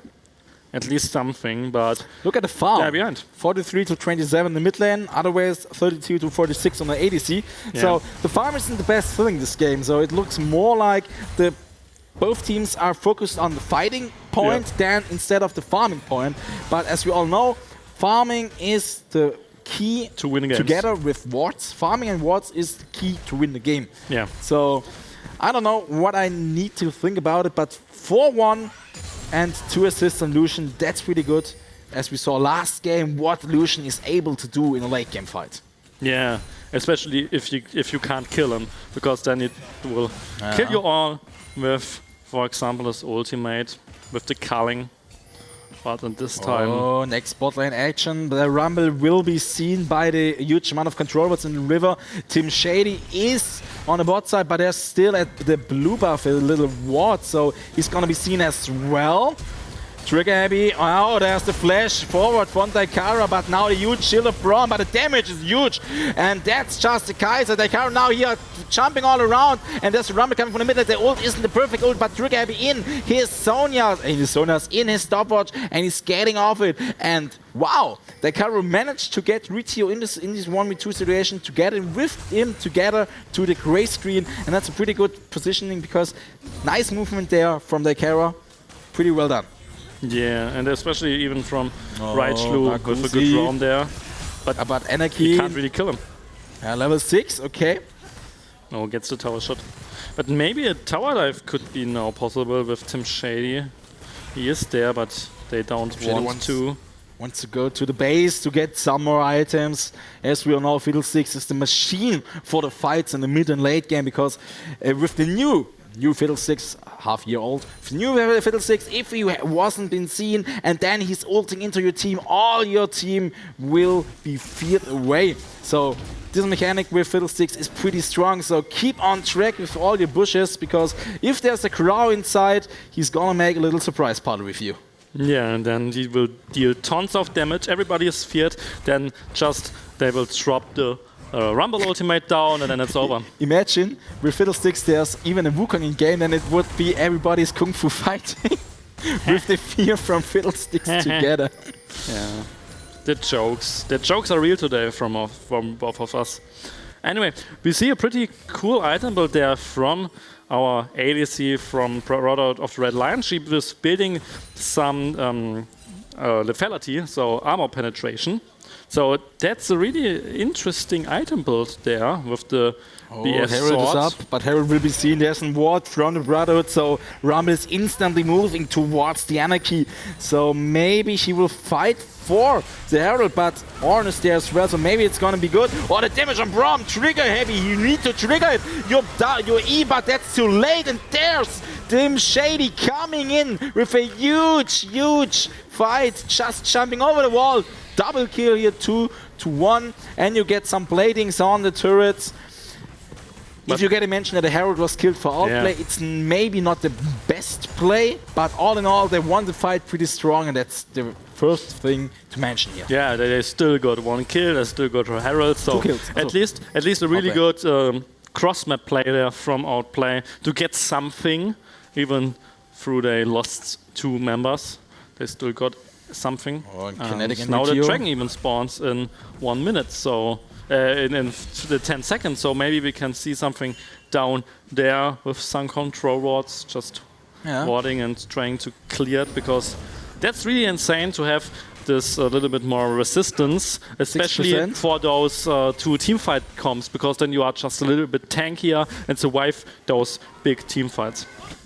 Tim Shady hasn't got his ult right yet, ready for the next fight, so maybe this is a thing for Outplay to get a good fight here, but the Brotherhood is aware of these things and they're waiting the last seconds, and Unreal Fiddlesticks has ult up, and now all of the power is done. Honest before they engage, Ritio is there and going in, and Daikara is just getting melted. He's in the air, and there's the ult from the Oriana as well. Tim Shady going in, nothing gonna be hit, but the Anarchy is down, and now Ritio with his slows, the hook comes in there. He's the best champ in the game if you're talking about CC, and that's another good fight for the Brotherhood, getting 3 kills, only losing 1, and now another free Drake for our Red Lions. Yeah, and wonderful blade from the ADC of Brotherhood of the Red Line. He solo killed the Anarchy down there in the river. Meanwhile, the team was winning the teamfight because they could pick Daikara with this massive wombo combo from Nautilus Jumping in the air and 3 times. Malphite. Yeah, I mean, what can you do against that? Nothing is the answer. And if your ADC wins the 1v1 against your jungler, then you know there's something fishy out there. And yeah, I mean, Anarchy 0-3 against this Kaiser, who has 3 kills at least before the fight. Now she has 5. She is just pretty strong and can kill him. And now even the Herald gets spawned, so maybe Outplay can bounce back a little bit. Better Herald this time, because the Herald will kill the turret. So the tanky turret is now not enough, nearly done. But as I mentioned, I don't want to be ADC in any of these teams, because Lucian thought last fight, guys, I don't want to play jumping on a trampoline, I want to play League of Legends. But he was in the air for 3 times in a row, so that's just hard to play against. Oh, the hook is missing. Wow, a missed Nautilus hook. Yeah, that can't happen. I mean, it can't happen. Pause the game. I mean, that's a bug. That's a bug. That's a bug. Yeah. And now we can even see that the Dark Seal from Raichlu makes a little bit sense, just getting some more stacks on the Dark Seal. Most of the players now have 1 item completed, for example, the Abyssal Mask on the Ornn and the Sense Reverse on both of the ADCs, so both junglers have the first jungle item, so the first power spikes come through, and we will see what they can do with it. Nice lane swap at the situation. Rakusi and Ritio going for the top lane, now pushing for the next turret, because the bot lane turret is nearly was done, now finished by Kinetic. So the right transition, okay, bot lane is done, Drake is gonna be up in 3 or 4 minutes. I go to the top lane, push the next turret, because 1 top laner can't do much against an ADC and a support. Always the classic map switch you've seen since 8 seasons, I guess. So always good, even in season 10, and yeah. There's one thing I would like to mention is this lethality on the Kaiser. I mean, I saw it in the early game, and I thought about it a little for a while now, and it makes definitely sense, because your team is full AP. So the enemy team will most likely just rush some resistance against those AP damages, and then you have just this Kaiser with lethality, just bursting them all down, just having more damage because nobody builds armor. So it could make sense, but I mean, we can see it with Braum. He just builds full armor. I mean, you can do that against a full AP comp, but maybe it's not the best idea. Yeah, I mean, Braum is going for the Aegis of the Legion. Yeah, so which is pretty important to get the shield in those team fights. Yeah. I mean, I can understand why. I don't think Raichlu needed to flash there. No. Yeah, he needed his flash because he was out of range from Chin's ult. But okay, that's it. I'll take the flash for the Arena ult. Yeah, okay, it's a good trade. Let's trade it. It's gonna be the Infernal Soul this game. So we saw more damage. And especially in those team fights, if both teams just want to team fight, want to wombo combo, the Inferno Drake will make boom, yeah, like just you said, more boom. Yeah, more boom. More boom some for Shady here both on the of board teams. again. But this time there's follow-up. No, you can't get me caught again. Ritty a little bit too far ahead under the turret. Now the Braum passive is on him. And it's huge of damage with the Braum all together. But nearly dying. Team Shade is over the wall with his ultimate ability. And that's the damage. But the Kara is there together with the turret. And that's enough by Rakuzi. Is now diving in the turret. Anarchy following him, but he hasn't got much mana left. Teleport coming in there, but Anarchy getting the kill on Rakuzi, and Right has to run, but Chinch and Dynag now together on this rumble. Chinch knows, okay, I need to be away from him because the flamethrower is gonna deal a lot amount of damage, but there's the kill for Chinch, 2 Nil and 3 Oriana, and that's gonna be some huge team fights in the late game. Yeah, and they wanted just too much. Tim Shady wasn't really sure if he can survive the tower dive, and then he just died. And then the AD of Brotherhood of the Red Lion was a little bit baited, needed to jump in, just died as well. And then both top laners just teleported in. So a messy fight from Brotherhood of the Red Lion, and they will get punished and will lose this Herald probably. Not, because Nautilus is just too scary. Put you alone is... I mean, I'm Nautilus, you need to be aware, run away. I have a big anchor, and the big anchor is now going down for the Kara, but the Kara is under his turret, and there's the hook missing, and there's instantly coming a teleport inside from Chinch to get the situation back on his own team track. And Outplay is this game is the first game Outplay isn't really behind after 20 minutes, 70 minutes. Even the hook, what was that? The Kara completed. Oh my gosh, they're all flying away, and Team Shady is inside. The Arena wasn't the best, now the Rumble coming in, and that's the Brothers running down Rakuzi on Chinch, and Chinch can't do anything against this shutdown girl, and that's 3 kills for the Brotherhood. Beautifully played. The Arena was a little bit out of position on the top side of this jungle fight, and yeah, Team Shady rushing through with his ultimate ability. Yeah, just too much action for a team fight to say what happened there, but in the end, one... Oh, the steal nearly gone, but it's the third trick. Yeah, I mean, Team Shady didn't have Smite, so the Anarchy could have steal look at Ritty, he's so tanky. Anarchy needs, from my opinion, too much abilities to kill this huge Angerman, but okay, now he's dead. 7 deaths of Nautilus, but he's still so tanky. Yeah, I mean, that's huge for them. I mean, he's a little bit like Healy's saying, he's inting, but he's still doing something for his team. Yeah, that's pretty important. We can see it on the Kaiser that she builds the full crit build just to have this AD damage in the team, because otherwise they would be in full AP, which would be bad for them, because we see all those magic resistance in the items, in the item builds and the inventories from Outplay, because they know, okay, we need some magic resistance, and then Kaiser just thinks, nice. And she has so much gold. I mean, Essence Rune about 3.2, Runens 2.8. Yeah. The dagger is 1.1. The boots are 1.1. Yeah. So she has so much gold, and we're only at minute 19 in the game. So this Kaiser is gonna be a huge problem for Outplay, because Kaiser is a completely late game champ. But now Drugab is getting caught, and there's instantly Rakuzi flying in, but Braum has his big shield. So the ult from Rakuzi was a little bit too much in the situation, but you need to show dominance to make the opponents fear. That's the important point. They didn't want to kill the Braum, they just wanted to show we will win this best of 5. Just wasting the ultimates for nothing, just for dominance. That's important sometimes. For the mind game, you know. Oh, the Braum, well played, my boy. Taking the red buff from your ADC, always something we want to see. He was pretty happy with his trigger, right? I mean, at least one got this. It's fine.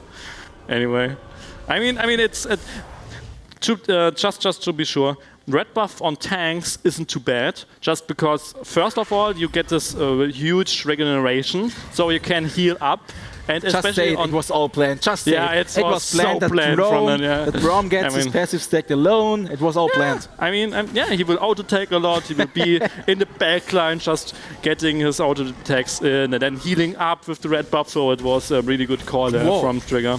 Camera's jumping all over again in the mid lane. Maybe the next fight is going to break out. Kinetic is there from the side. The flank coming in as Tim Shady, but no one is in his This ult is so...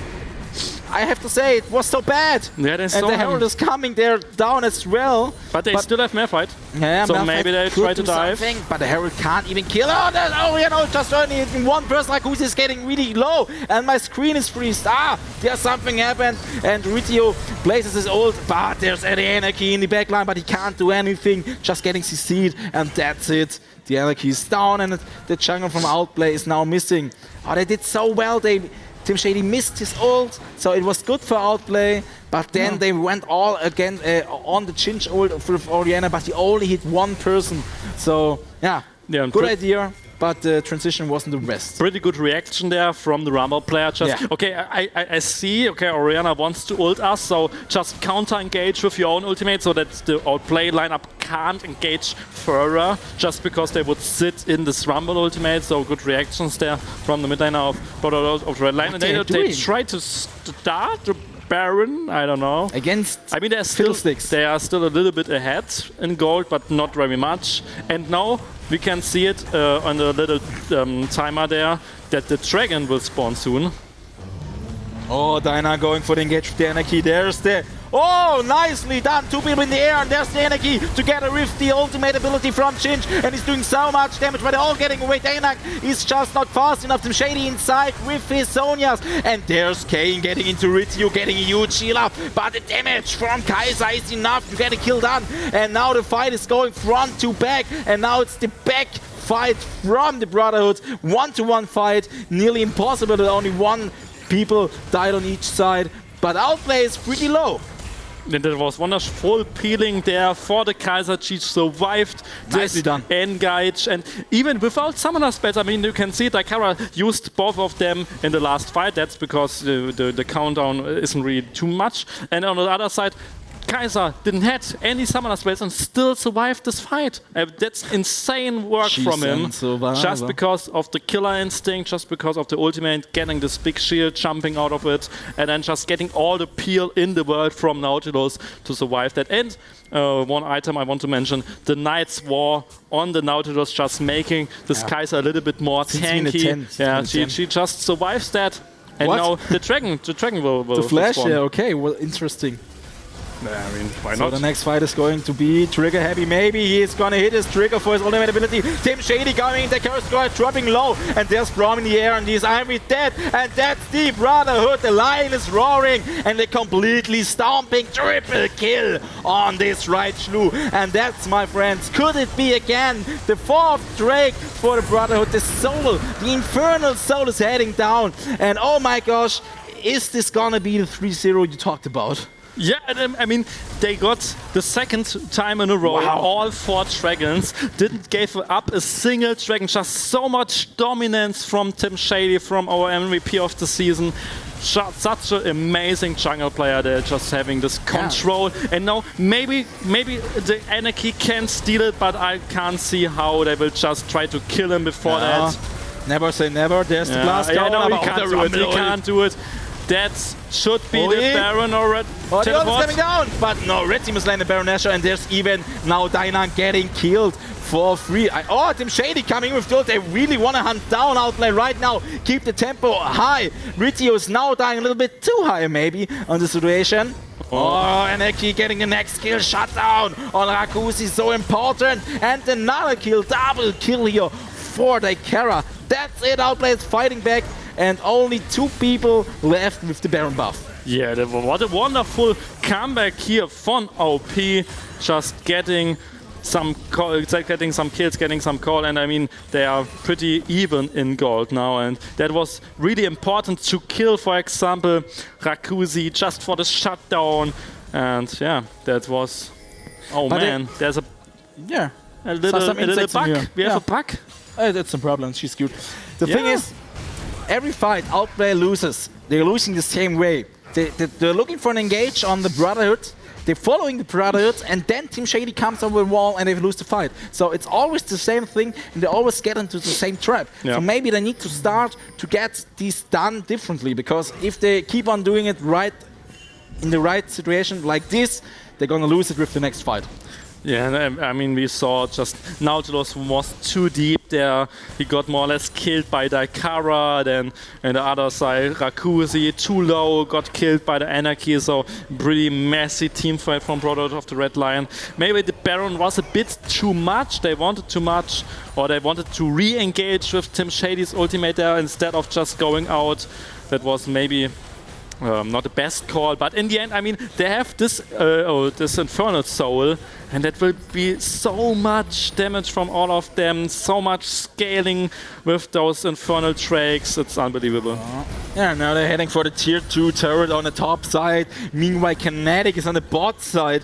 He has got a Baron buff as well, I guess. Now there's the Arnold coming inside, hitting up, but there's nothing to do. Maybe you can get Ritio, but he's not the god, the target you want to take. The Anarchy, meanwhile, fighting there against the Kaiser. But there's Team Shady coming in with his Zonas again. The damage is huge, but it's not enough. And that, my friend, is Chinch with his Oriana Ball. And now it's Daikara dealing some damage. And that's the fight back. It's only Rakuzi left here in the fight. But Rakuzi, the damage is so high. Triple kill. Rakuzi! Maybe he's gonna deal for the Penta. And it would be the first Penta in these finals. But no, both are so low. The W can't hit there. And Rakuzi is going for the back. He will try to snipe him. He will try to snipe him with the Void Seeker, I guess. The thing is, the fight was won by Rakuzi alone because Kinetic wasn't even there. Yeah, especially this method just, I will split push because I'm a Fiora, just in the cosplay, I guess. No Penta. I mean, he just split push there, gets a whole inhib. He got 2 tower and an inhib in this team fight. That's so insane. And meanwhile, Rakuzi just thought, yeah, we will do it. And that was just insane performance there from him in the last team fight, just solo killing 2 people and then maybe even Chinch, but he got out there, and then it would be too risky to chase because maybe the ball would kill him. Here?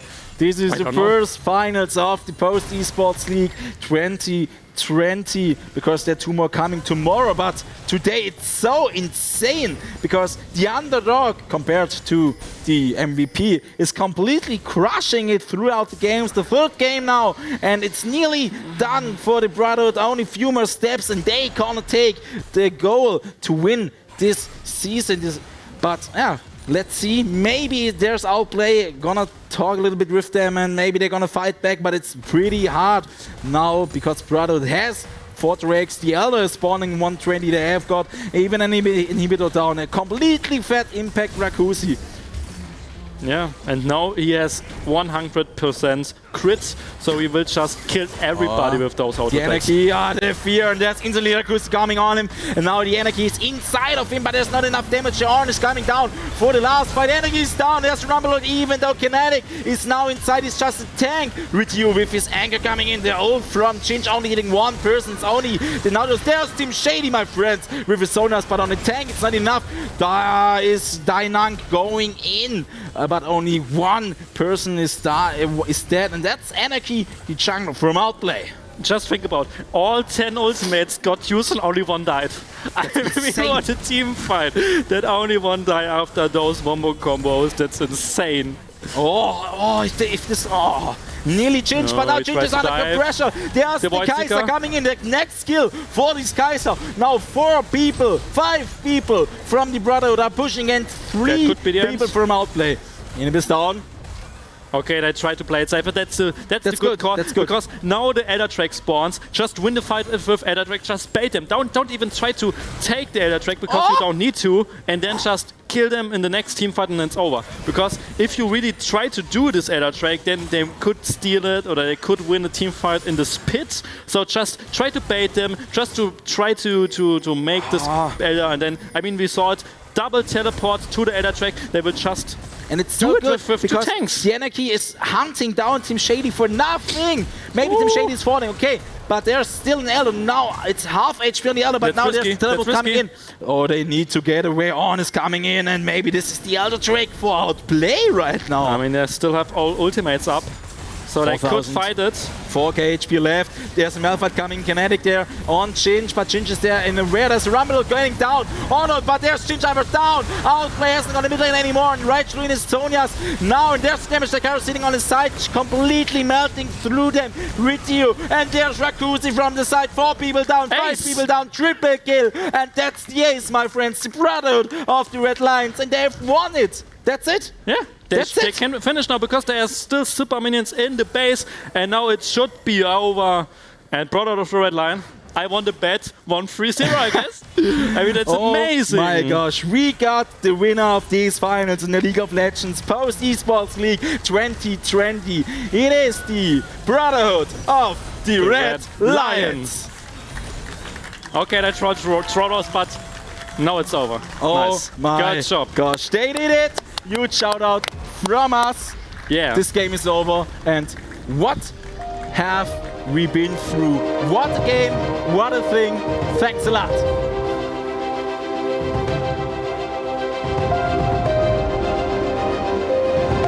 Yeah, that's it. So nothing more to say.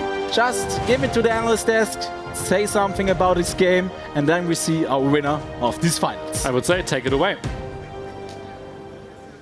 Yeah, what a last game of these finals. Insane. It was close until the end. And I've got Cheesy Crispy from Corona Difference once again next to me. What did it came down to now that Outplay Esports lost this game? Honestly, I don't know how they lost this because in my opinion, this game was completely thrown by draft by Brotherhood of the Red Lions. They were full AP.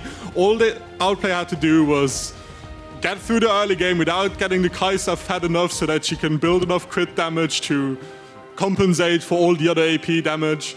It was really impressive. In the other 2 games, you could have blamed the loss from Outplayed on draft, but I think in this game it was very clear that Brotherhood was simply the better players. Yeah. You said our Brotherhood were simply the better players. That's something nobody would have expected before today. And yeah, we had a few very interesting situations also throughout the game that might have decided it. Actually, in the early game, we had an invade from Tim Shady there. Can you tell us a little bit more what went wrong for Brotherhood there? Well, obviously, Tim, the idea of the invade was that the Kayn invaded his red buff early in the game. So his idea was, okay, I need to parallel jungle with him and take the red buff away from him. And I think the idea wasn't bad because his bot lane had pressure. Kai'Sa Nautilus was winning against Lucian Braum in the early game. The problem was mid lane didn't really have pressure, so Orianna was moving first.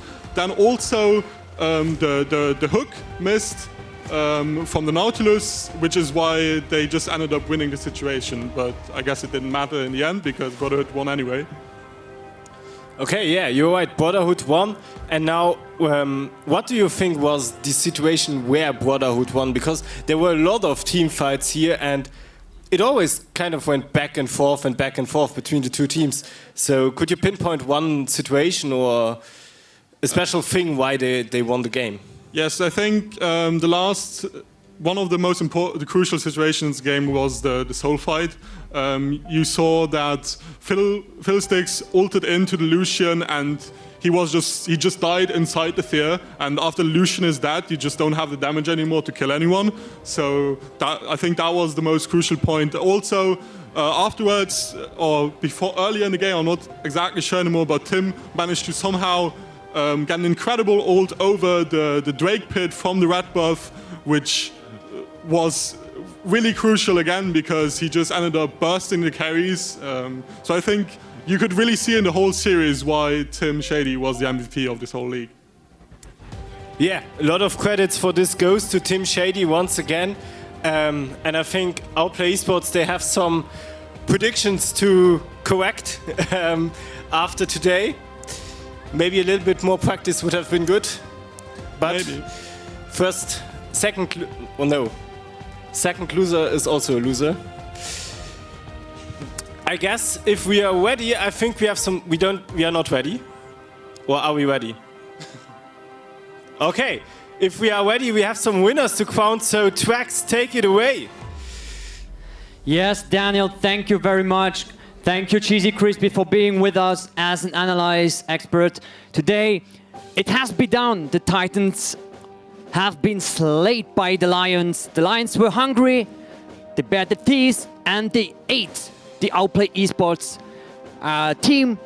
Now, it wasn't that easy as it looked because Outplay was very strong in the third game.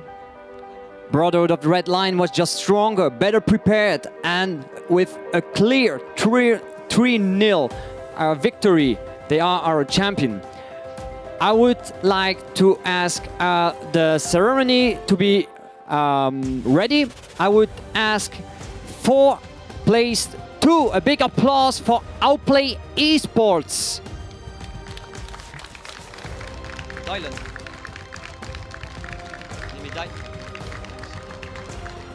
Just waiting for someone to come and crown the second seeded. Here are the medals.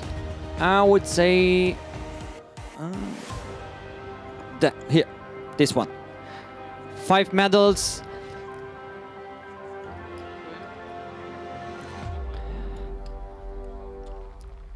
The Outplay eSport team wasn't that bad in the season. They were dominant. They had some struggles, but today it wasn't just enough for them.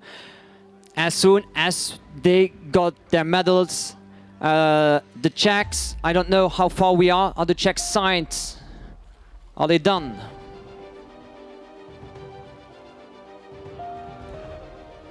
Oh, there. I don't know where the check is. Ah, here. They will be handed over soon. The check, you see?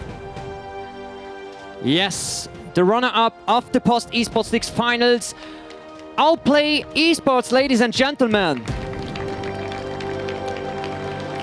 And the moment everyone has been waiting for, the Brother of the Red Lions might be the crowd's favorite during the finals.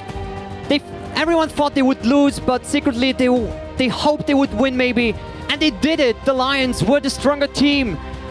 Please, a big round of applause for Brotherhood of the Red Lion, ladies and gentlemen.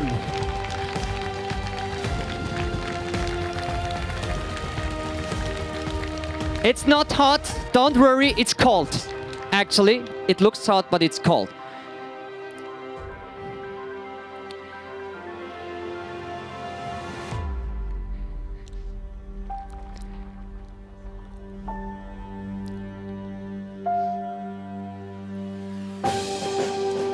Now, the winners of this League of Legends discipline, the Brother of the Red Lions, 2 months of regular season, getting stronger and stronger throughout the season.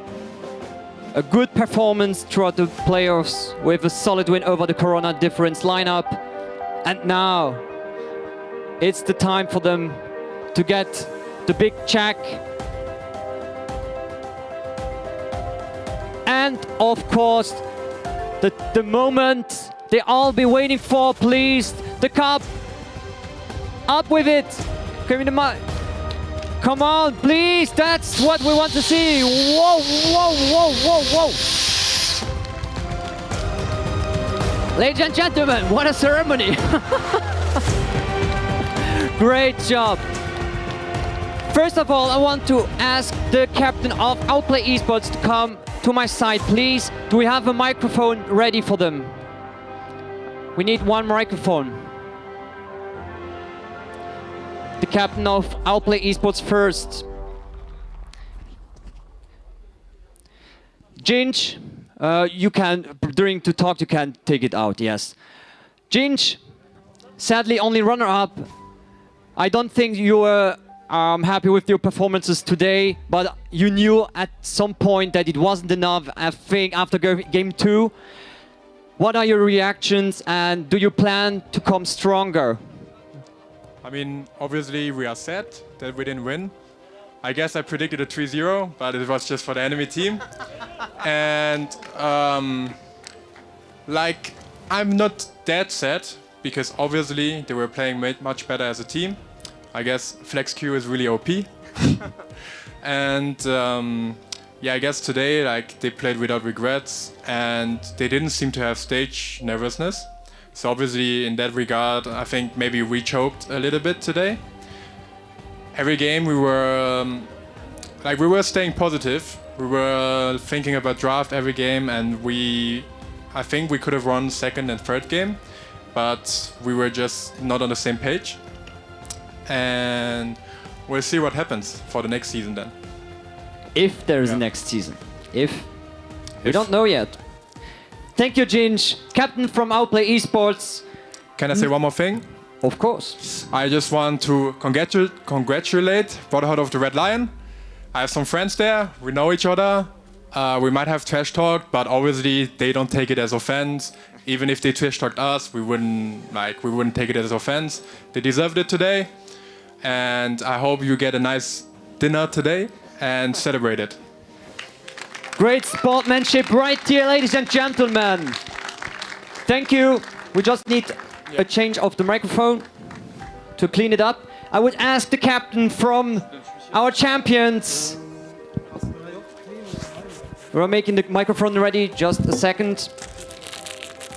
Perfect. Here we are. Please stay here. How are you feeling right now? I remember seeing your video. You were like, yes, it's great. Outplay Esports in honor. And now you were crushing them. I don't know whether honor is there in crushing them if you honor them. I don't know. What are your takes on that? So basically, I did not expect that we would come out 3-0. If at any best, we would come out 3-2 for them actually. But I think we did kind of win the draft because I really put a lot of time in watching Worlds and stuff to learn the draft and made it out against them, which I think that we actually managed to succeed on. And in general, I'm feeling pretty good about actually also being able to beat them. But I still honor them though, because as he said, we are still friends, and I know that they're individually super good. So, but I think it was more like a team issue this time. Yeah, you were crushing your team players right there. I think Team Shady, the combinations with his three particular jungle characters, like he came flying in. At some point, we were like, why don't they neutralize Team Shady at some point? And he was just too strong, I think, this finals. I don't know what he ate this morning, but it was very effective, actually. How long did you prepare for this finals? Okay, so for this finals, I think we started to prepare like 3 weeks ago, and we've played regularly some flex queues like 5v5s. We tried to scrim, tried different tournaments that are like daily tournaments, but it did not go as well as today, to be honest, because we did quite fail a lot. But I think that as this is offline, like this is an event, they all gave their maximum. Like they've tried their best, and I could see that they actually listened for once and did not do whatever they wanted. So it was actually a pretty good experience. So you were strong enough this time, Captain. Yeah. Great, thank you to you, Captain from Brotherhood of the Red Lions. We have the director of Post Telecom here, Cliff Consbrook, who wants to tell us one final word before we close this stream. Herr Consbrook, the word is yours. Thank you very much. I make it very short. It's first time we organize this. It's the first season we organize. I must say it's a huge success. Thank you very much. Thank you 11F. Thank you my team. You are fabulous. And thank you all the players. Thank you very much. And hope to see you next year in the next season. Thank you. So, tomorrow is the second day of the Post Esports League's finals. In the morning, there will be the known game as Clash Royale. We have 4 players who fought their ways up to the semi-finals. And later in the day, towards afternoon, so 2 p.m. around-ish, there will be the 4th finalist for FIFA 20. To there, stay tuned and let's see us tomorrow.